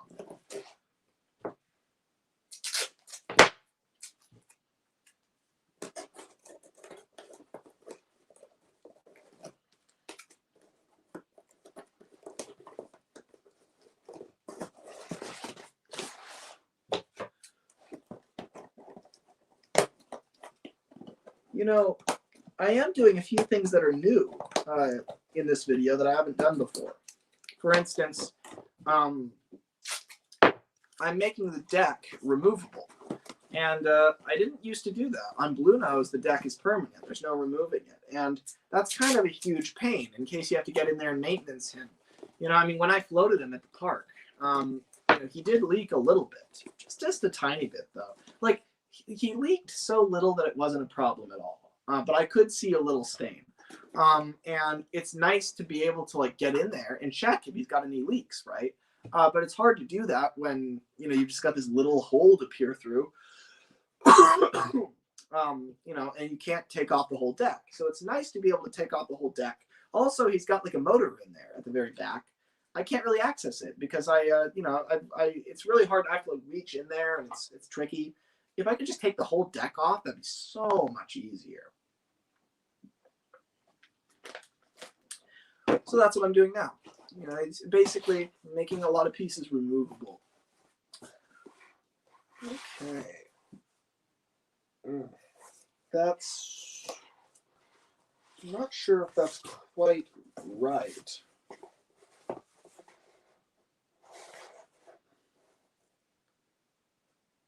I think I need to lower that side a little bit.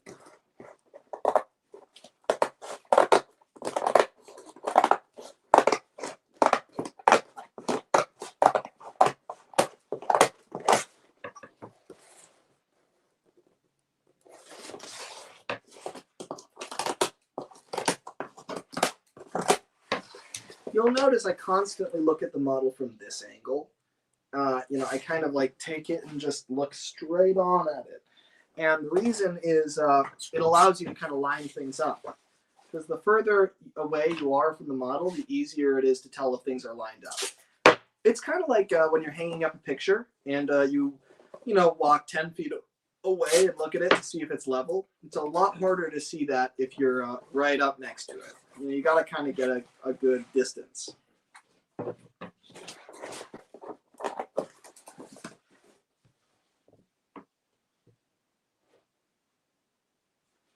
A junction malfunction is here, and he says, I see Lemmy has made lots of progress.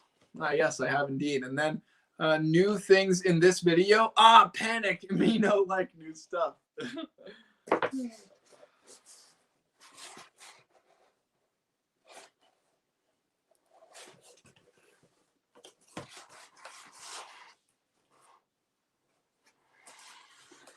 I am noticing, if you look at this, I'm not sure if it's easy to tell or not, but this down here bulges out this way a little bit more than this bulges out this way. It's not quite symmetrical. So I think I'm going to adjust that. And also notice that it's not like, there's a little gap right, right there. Where is it? Right there it is. There. Right there is where the gap is.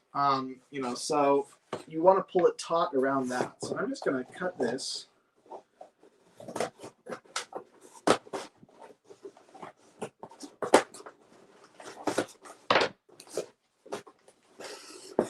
I just love the slow march of progress on this model and on models in general.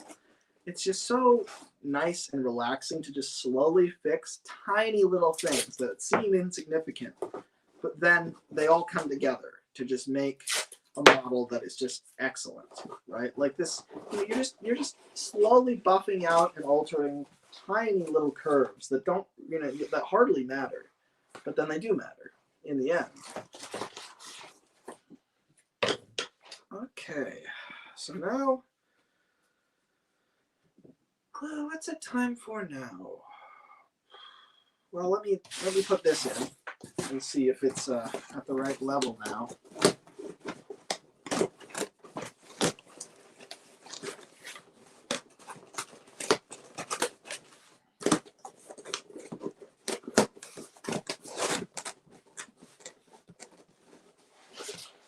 Oh yeah, that is crisp.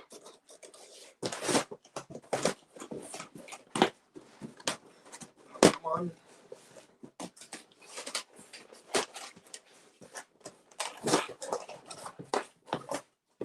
You do want to bend the deck just a little bit, so it'll work with you. You may have heard me say before that I don't intend to finish Big Mac, and I don't. And the reason for that is he has a few flaws that, you know, he still looks great, don't get me wrong, but there are flaws that I would like to change personally, and I can't really change them on hand because they're too fundamental. I'd have to rebuild the whole hull, and to do that, well, you know, it's not worth it. So instead,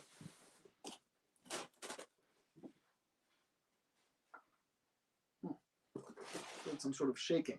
But instead of doing that, I intend to build another Big Mac someday. And the reason for that is that the very back of the stern is just kind of pinched. It doesn't curve exactly the way I want it to. And I think part of the Harbor Tug feel is you want to make the whole feel nice and wide and bulky. So like, look at this, right? So you see how back here, it just kind of, it really curves in like that, right? Like, I feel like it should continue outward like that and then curve in. But instead, it just kind of like, the whole thing curves the same way. Like if this continued and converged, it would turn into a point, much like the front. And I think the back should be a lot wider. It shouldn't like shouldn't pinch like this, right? It should go like that, not like that. So that's my main issue with Big Mac. There's also a few other tiny things, but that's the main thing. And you can see I've corrected that on this model. This is really what I'm talking about because it goes out like that. And I love how beefy that feels. So yeah, I like that a lot. Also, you'll notice the sides of this are quite flat. They don't curve nearly as much as you might expect. And maybe I'm underdoing it a little bit because I'm nervous about making it as curvy as Big Mac is. But also remember that now all of a sudden it looks more curved, doesn't it? And the reason is the kind of horizontal curve. I don't know what you call this, but the very top of the curvature of the hole, this shape, right, that kind of curves, is kind of deceiving you. So it looks like the deck curves more than it does, when really you look at it, it's pretty flat right here.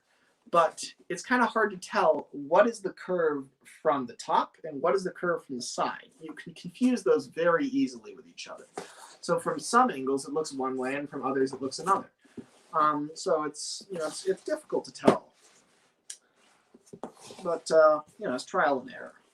Anyway, I think the deck, I dare say, is in the perfect position. Just look at that.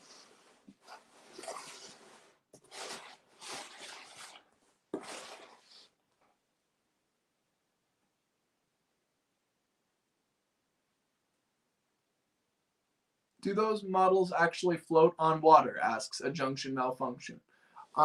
Yes, they do. Well, Big Mac probably he doesn't because I haven't. I never got that far with him. But Blue Nose does. And all of my future models will as well. Like this will. And it's just a very heavy coating of Durham's water putty, which the title sounds like it's waterproof. It's not. It's the opposite. It's water soluble. So there's a coating of that putty. Then over that, that's just to form the shell. Then over that, you've got Flex Seal sprayed very heavily over everything, with several layers. And that rubber coating is what keeps the model watertight. So that's the idea.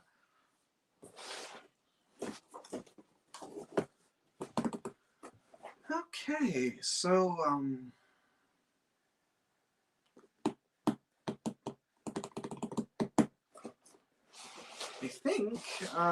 I think it's definitely time to start the stern.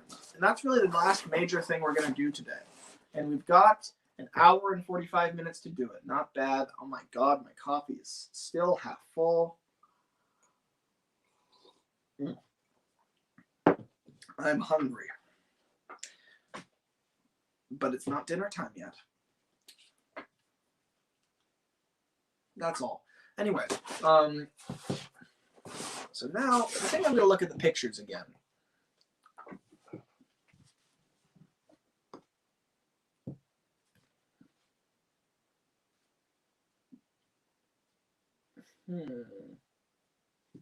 I want to get a good picture of the stern area. This warrior picture is pretty good. Now it is very tricky to get a good look at this because like what we're looking for really is this right here. And it's a very dark area of the boat, but you want to look really closely to see where the curvature kind of begins. Where it kind of, you see how it slopes upward drastically to meet the splash rails? That's kind of, what we're trying to recreate. And if you squint at it, you can just barely see where it starts. So I'm going to trust you to do that on your own pictures. And I'll do it on mine. And I'm going to say, really what it's time for, I think. I'm just making that even. Nice. Okay, so really what it's time for is to figure out how far apart the splash rails are going to be. Because that will determine, like you see this area back here, this kind of very thin area that like kind of swoops up and then it goes thin. This is the thickness of the splash rails. And so in order to get that right, we're going to need to know how thick the splash rails are. And to do that, let's start up here because it's easier to tell there. So let's look at Warrior. The glare is atrocious. All right. So please do go off of your own photograph, which is not covered with glare. But you want to kind of look at that picture and figure out, where do the splash rails start?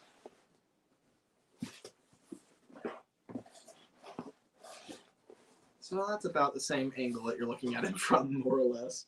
So you want to ask, do they start here? Do they start here? Where's the bottom of the bottom splash rail? I would say, looking at this picture, if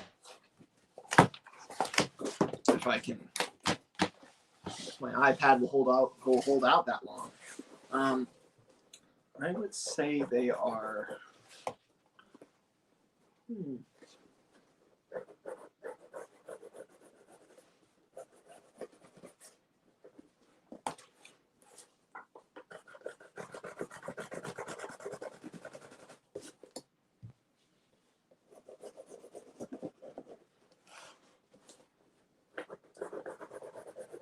Yeah, that seems about right to me. I would say they are right there. That's where they start. And to make that clearer to you, I'm also going to draw the individual splash rails specifically.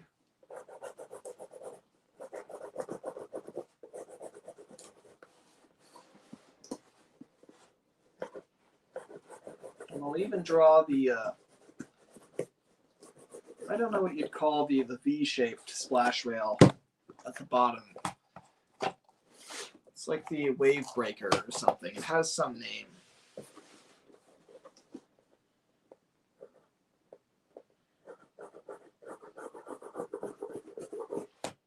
I do know though that the bottom of the V, that follows the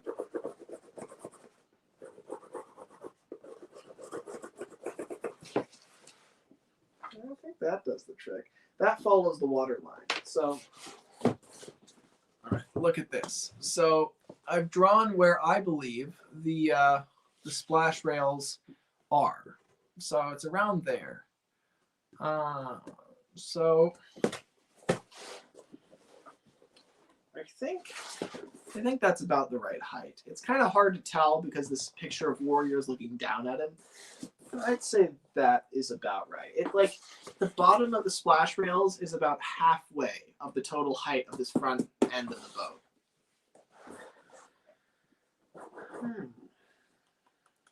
Okay.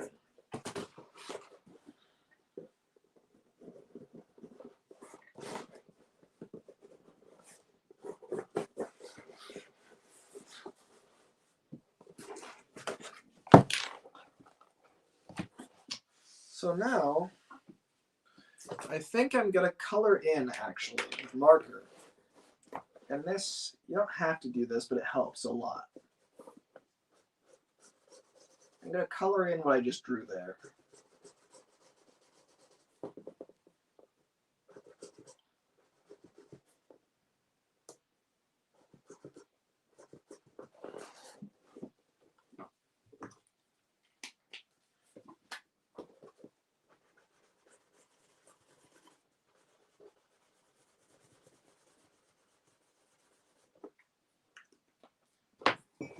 All right, that's a lot clearer now. You can kind of see where I'm going to put the splash rails.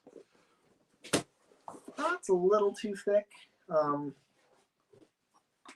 Maybe you want something more like.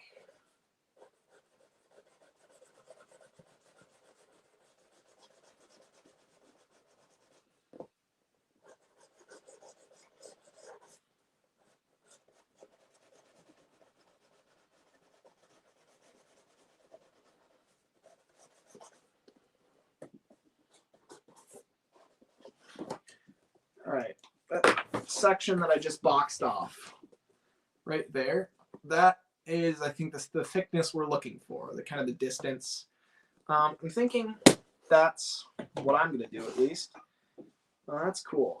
That gives you a better idea of, like, it's starting to look a little bit more recognizable because without the splash rails, it's kind of hard to tell. But yeah.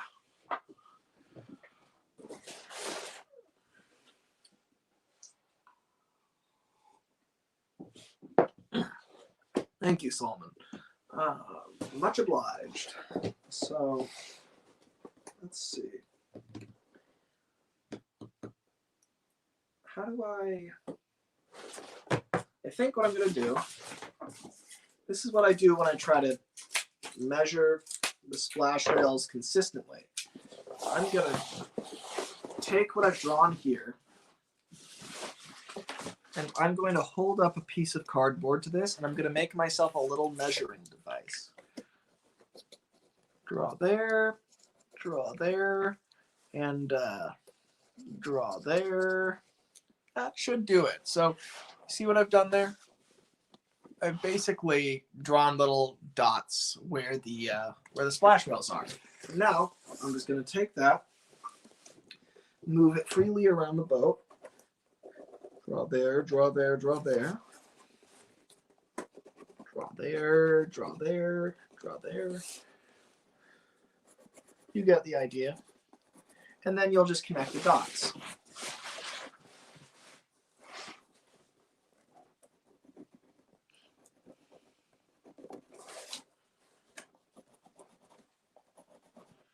Doesn't have to be exact, but this is going to be more precise than just doing it by eye. Trust me, I know from experience. This is the most measurement you'll get out of me.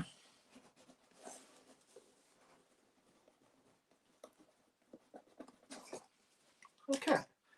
So now we've got a series of little dashes along there. And now we will just connect them.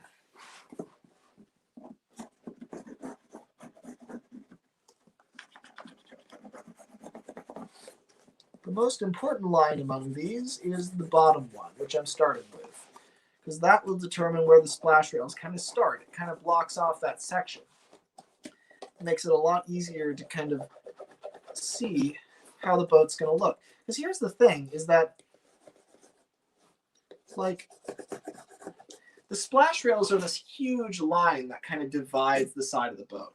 So without the splash rails, this thing looks a lot taller than it's supposed to.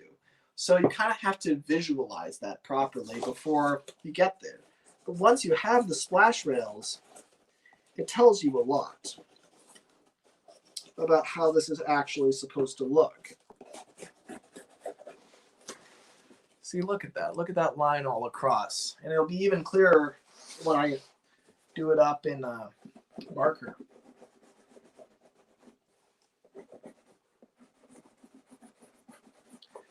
I really do love working with my hands. Like, I love making digital models too.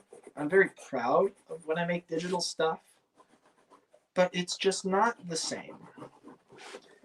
You don't feel like you've made something tangible, you know? I feel like if I were sent back in time to the Stone Age, or at least back to like the Renaissance, I could still make this. I wouldn't use cardboard. I'd use like, I don't know, rice paper or something. But like, you know, I could still do this. The skills are totally, it's very tactile, right? It doesn't require any computer programming knowledge. It doesn't require any, you know, computer smarts. And those things are wonderful things to have, of course, but, you know, they're not universal. This is.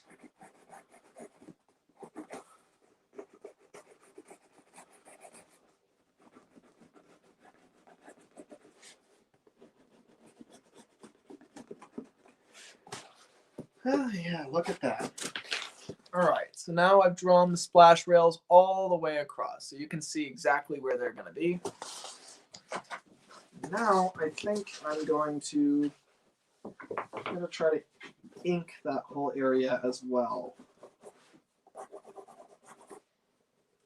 I want to make sure the pencil lines are correct though before I do that.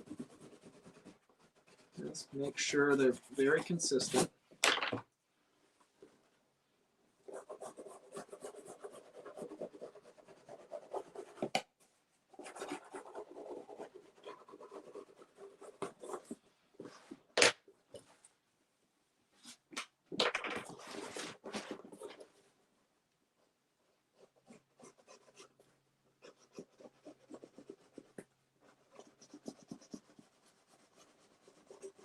I love the splash rails. Like, for the longest time, the vast majority of models I've made in my life do not have risen splash rails. They're not 3D.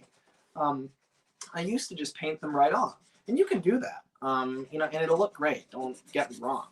However, if you do want to attempt 3D splash rails, I will show you how to do that next time, and it is really cool. Like, you know, when you it's so, like, Blue Nose is a triumph for me because I didn't have to paint the splash rails a different color for them to show up.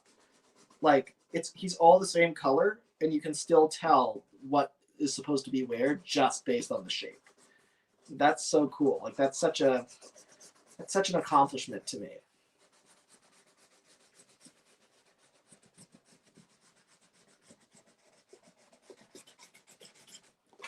Haven't addressed you guys in a while. It's midnight here in the UK. Kill me, says Sam. Go to sleep then, please. This'll be here tomorrow. I wonder how much of my audience watching this is from the UK, now that I think about it. I mean, I know, quite a few people, but I wonder if it's the majority. I did think about this. I thought about moving it up to like 10 instead, which I maybe should have done. Maybe next time. I kind of this was a spur of the moment thing. I was just, I guess not totally spur of the moment, but spur of the week, where I was like, oh, you know what? I'll just do a, I feel like making a TUGS model, and this one, I think I'm going to live stream the whole thing. And I did. Well, not the whole thing, not yet, but yeah, the chat has totally died.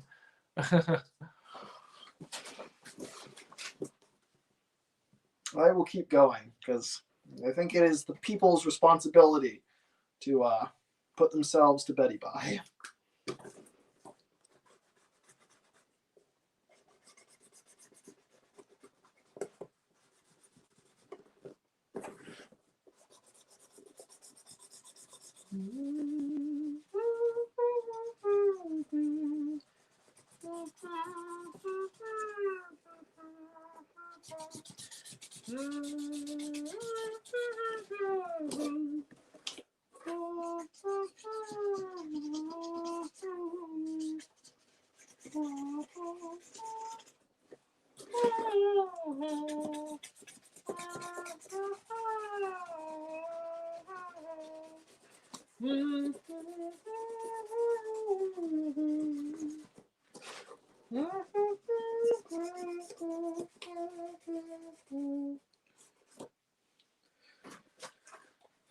Okay, now that, I believe, is much more recognizable.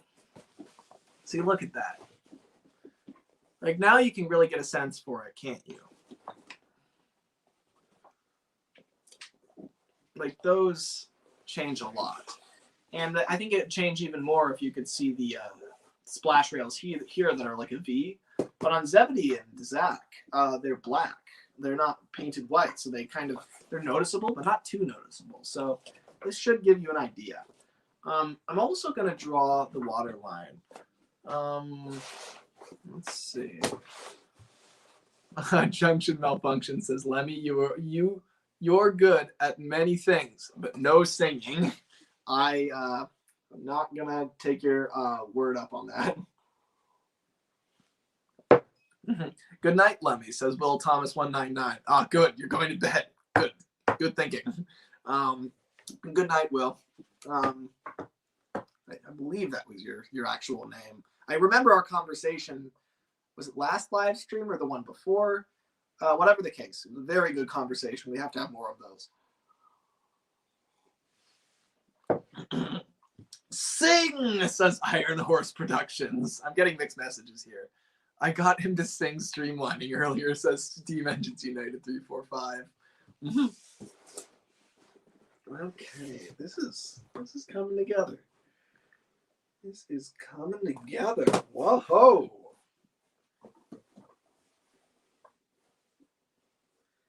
My sweet boat child.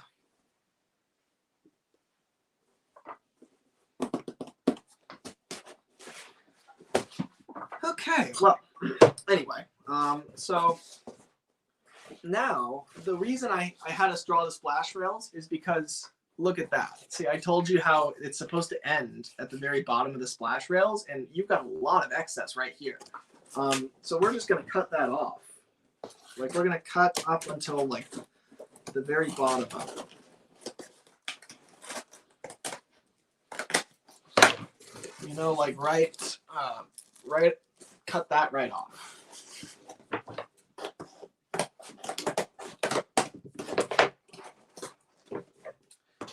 you know what? I'm also going to cut a slit right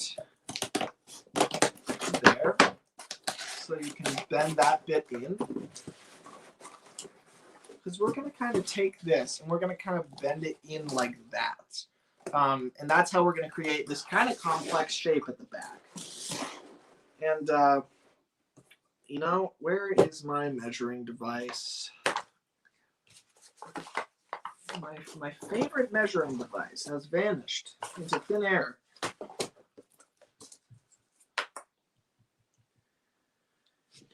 I will have to make another one. It'll be expensive and time consuming, but it'll be worth it.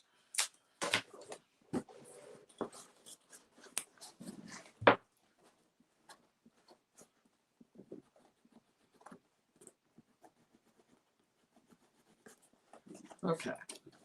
I'm going to draw across the other side too, just because it's probably good to just line out all the splash rails now.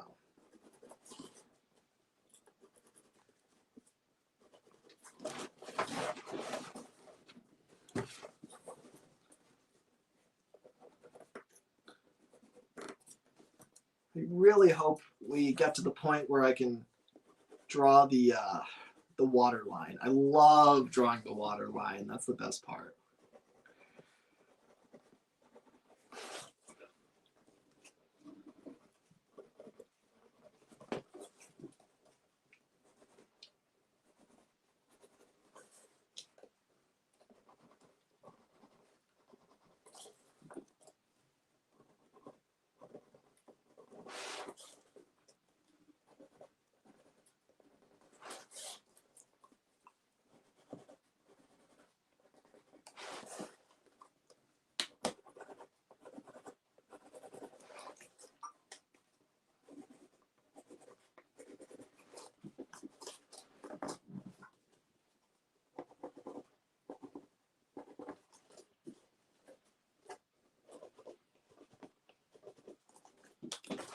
Okay, so I've drawn a bunch of those dots again, and now I shall just connect them.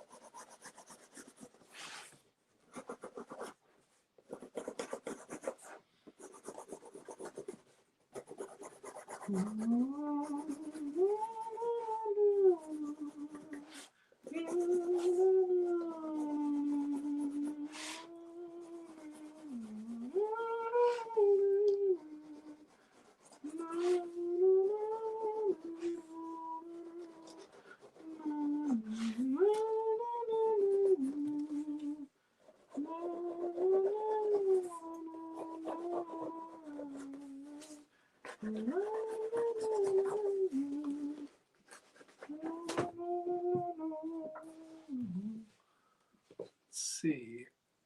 And St. Edward says Tugs. Well, TugsCon was supposed to be an event like Shining Time, but cough cough, kind of ruined that. Cough, cough.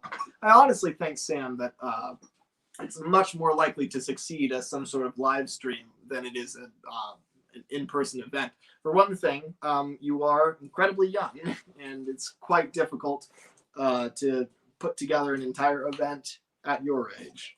Maybe one day, but even the Shining Time people have a lot on their plate. And they're a whole team of adults.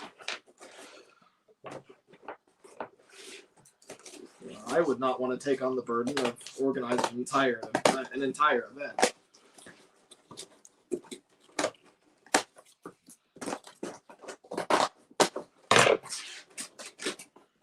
But a live stream, I could see that working splendidly.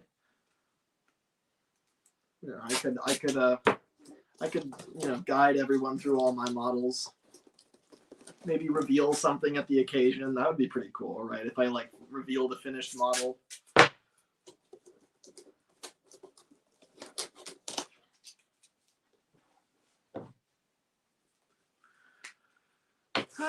This is the very sleepy part of the stream. A junction malfunction says, don't think a TUGS event is feasible without the support of the TTTE community. I mean, all TUGS fans, it seems, are also Thomas fans. That's true. Like, how is anyone aware of anyone who is a TUGS fan but not a Thomas fan?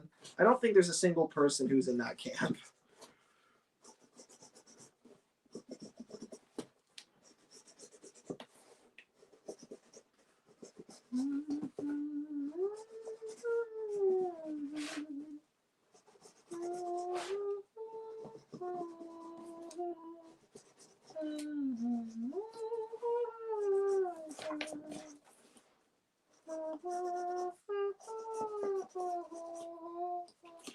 It's weird. This model feels so much smaller than like Big Mac. I guess because the splash rails aren't on it, and also it's not quite as wide, maybe not as tall.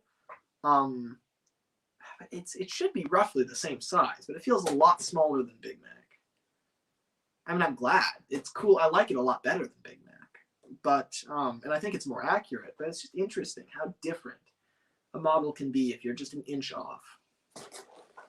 Not that that's a bad thing either. It would get boring if there weren't some differences in all these models.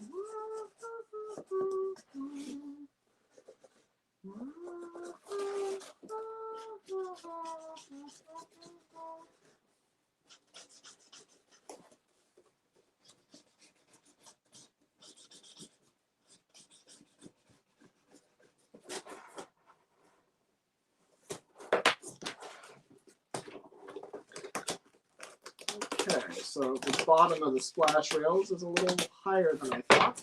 That's good. Okay.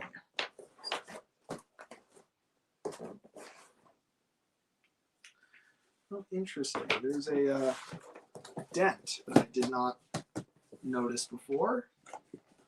That one's quite evident right there. Yeah, look at that. It's more obvious when you put lines on it because you can see them dented. Well, time for my new trick.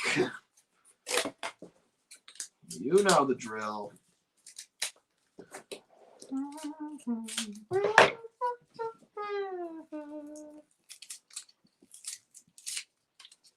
DBX Roblox. I'm just dipping in from time to time, and I can see the boat progressing. Nice job. Thank you. Yeah, that's cool. Yeah, it must be neat, like kind of leaving and coming back and being like, whoa, a lot has changed. Awesome.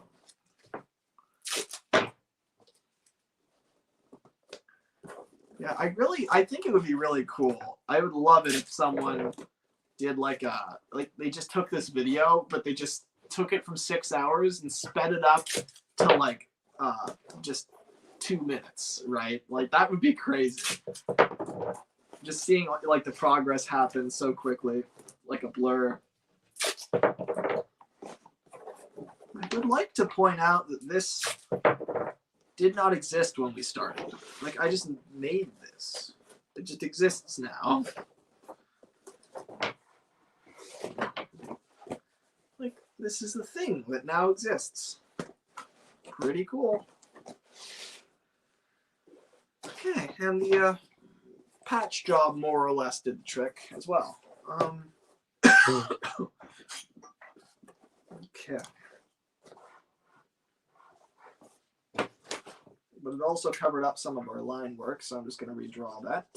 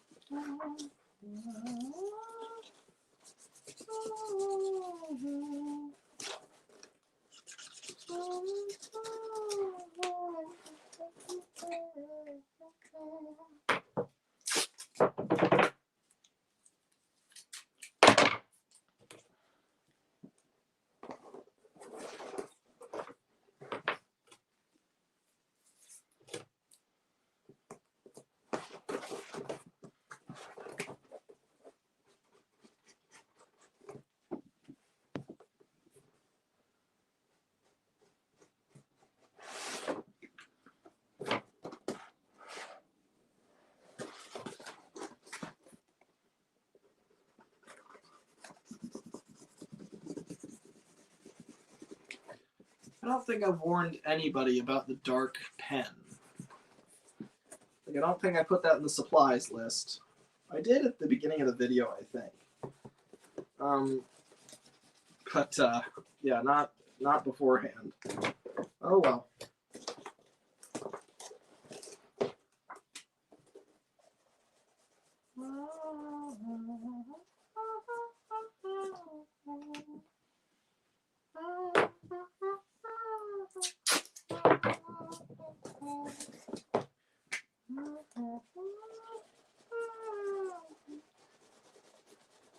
So I'm literally, the reason I haven't been talking is because there's not really much to say. Like I'm working on drawing the splash rails. And I've kind of already explained how to do that on one side, and now I'm kind of just doing it on the other side. I am, every now and then when I go over, I just tape, like I just put tape down. Like if I draw purple where I don't want it, then I can just tape over that spot and try again. That's about all there is of note. Okay, there we go. So that gives an idea then of what we're dealing with there.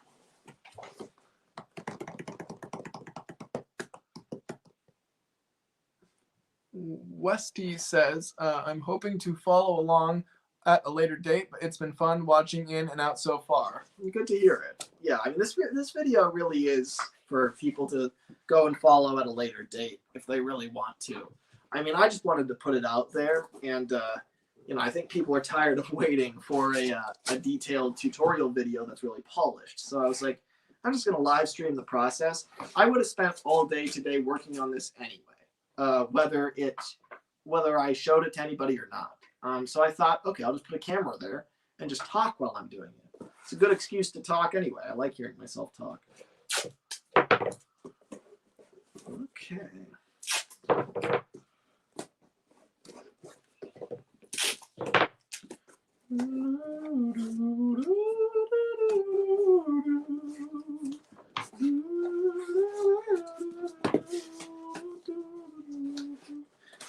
So now I think we are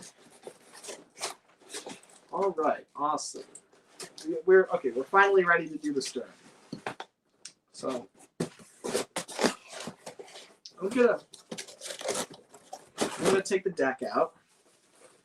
It's cool that this is just one solid piece. And now I'm going to, actually I'm going to put the deck back in because the deck is holding the shape very nicely.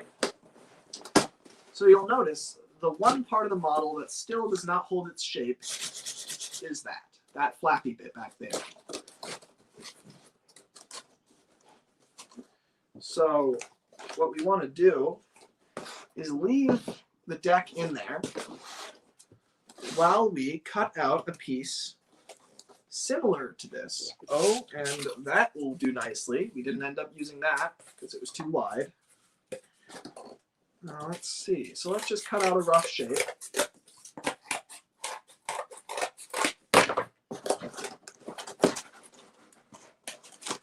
So we're basically going to cut out a shape that matches the back of the deck.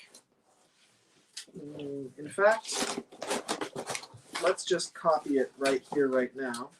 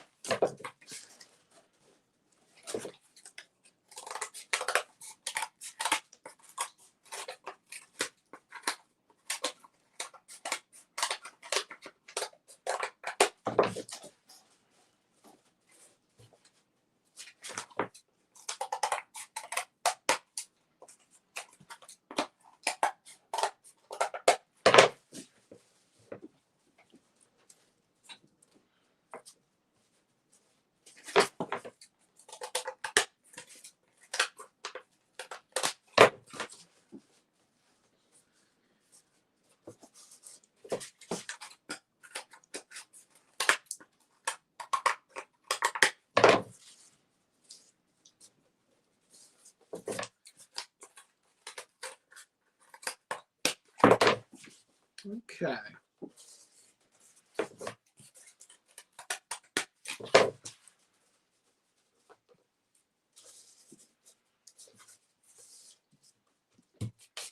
So that matches, and now we're just going to stick that in here. What do I mean by that? Well, we literally just tape it right here. Make sure it's somewhat level. And just tape it on in the inside, like right there. Like it's flush with the outside, rim, but also it is inside. So it's not on top of this, it's within it. Okay, and let's bend this back. Let's tape on there too.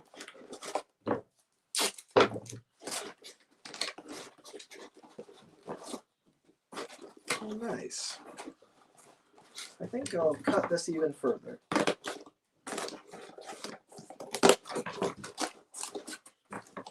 And I'll even trim that like that, just to give it some breathing room. And then these are going to fold in like this, and you kind of see where we're going with this.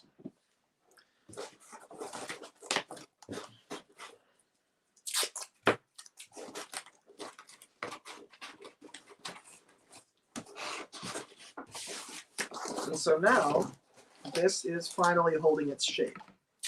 And I'm going to tape on the inside here as well.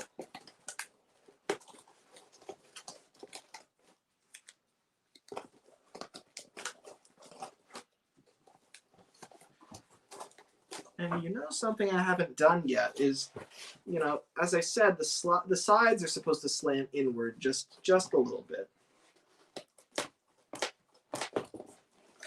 However, the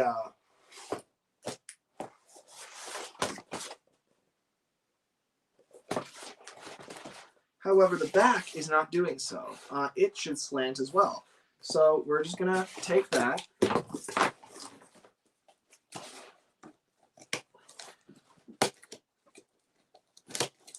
we're gonna cut it like that. We're gonna do the same in a few other spots.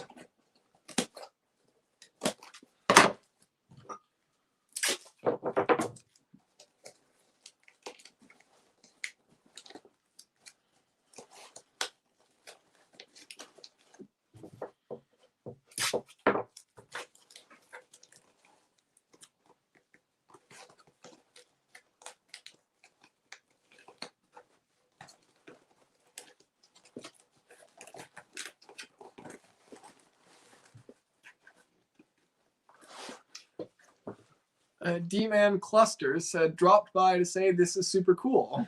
Awesome. Glad to hear it. Let's see. And Insane Edward says, Lemmy, your opinion on Wild Nor'Wester's return. Has Wild Nor'Wester returned? That's really cool. When you say return, do you mean he's making more of his series or making a new series, or is he just active socially? Any of those is cool. You know, I'm a big fan of Wild Nor'Wester.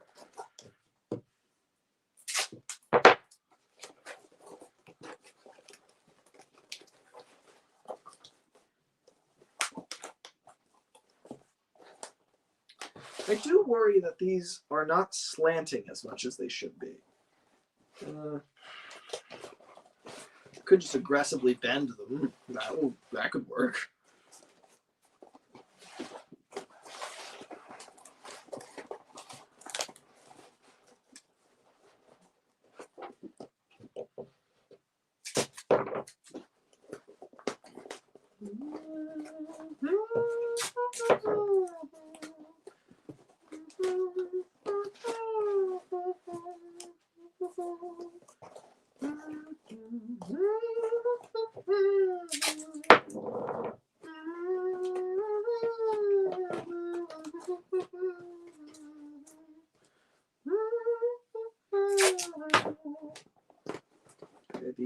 My aggressive bending strategy seems to have done the trick quite swimmingly, actually.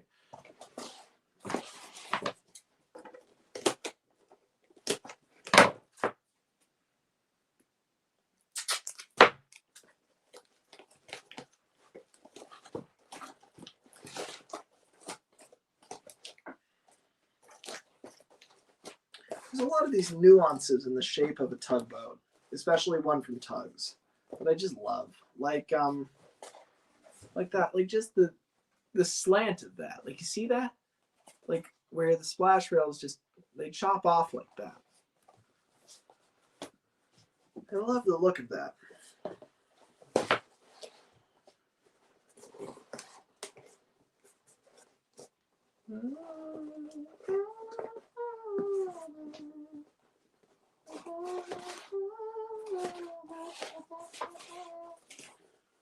Yeah, that's cool.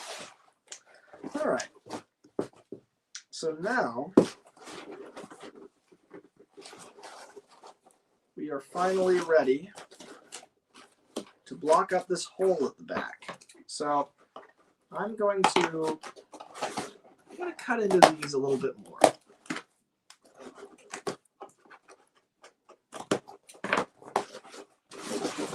So that way they can bend inward like that.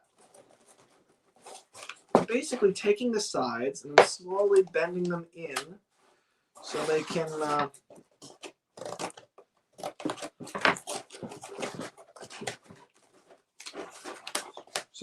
converge into the rudder.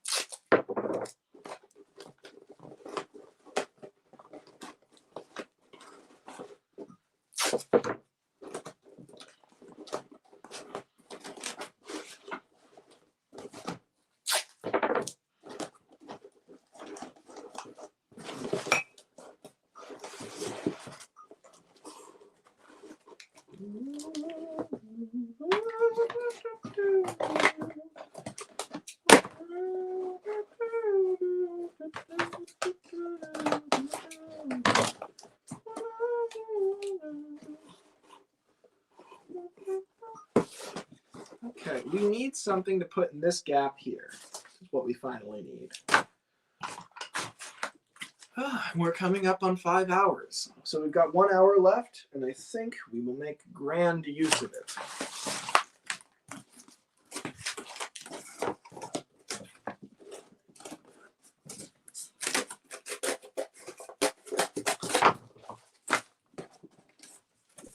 So we're going to fill this with a rectangle of some sort.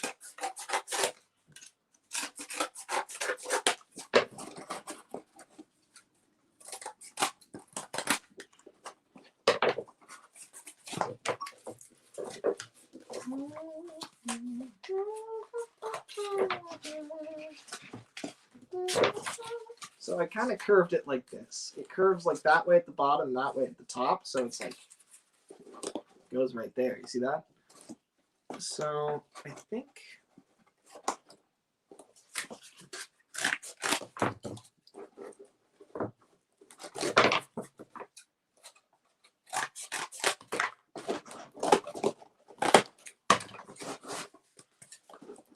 that'll connect right there.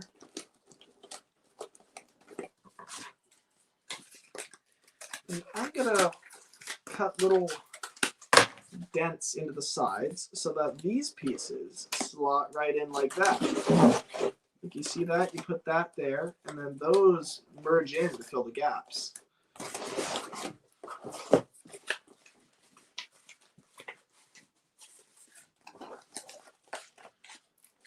I think I will cut a few triangles into this piece too, so that it has the full autonomy it needs to bend.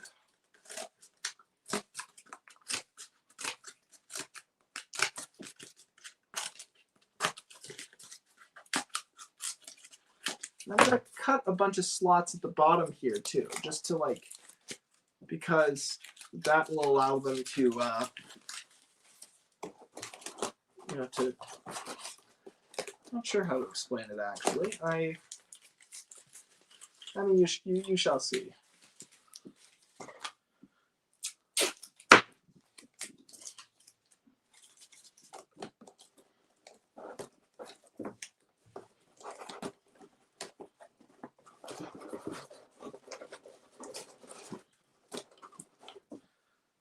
Oh, that's cool. Look at how smooth that is.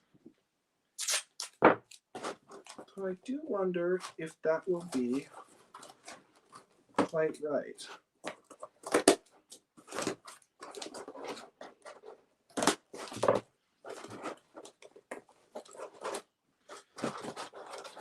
I think that's right. What do you think? It's like swoops up, and I think it swoops up at the right place.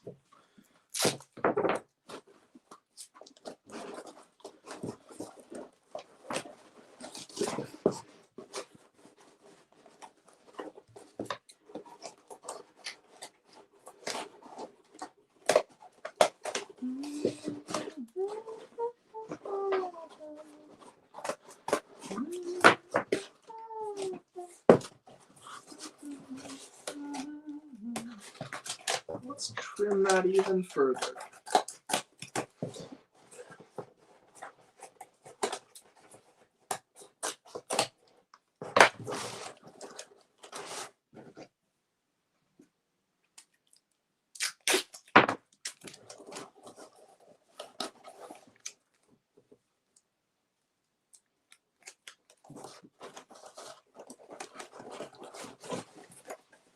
I'm gonna like reach my hand in through here. This is why it's nice that the deck isn't attached. I reach in here and just press on it so that I can really strengthen those taped seams.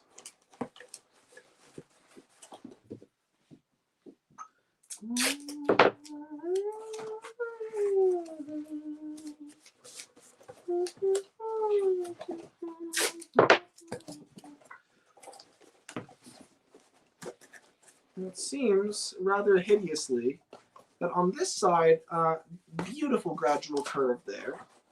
On the other side, egads, what is that? So I think pulled that in a little too far.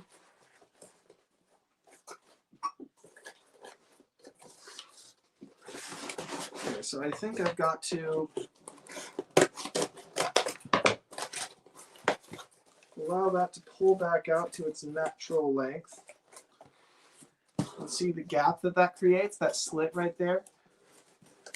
So I think you've got to fill that somehow. Let's see, Floating Vessels guy says, Lemmy, I'm back. Oh, hello. Let's see, how much for you to voice Edward and my OC Daniel the Corey Hunslet? I don't know who said that. The name is blocked off. Also, I mean, how much? Do people charge for that sort of thing?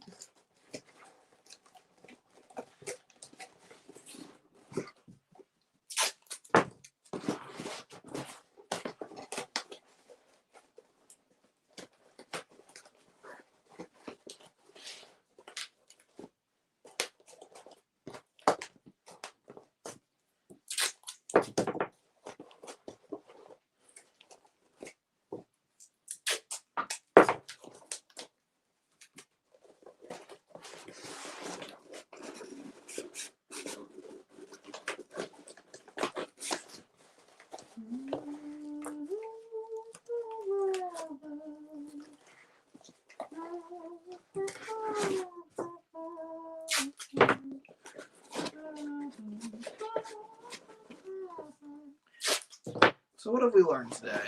Well, when you've got a dent in your model and you don't know how to fix it, you either fill it with cardboard or cut and then you insert more cardboard in to get rid of that dent. Because a dent is just an absence of material, and you need to add material to make it go away. And if you, on the flip side, if you've got a bulge, how do you fix that? Well, you go in and you just cut out the excess and then seal it back up. It's like boat surgery. Oh, look at that. That's pretty good, is it not? Now, it's not quite ready. The one thing, I think it should curve a little bit more. Something more like...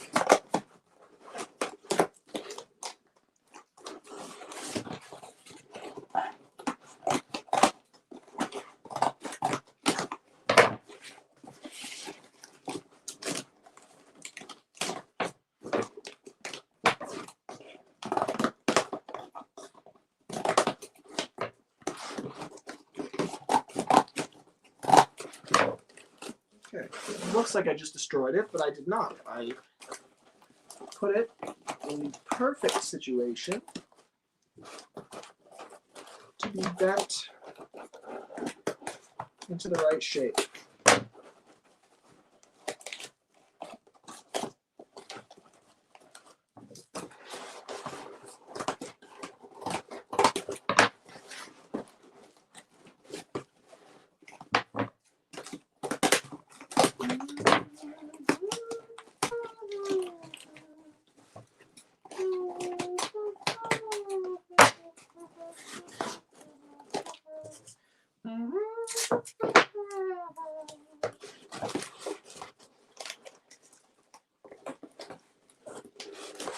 All right. So basically, I just wanted the curve to be more gradual, so I chopped out a lot of this, and now it's going to be kind of pushed in like that. So.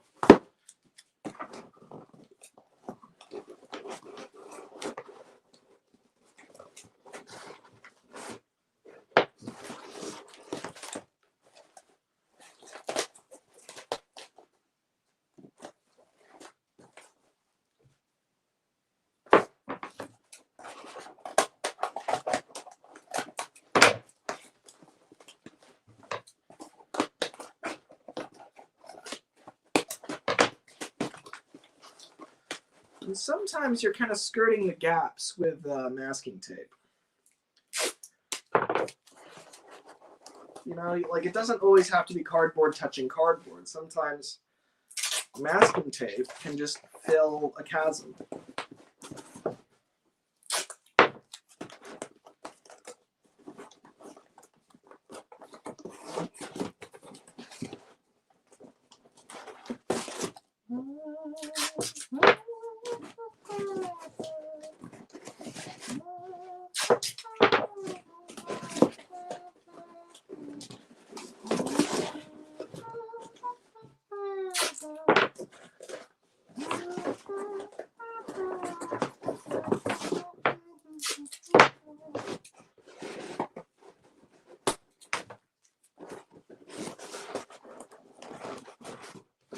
Like, you see what I'm kind of doing? Like, I put the rectangle in here, and I bent it, and I taped it in. And now I'm just kind of cutting and shaping. Like, that right there is a weird bulge.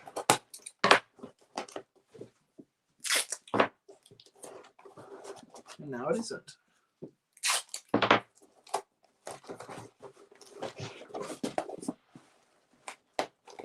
It's a lot of bending and warping and cutting and taping.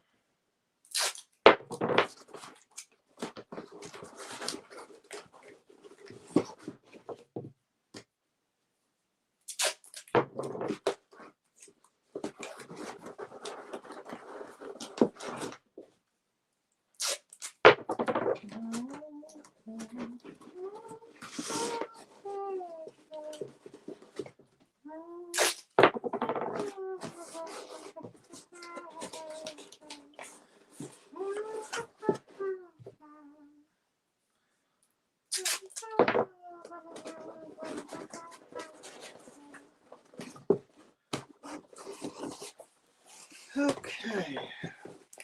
Oh, this is a common problem, is that when you see how it bent the deck down like that, you want to pull it back up.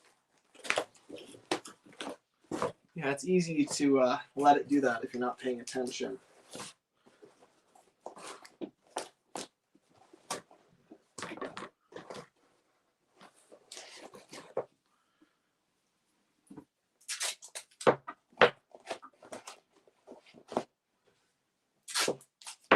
Only 50 minutes left. 5-0. I hope that's enough time to do the keel too. I would at least like to do that.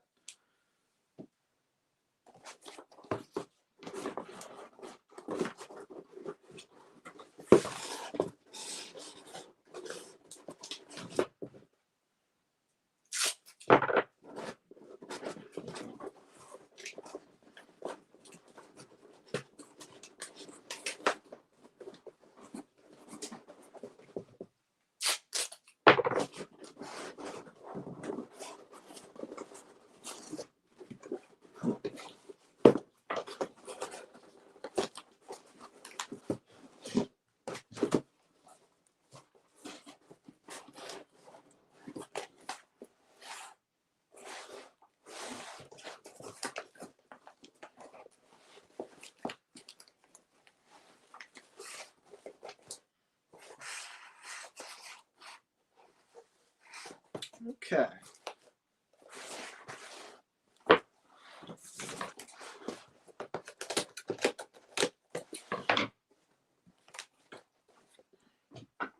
So, a few more things. So we need to take this. It's almost done, but this goes flat right here. You see that? It's supposed to kind of curve into this. This should not be a too hard thing to show. Like, you see how, like, it doesn't just go flat right under the splash rails? It kind of, like, curves, the black kind of curves out of the white underneath the very back. There's, like, a piece that kind of, a black piece that kind of cups this. So we are going to make that. I literally almost grabbed the deck and cut it. I do that sometimes. Make sure you're not, like, cutting a piece that is really important that you just put aside.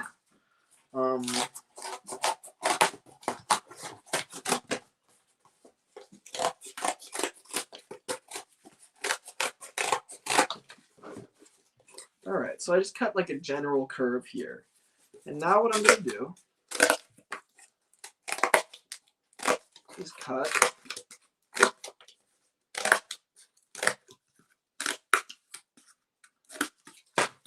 into it like this. And then I'm just going to bend it.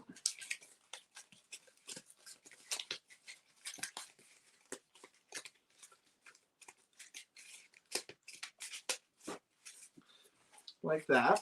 And this is going to kind of go on here like this. You see what I'm saying? So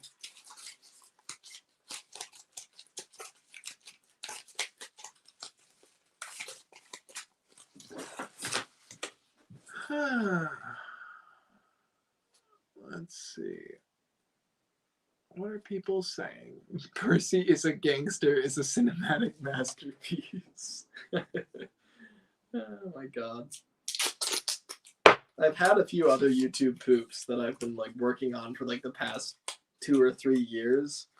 Almost nothing is like that for me, where I like actually like I go back to it every several months. But my YouTube poops are, because like I actually do revisit those. Just silly little things. I've got like 2 that I've been working on a long time that I might return to one day.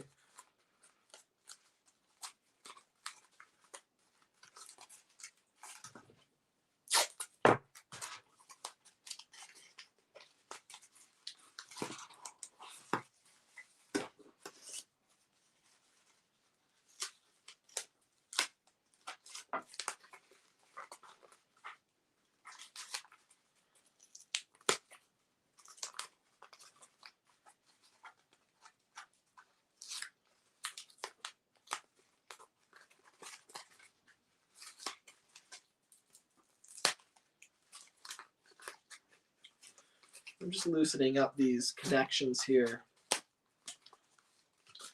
See, I want it to be kind of a nice half frisbee kind of shape.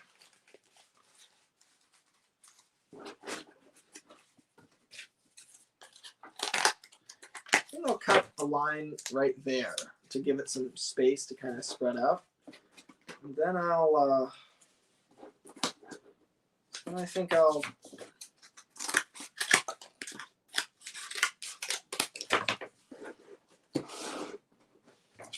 cut a shape like that to kind of have it fit on here.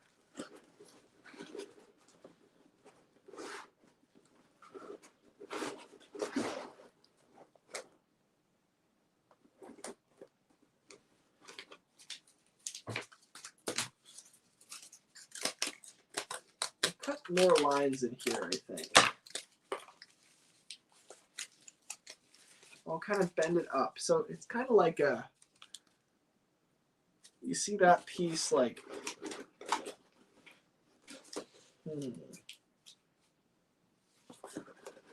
I think I need support here.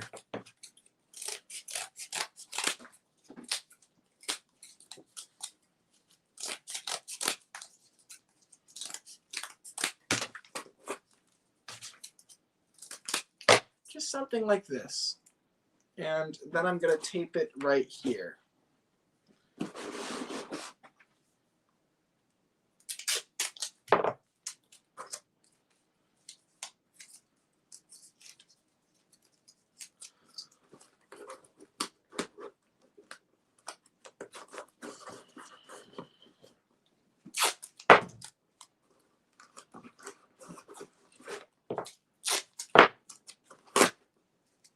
A little further back.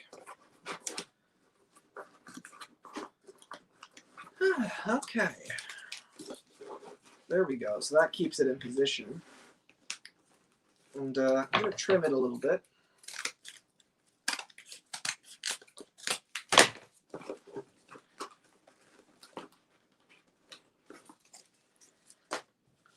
Yeah, the stern is a tricky part. I tend to leave that for last.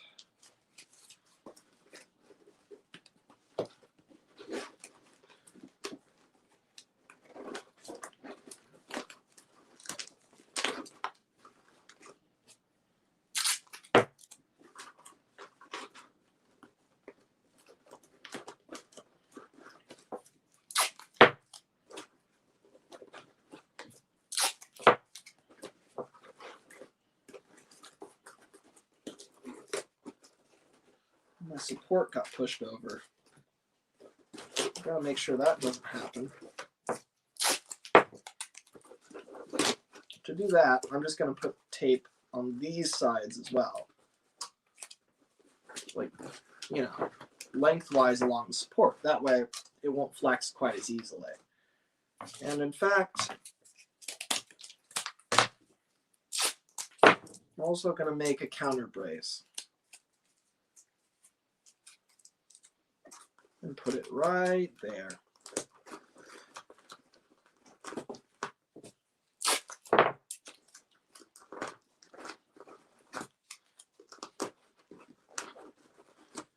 Yeah, that way it won't fall over anymore, and it will keep the shape of this very important part.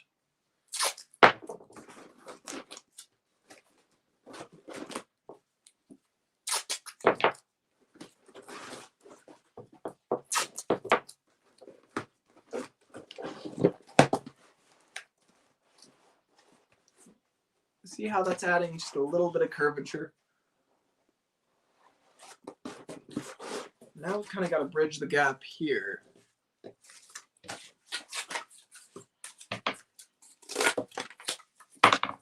Something that goes like right there.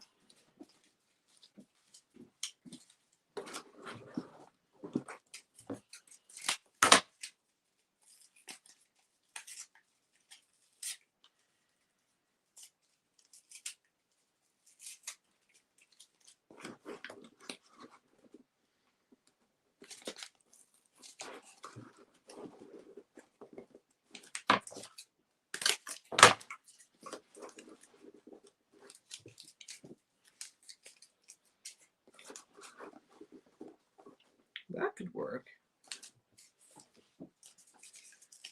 I'm kind of half doing the patch thing where I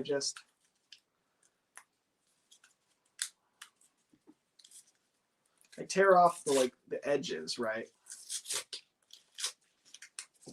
Like that, so the middle is thicker than the sides, and then, oh yeah, that'll do the trick, I think. But I need something in there to hold it up. So I'm just going to take that, roll some cardboard on itself, and then tape it together, and put that there as a kind of stop.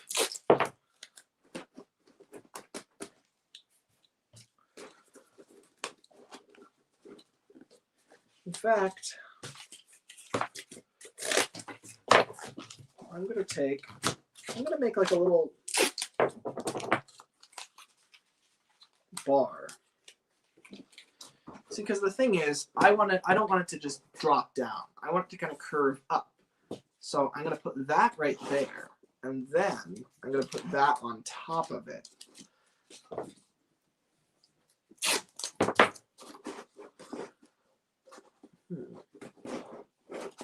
Though, will that conflict with when we put the motor in?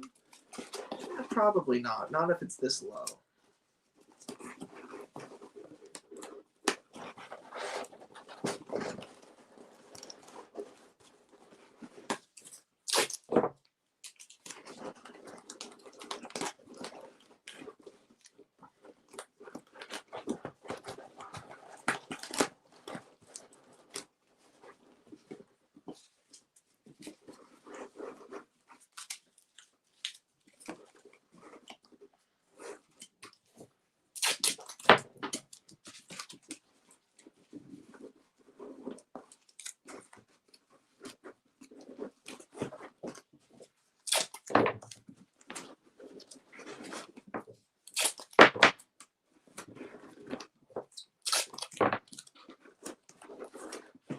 See, I'm not crazy. That actually did the trick.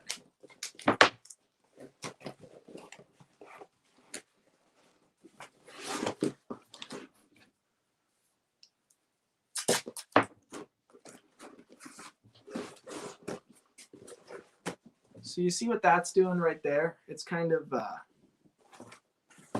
creating a proper bridge. Yeah, look at that. I feel like this sticks out too far. Let's check the length. And the length is right,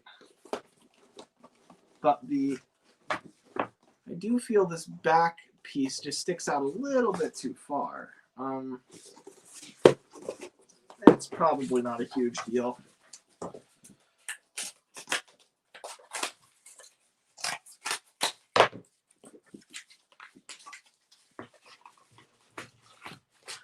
So now I'm creating like a rectangular trapezoidal type piece to go right here.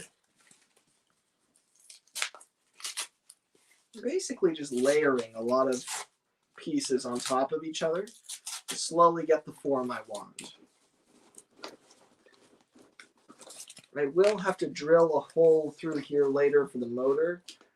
I am totally willing to do that.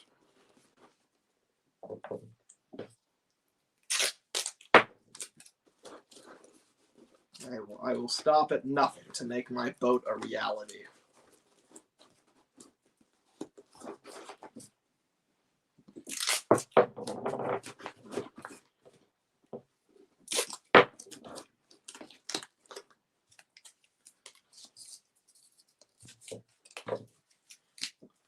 See this part? See how that's like pushing in there? And we need it to tape to this, but it's too low down. I'm just going to cram something in there.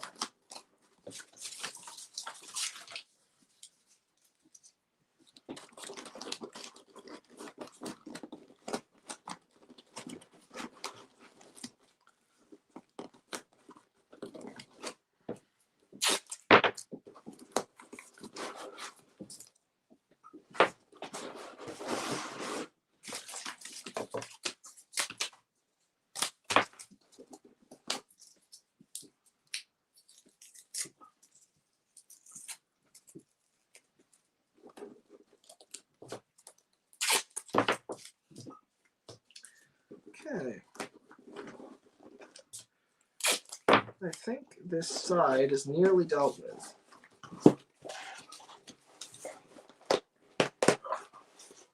Look at that. Now I peeled that part off because so I want to make sure it doesn't do this, right? You want to bend it up so that it has good posture. So I think that more or less does the trick.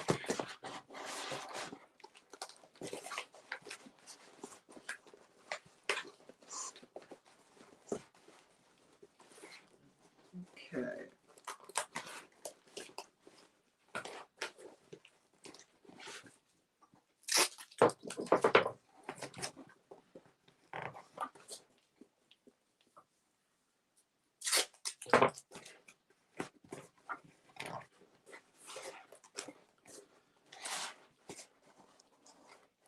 You know, maybe that'll be just perfect. I mean, look at that. That's the right shape, I think. Yeah. Okay, so now I've just got to kind of get the same thing going on the other side, because this is still a mess over here. But that is nice and smooth.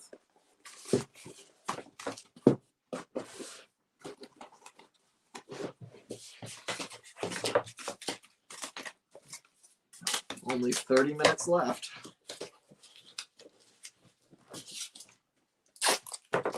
Yeah, I probably won't get to the keel today. That's a shame.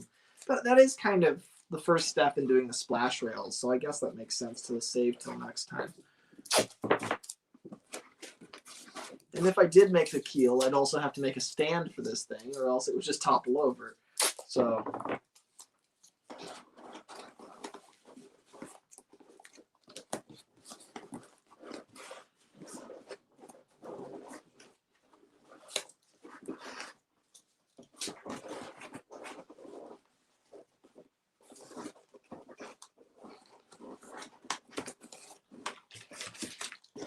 I don't like having this much dead space in here.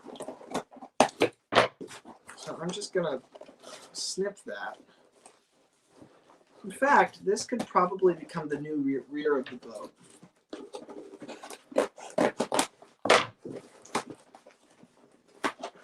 I did some surgery. See what I did? I just snipped. See that? That's the part we added recently. So I just snipped that out, and now this is officially the part that is making up the stern, because that needed to be further out, and now it is.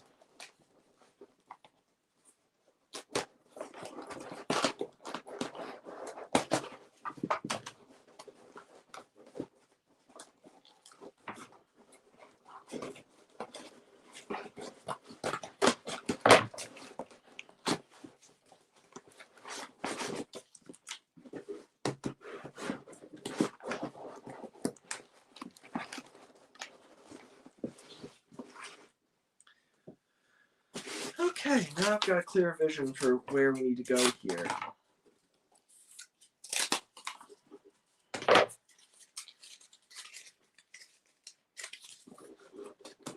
So I'm going to basically put a piece like that over there to fill that void. And I'm going to rip off the edge. The reason I do that is just so that the edge is very thin, you know, because I peel off the very end of it, and then that way it's a smooth transition. If it's too thick, then, you know, you'll notice that it's converging.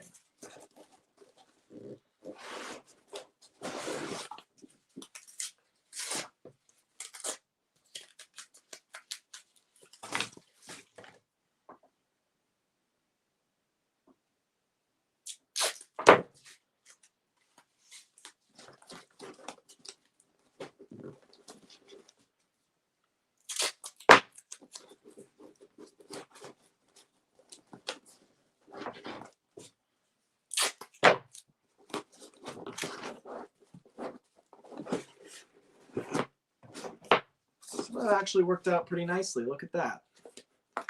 See, that's just one rectangular piece that's kind of bent, you know.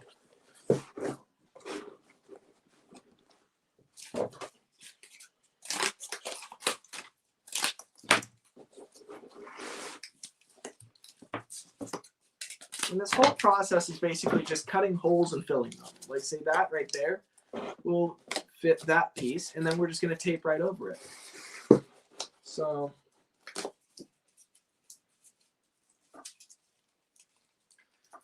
again, I'm going to tear the edge so it's nice and flat, and then when you put that on there, this part will go nice and flush.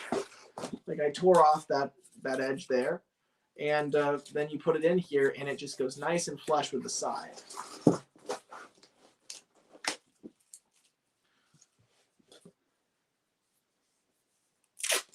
Less than 30 minutes left. I think we're just barely gonna be able to draw the water line.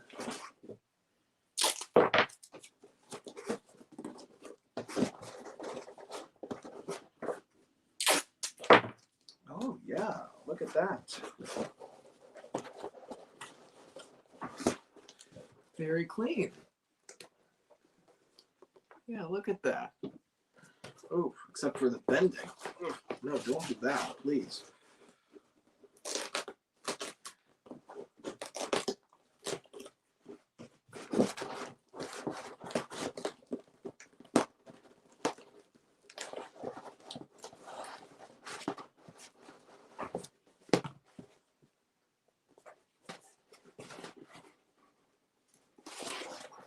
I think that can be remedied just by raising up that part of the splash rails, though. Like if I just do that.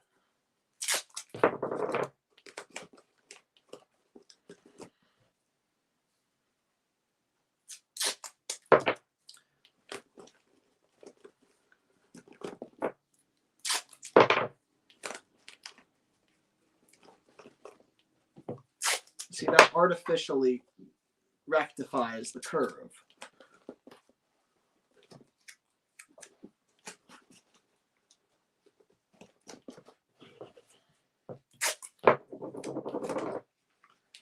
I'm just doing that thing where I just fold the tape over on itself and just kind of extend the piece just using tape.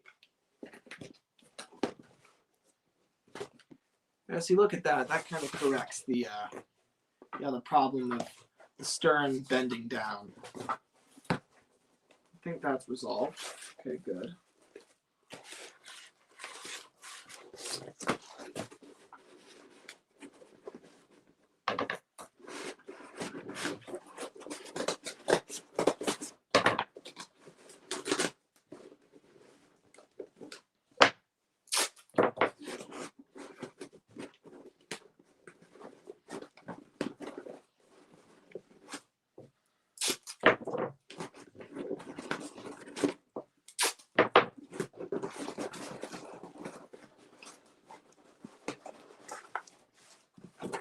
All right, so this side is pretty much done. We just need to tape over it a little bit to make it prettier.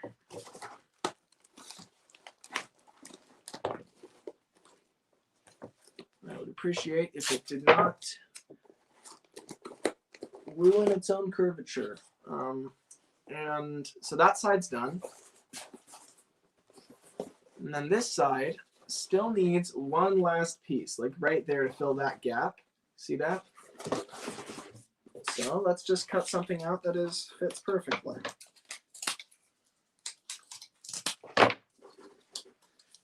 This, I believe, is the last gap we have to fill.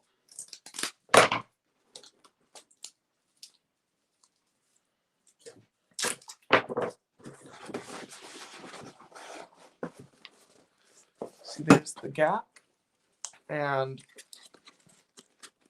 there's the piece that fills it.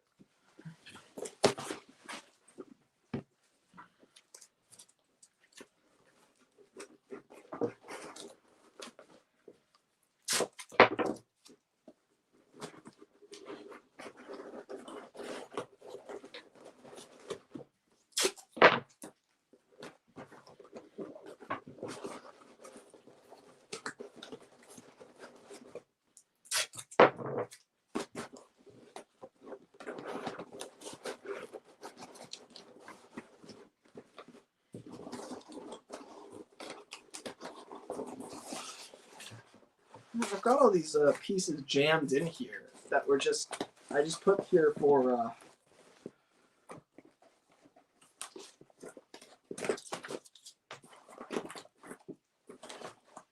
just to kind of as a cushion, but I don't think I need them anymore, really.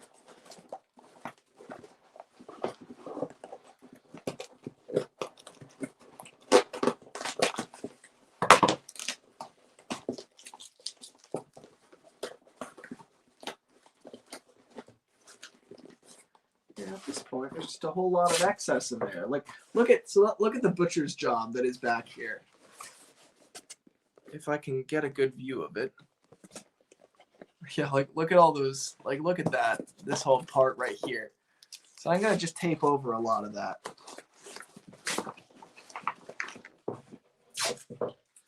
Once it's taped over, it never happened. By the end, it looks so clean and official, but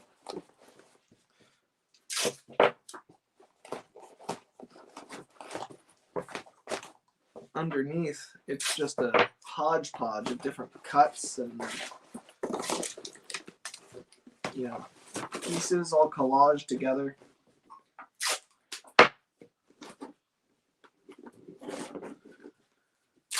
I'm shocked that it still looks as light as it does because it feels very dark in here. I mean, there's still a lot of light coming through the window, but the rest of the room,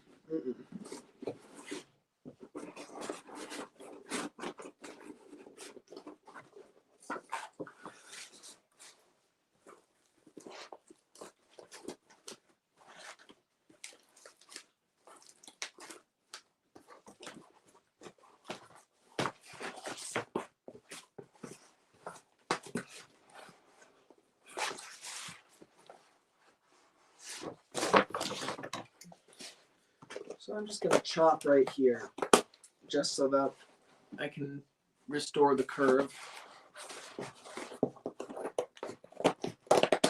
And all of a sudden the bend disappears if you just cut off the bump that is formed from it bending.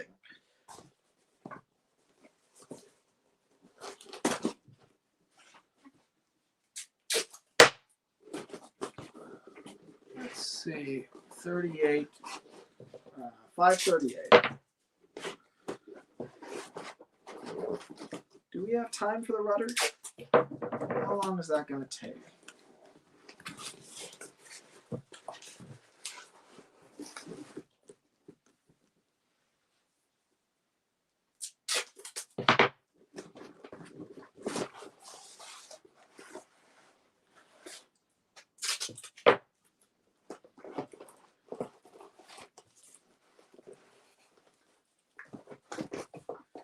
I'm gonna put the draw the splash rails back on here because we've taped over them quite a lot.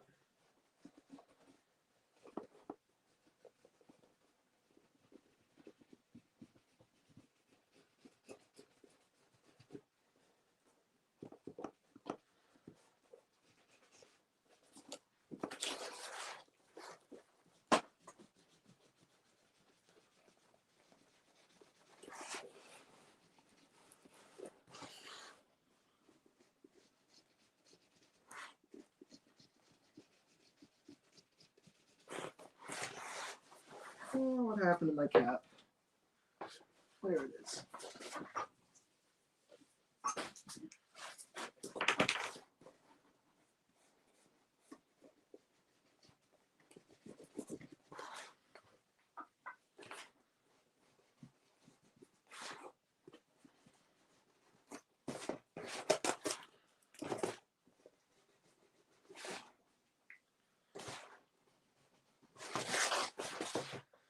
Okay, friends, I think we are reaching the end of today's session.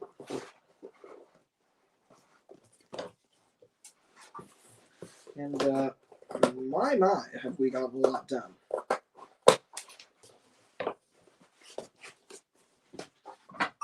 So you all wanted to know how to do holes. Well, this hopefully at least partly answers that question.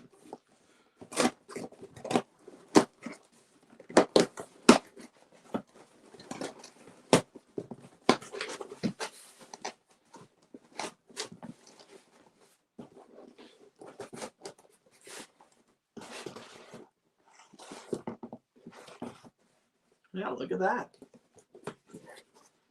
It's a pretty recognizable shape, I think.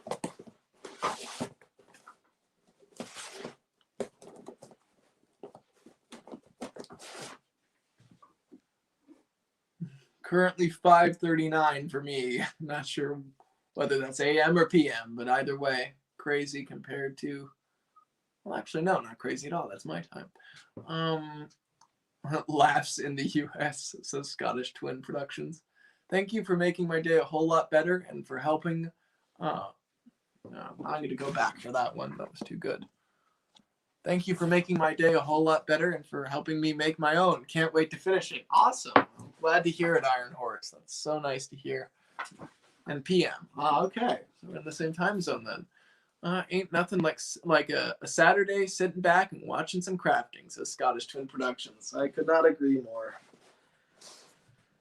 Well, I'd say that's a pretty good success.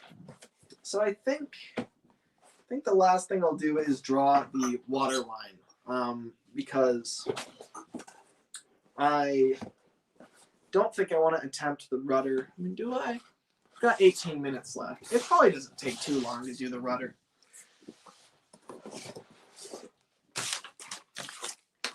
So the rudder is pretty straightforward. You just kind of cut out a rectangle.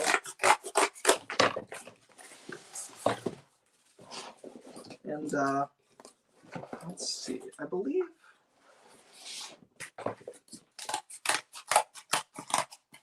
so you cut a shape that kind of matches the back of the stern, like this.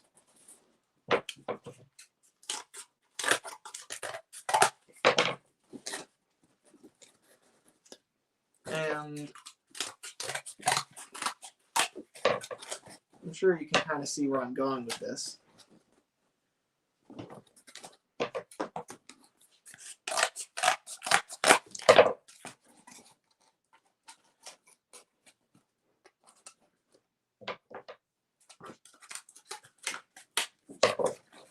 Just get it to fit perfectly here. And I guess really you should draw a center line to the boat too, which is where of course we will put the keel when we get there. I think right about there. Yeah, there we go.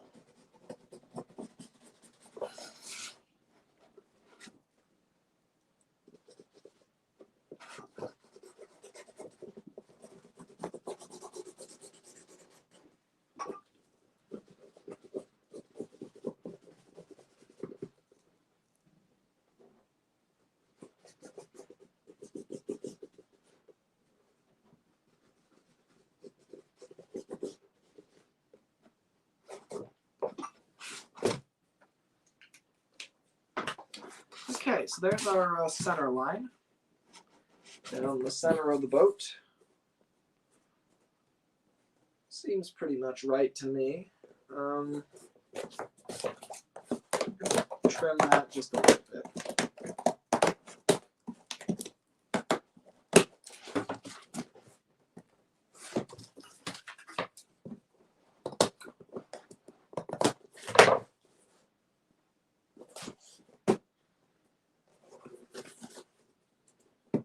Okay, so that's the center line, and that is where we are going to adhere the rudder. Now, technically, this isn't the rudder, it's just the mounting for the rudder, but it's a useful term. So, I think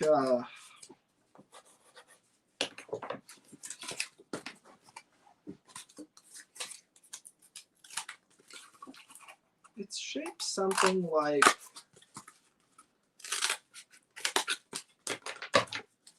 this.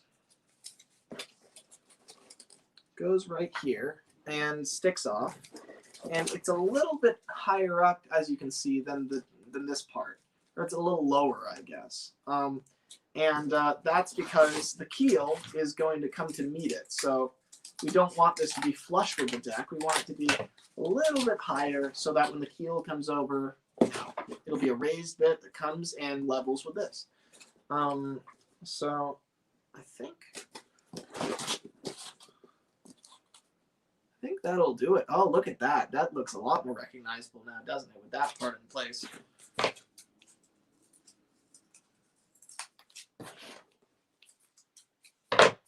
All right. Now, one more thing. We are going to take this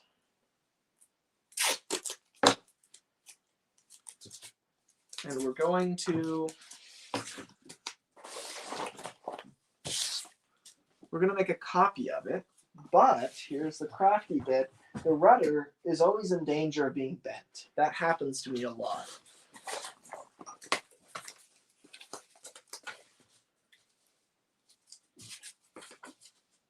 It doesn't match.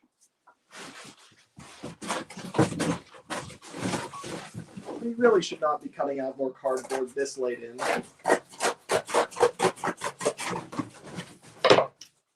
So let's make it opposite the corrugation. So the lines are going vertically. The lines on this go vertically. So let's place it horizontally. You see that? And then that way, the corrugation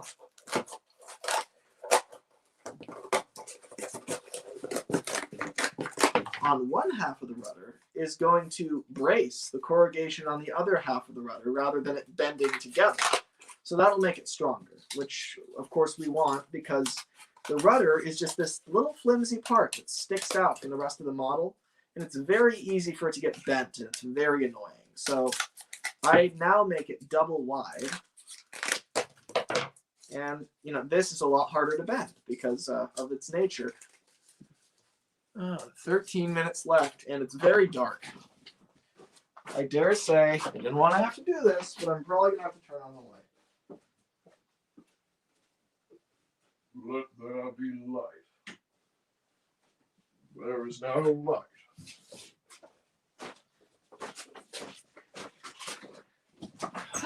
Okay. So.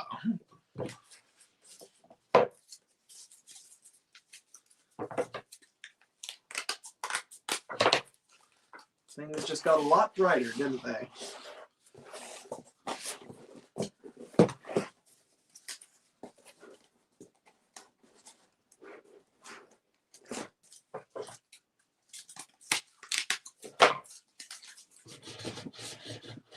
Sometimes I just rub cardboard on something to bend it, like with this, right? I don't like how much this sticks out, but it's not enough to cut. So I'm just gonna do that. And you see how I kind of just bent it in just doing that? So yeah, that fits better now. And we'll trim a little bit of that. Okay.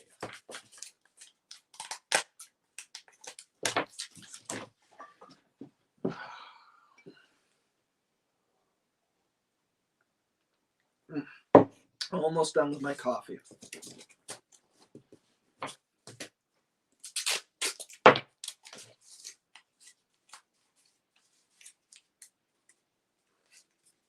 So of course, I'm going to take tape and put it on, the sides of this, like flaps. And then I'm just going to adhere it like this. Now, I did get fancy on Blue Nose, and I actually cut like a hole in here, and I stuck this in. So, it really doesn't wobble on Blue Nose, but that was also where the majority of the leaking was happening. So I think it's best that, you just adhere it on the outside. At least that's what I'm going with. Let's see, you want to make sure that when it adheres, it is totally like level with the bottom.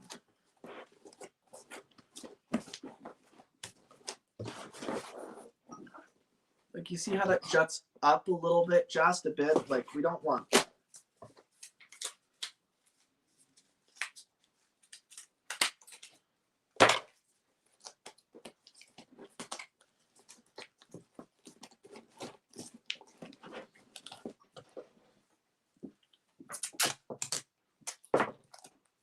That piece looks like a witch's hat. Yeah, kind of. You won't be able to unsee it. I will try my best to unsee it. It's Dougie, by the way.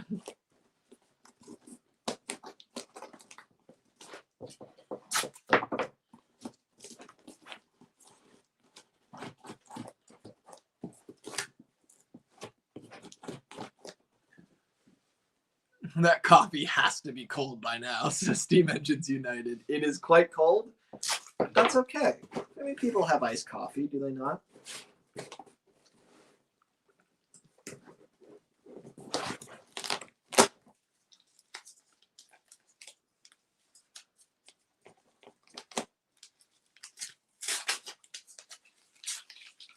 Hey, put this on too low.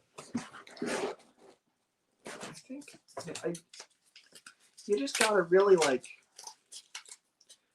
make it match perfectly.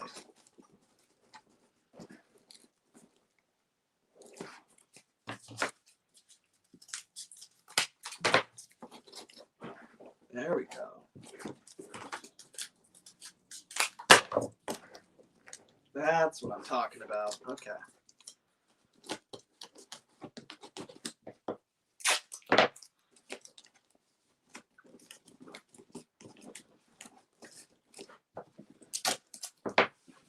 It's 2 a.m. Kill me, says Sam. Sam, go to sleep. Why are you still awake?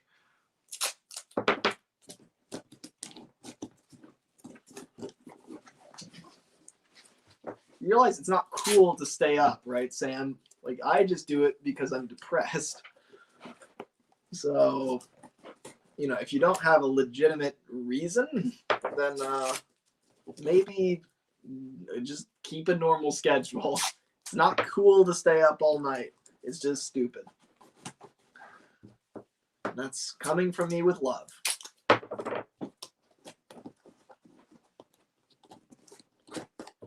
Okay. So you can kind of see like where the keel is going to start. Like it's going to come off of this bit right here.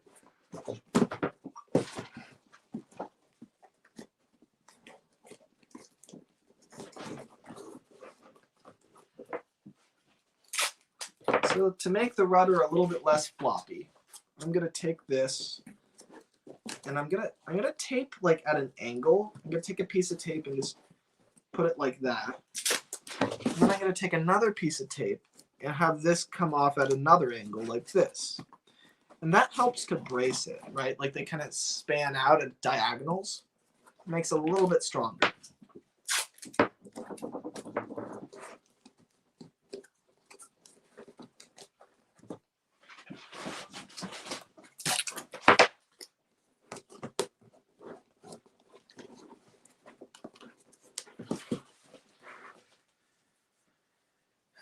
I hate a floppy rudder. I really do, but I think this is the best balance because I don't want any leaking.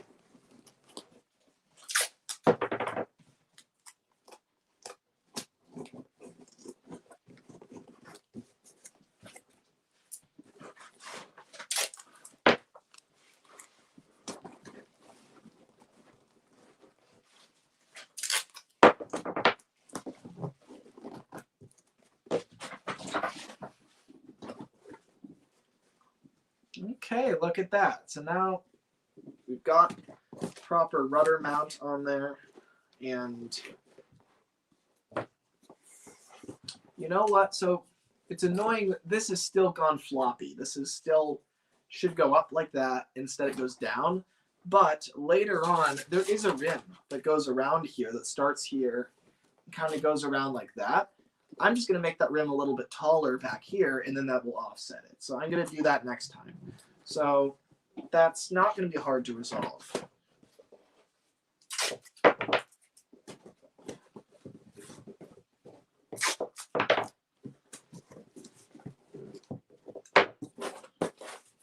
I tried to reach in here, and then the deck was in the way. Okay, and now I'm just going to tape over the corrugation on this.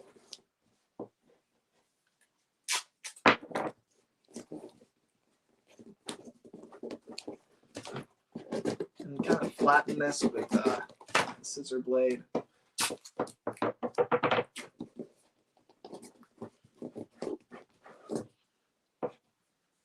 Now, eventually, there is going to be like right here is where the axle for the propeller is going to come out. So we're going to cut a hole there later on, but for now, I'm just going to leave that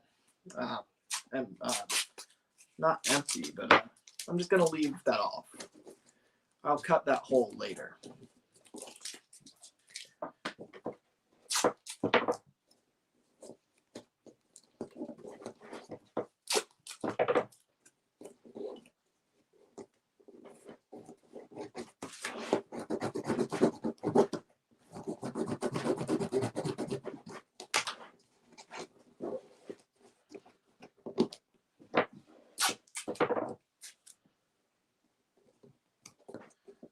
Yeah, sometimes if I need to flatten something, I just like put a lot of pressure on it with like a pencil or the scissors or something.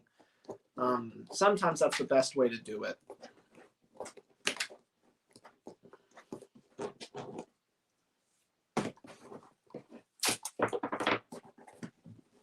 Well, 3 minutes away from the 6-hour mark.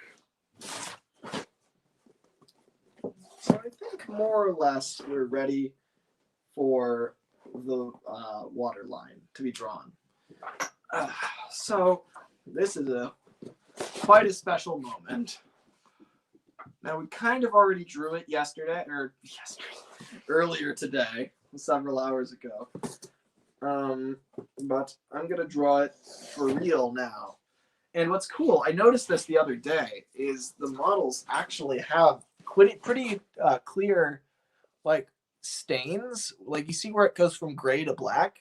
That's like the water line. That's where that's not just where they were set in the water, but that's the average of all the different angles they were set in the water at. It's really cool. And all the models have water line stains like that. So it tells you kind of where they were set at. And Zebedee has a pretty clear one here as well. If you look closely at that, you can see it. You know, it's not too hard to kind of visualize.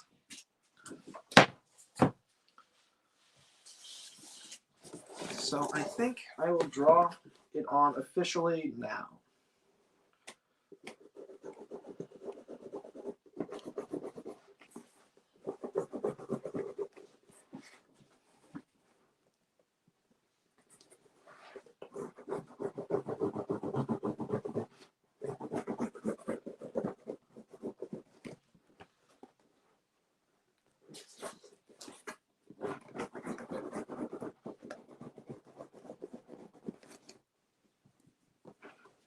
Okay.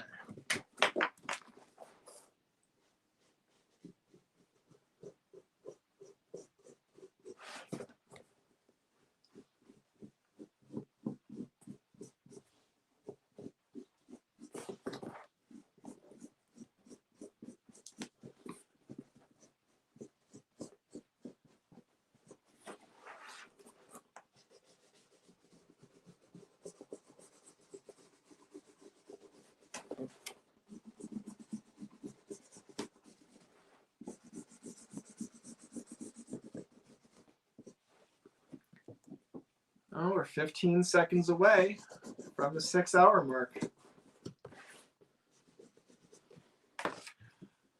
All right, I'll show you exactly on 6.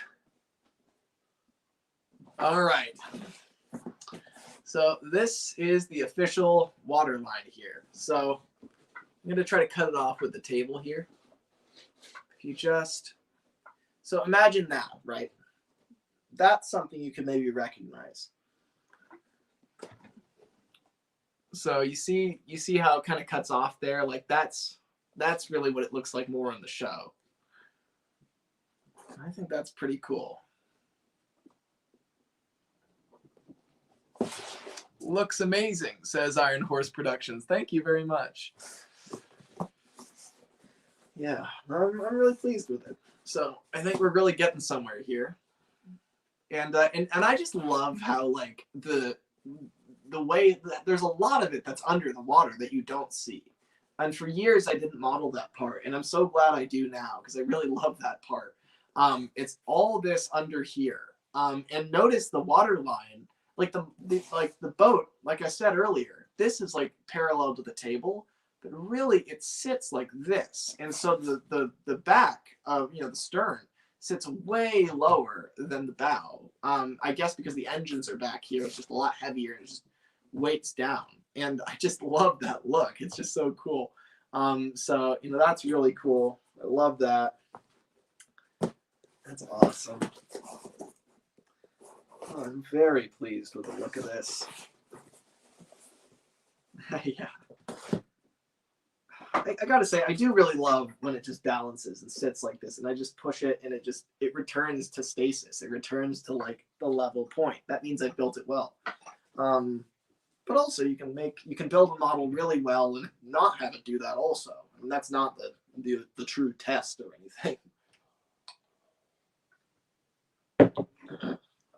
But yeah, the shape of that is pretty good. I'm very pleased.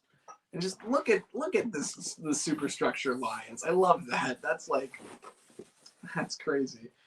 So the next time I do one of these live streams, and I should hope there will be one, I think I will. Here, I'll pan this up so you can see me again.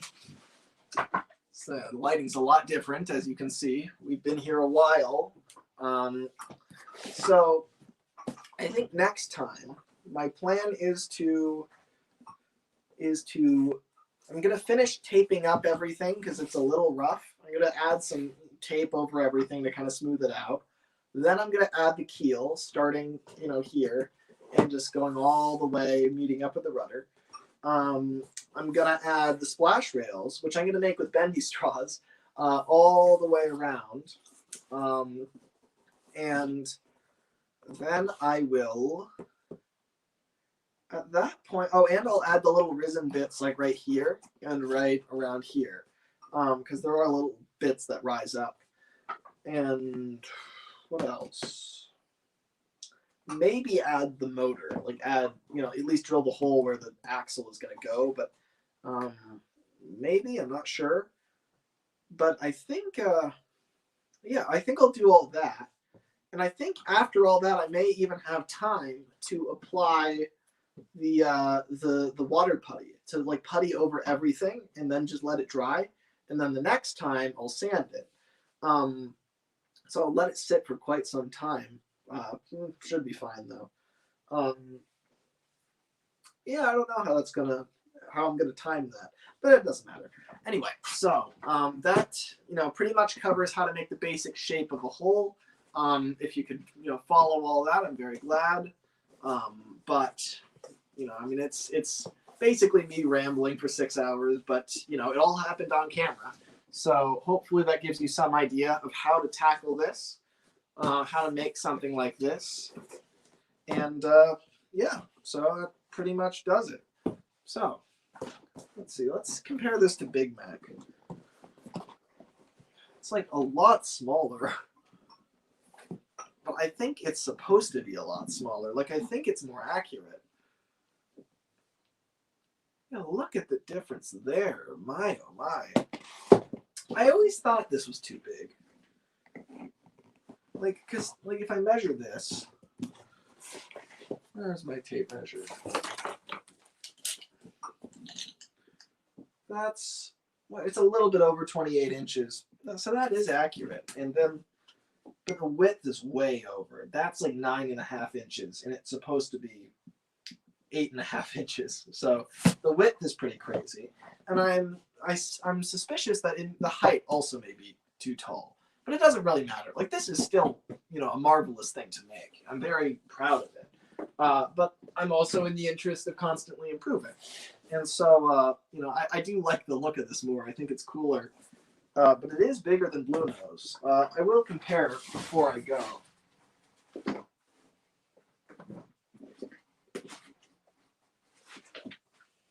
I'll put this here.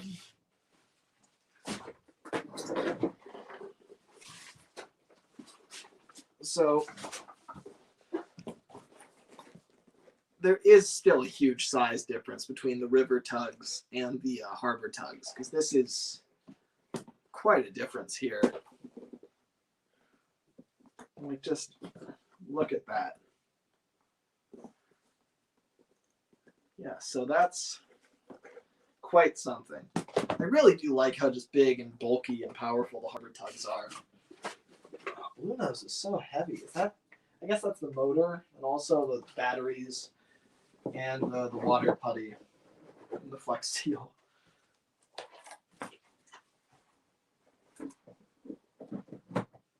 Can't wait until this is done up all nice and it's all, and it's hard and heavy, and you know, it's just a real. It's cool right now, but it's lightweight. But you know, it won't be forever. So that'll be really cool. Let's see. Insane Edward says, "Lemmy, please, please, please, please, please, liqueur before putty, so much better grip and look." He says, I already bought the putty, Sam, and also I'm not so sure. I mean, I'd have to try both to be certain. But yeah. Andrew Rose Cole says, "Lemmy, I'm going to DM you on Twitter. Good luck. I'll probably respond to you eventually in like 3 months, but I've got so many Twitter messages and I've not gone through them all. So yeah, but anyhow,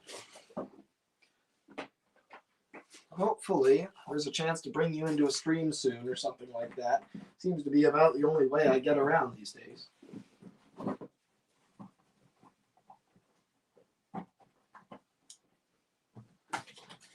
I can't wait until I get to make Zebedee's head. That's going to be really cool. Oh, this is so neat. That's really cool. It's just, it makes me happy to just look at this object that I made. I'm just like, it's just a fun thing. Just look at this. That's so cool. And I hope that for anyone following along, whatever you've made, you're also looking at and thinking, wow, well, that's more than a 2D sheet of cardboard, I'll say that. But yeah, anyway, so I think that just about does it. So yeah, I've been Master of the Lemons, aka Lemmy, and thank you everybody for watching, and for anybody who tagged along for this long, even if you were popping in and out, like Jesus, that's awesome. You know, thank you for sticking around. I didn't think I'd be as successful reading your comments as I was, but I was able to do both, so that was pretty good. But yeah, so without further ado, I'm going to go upstairs and end the stream, but I will leave you with my results. So there you go. There's Zebedee for you. What's good about it?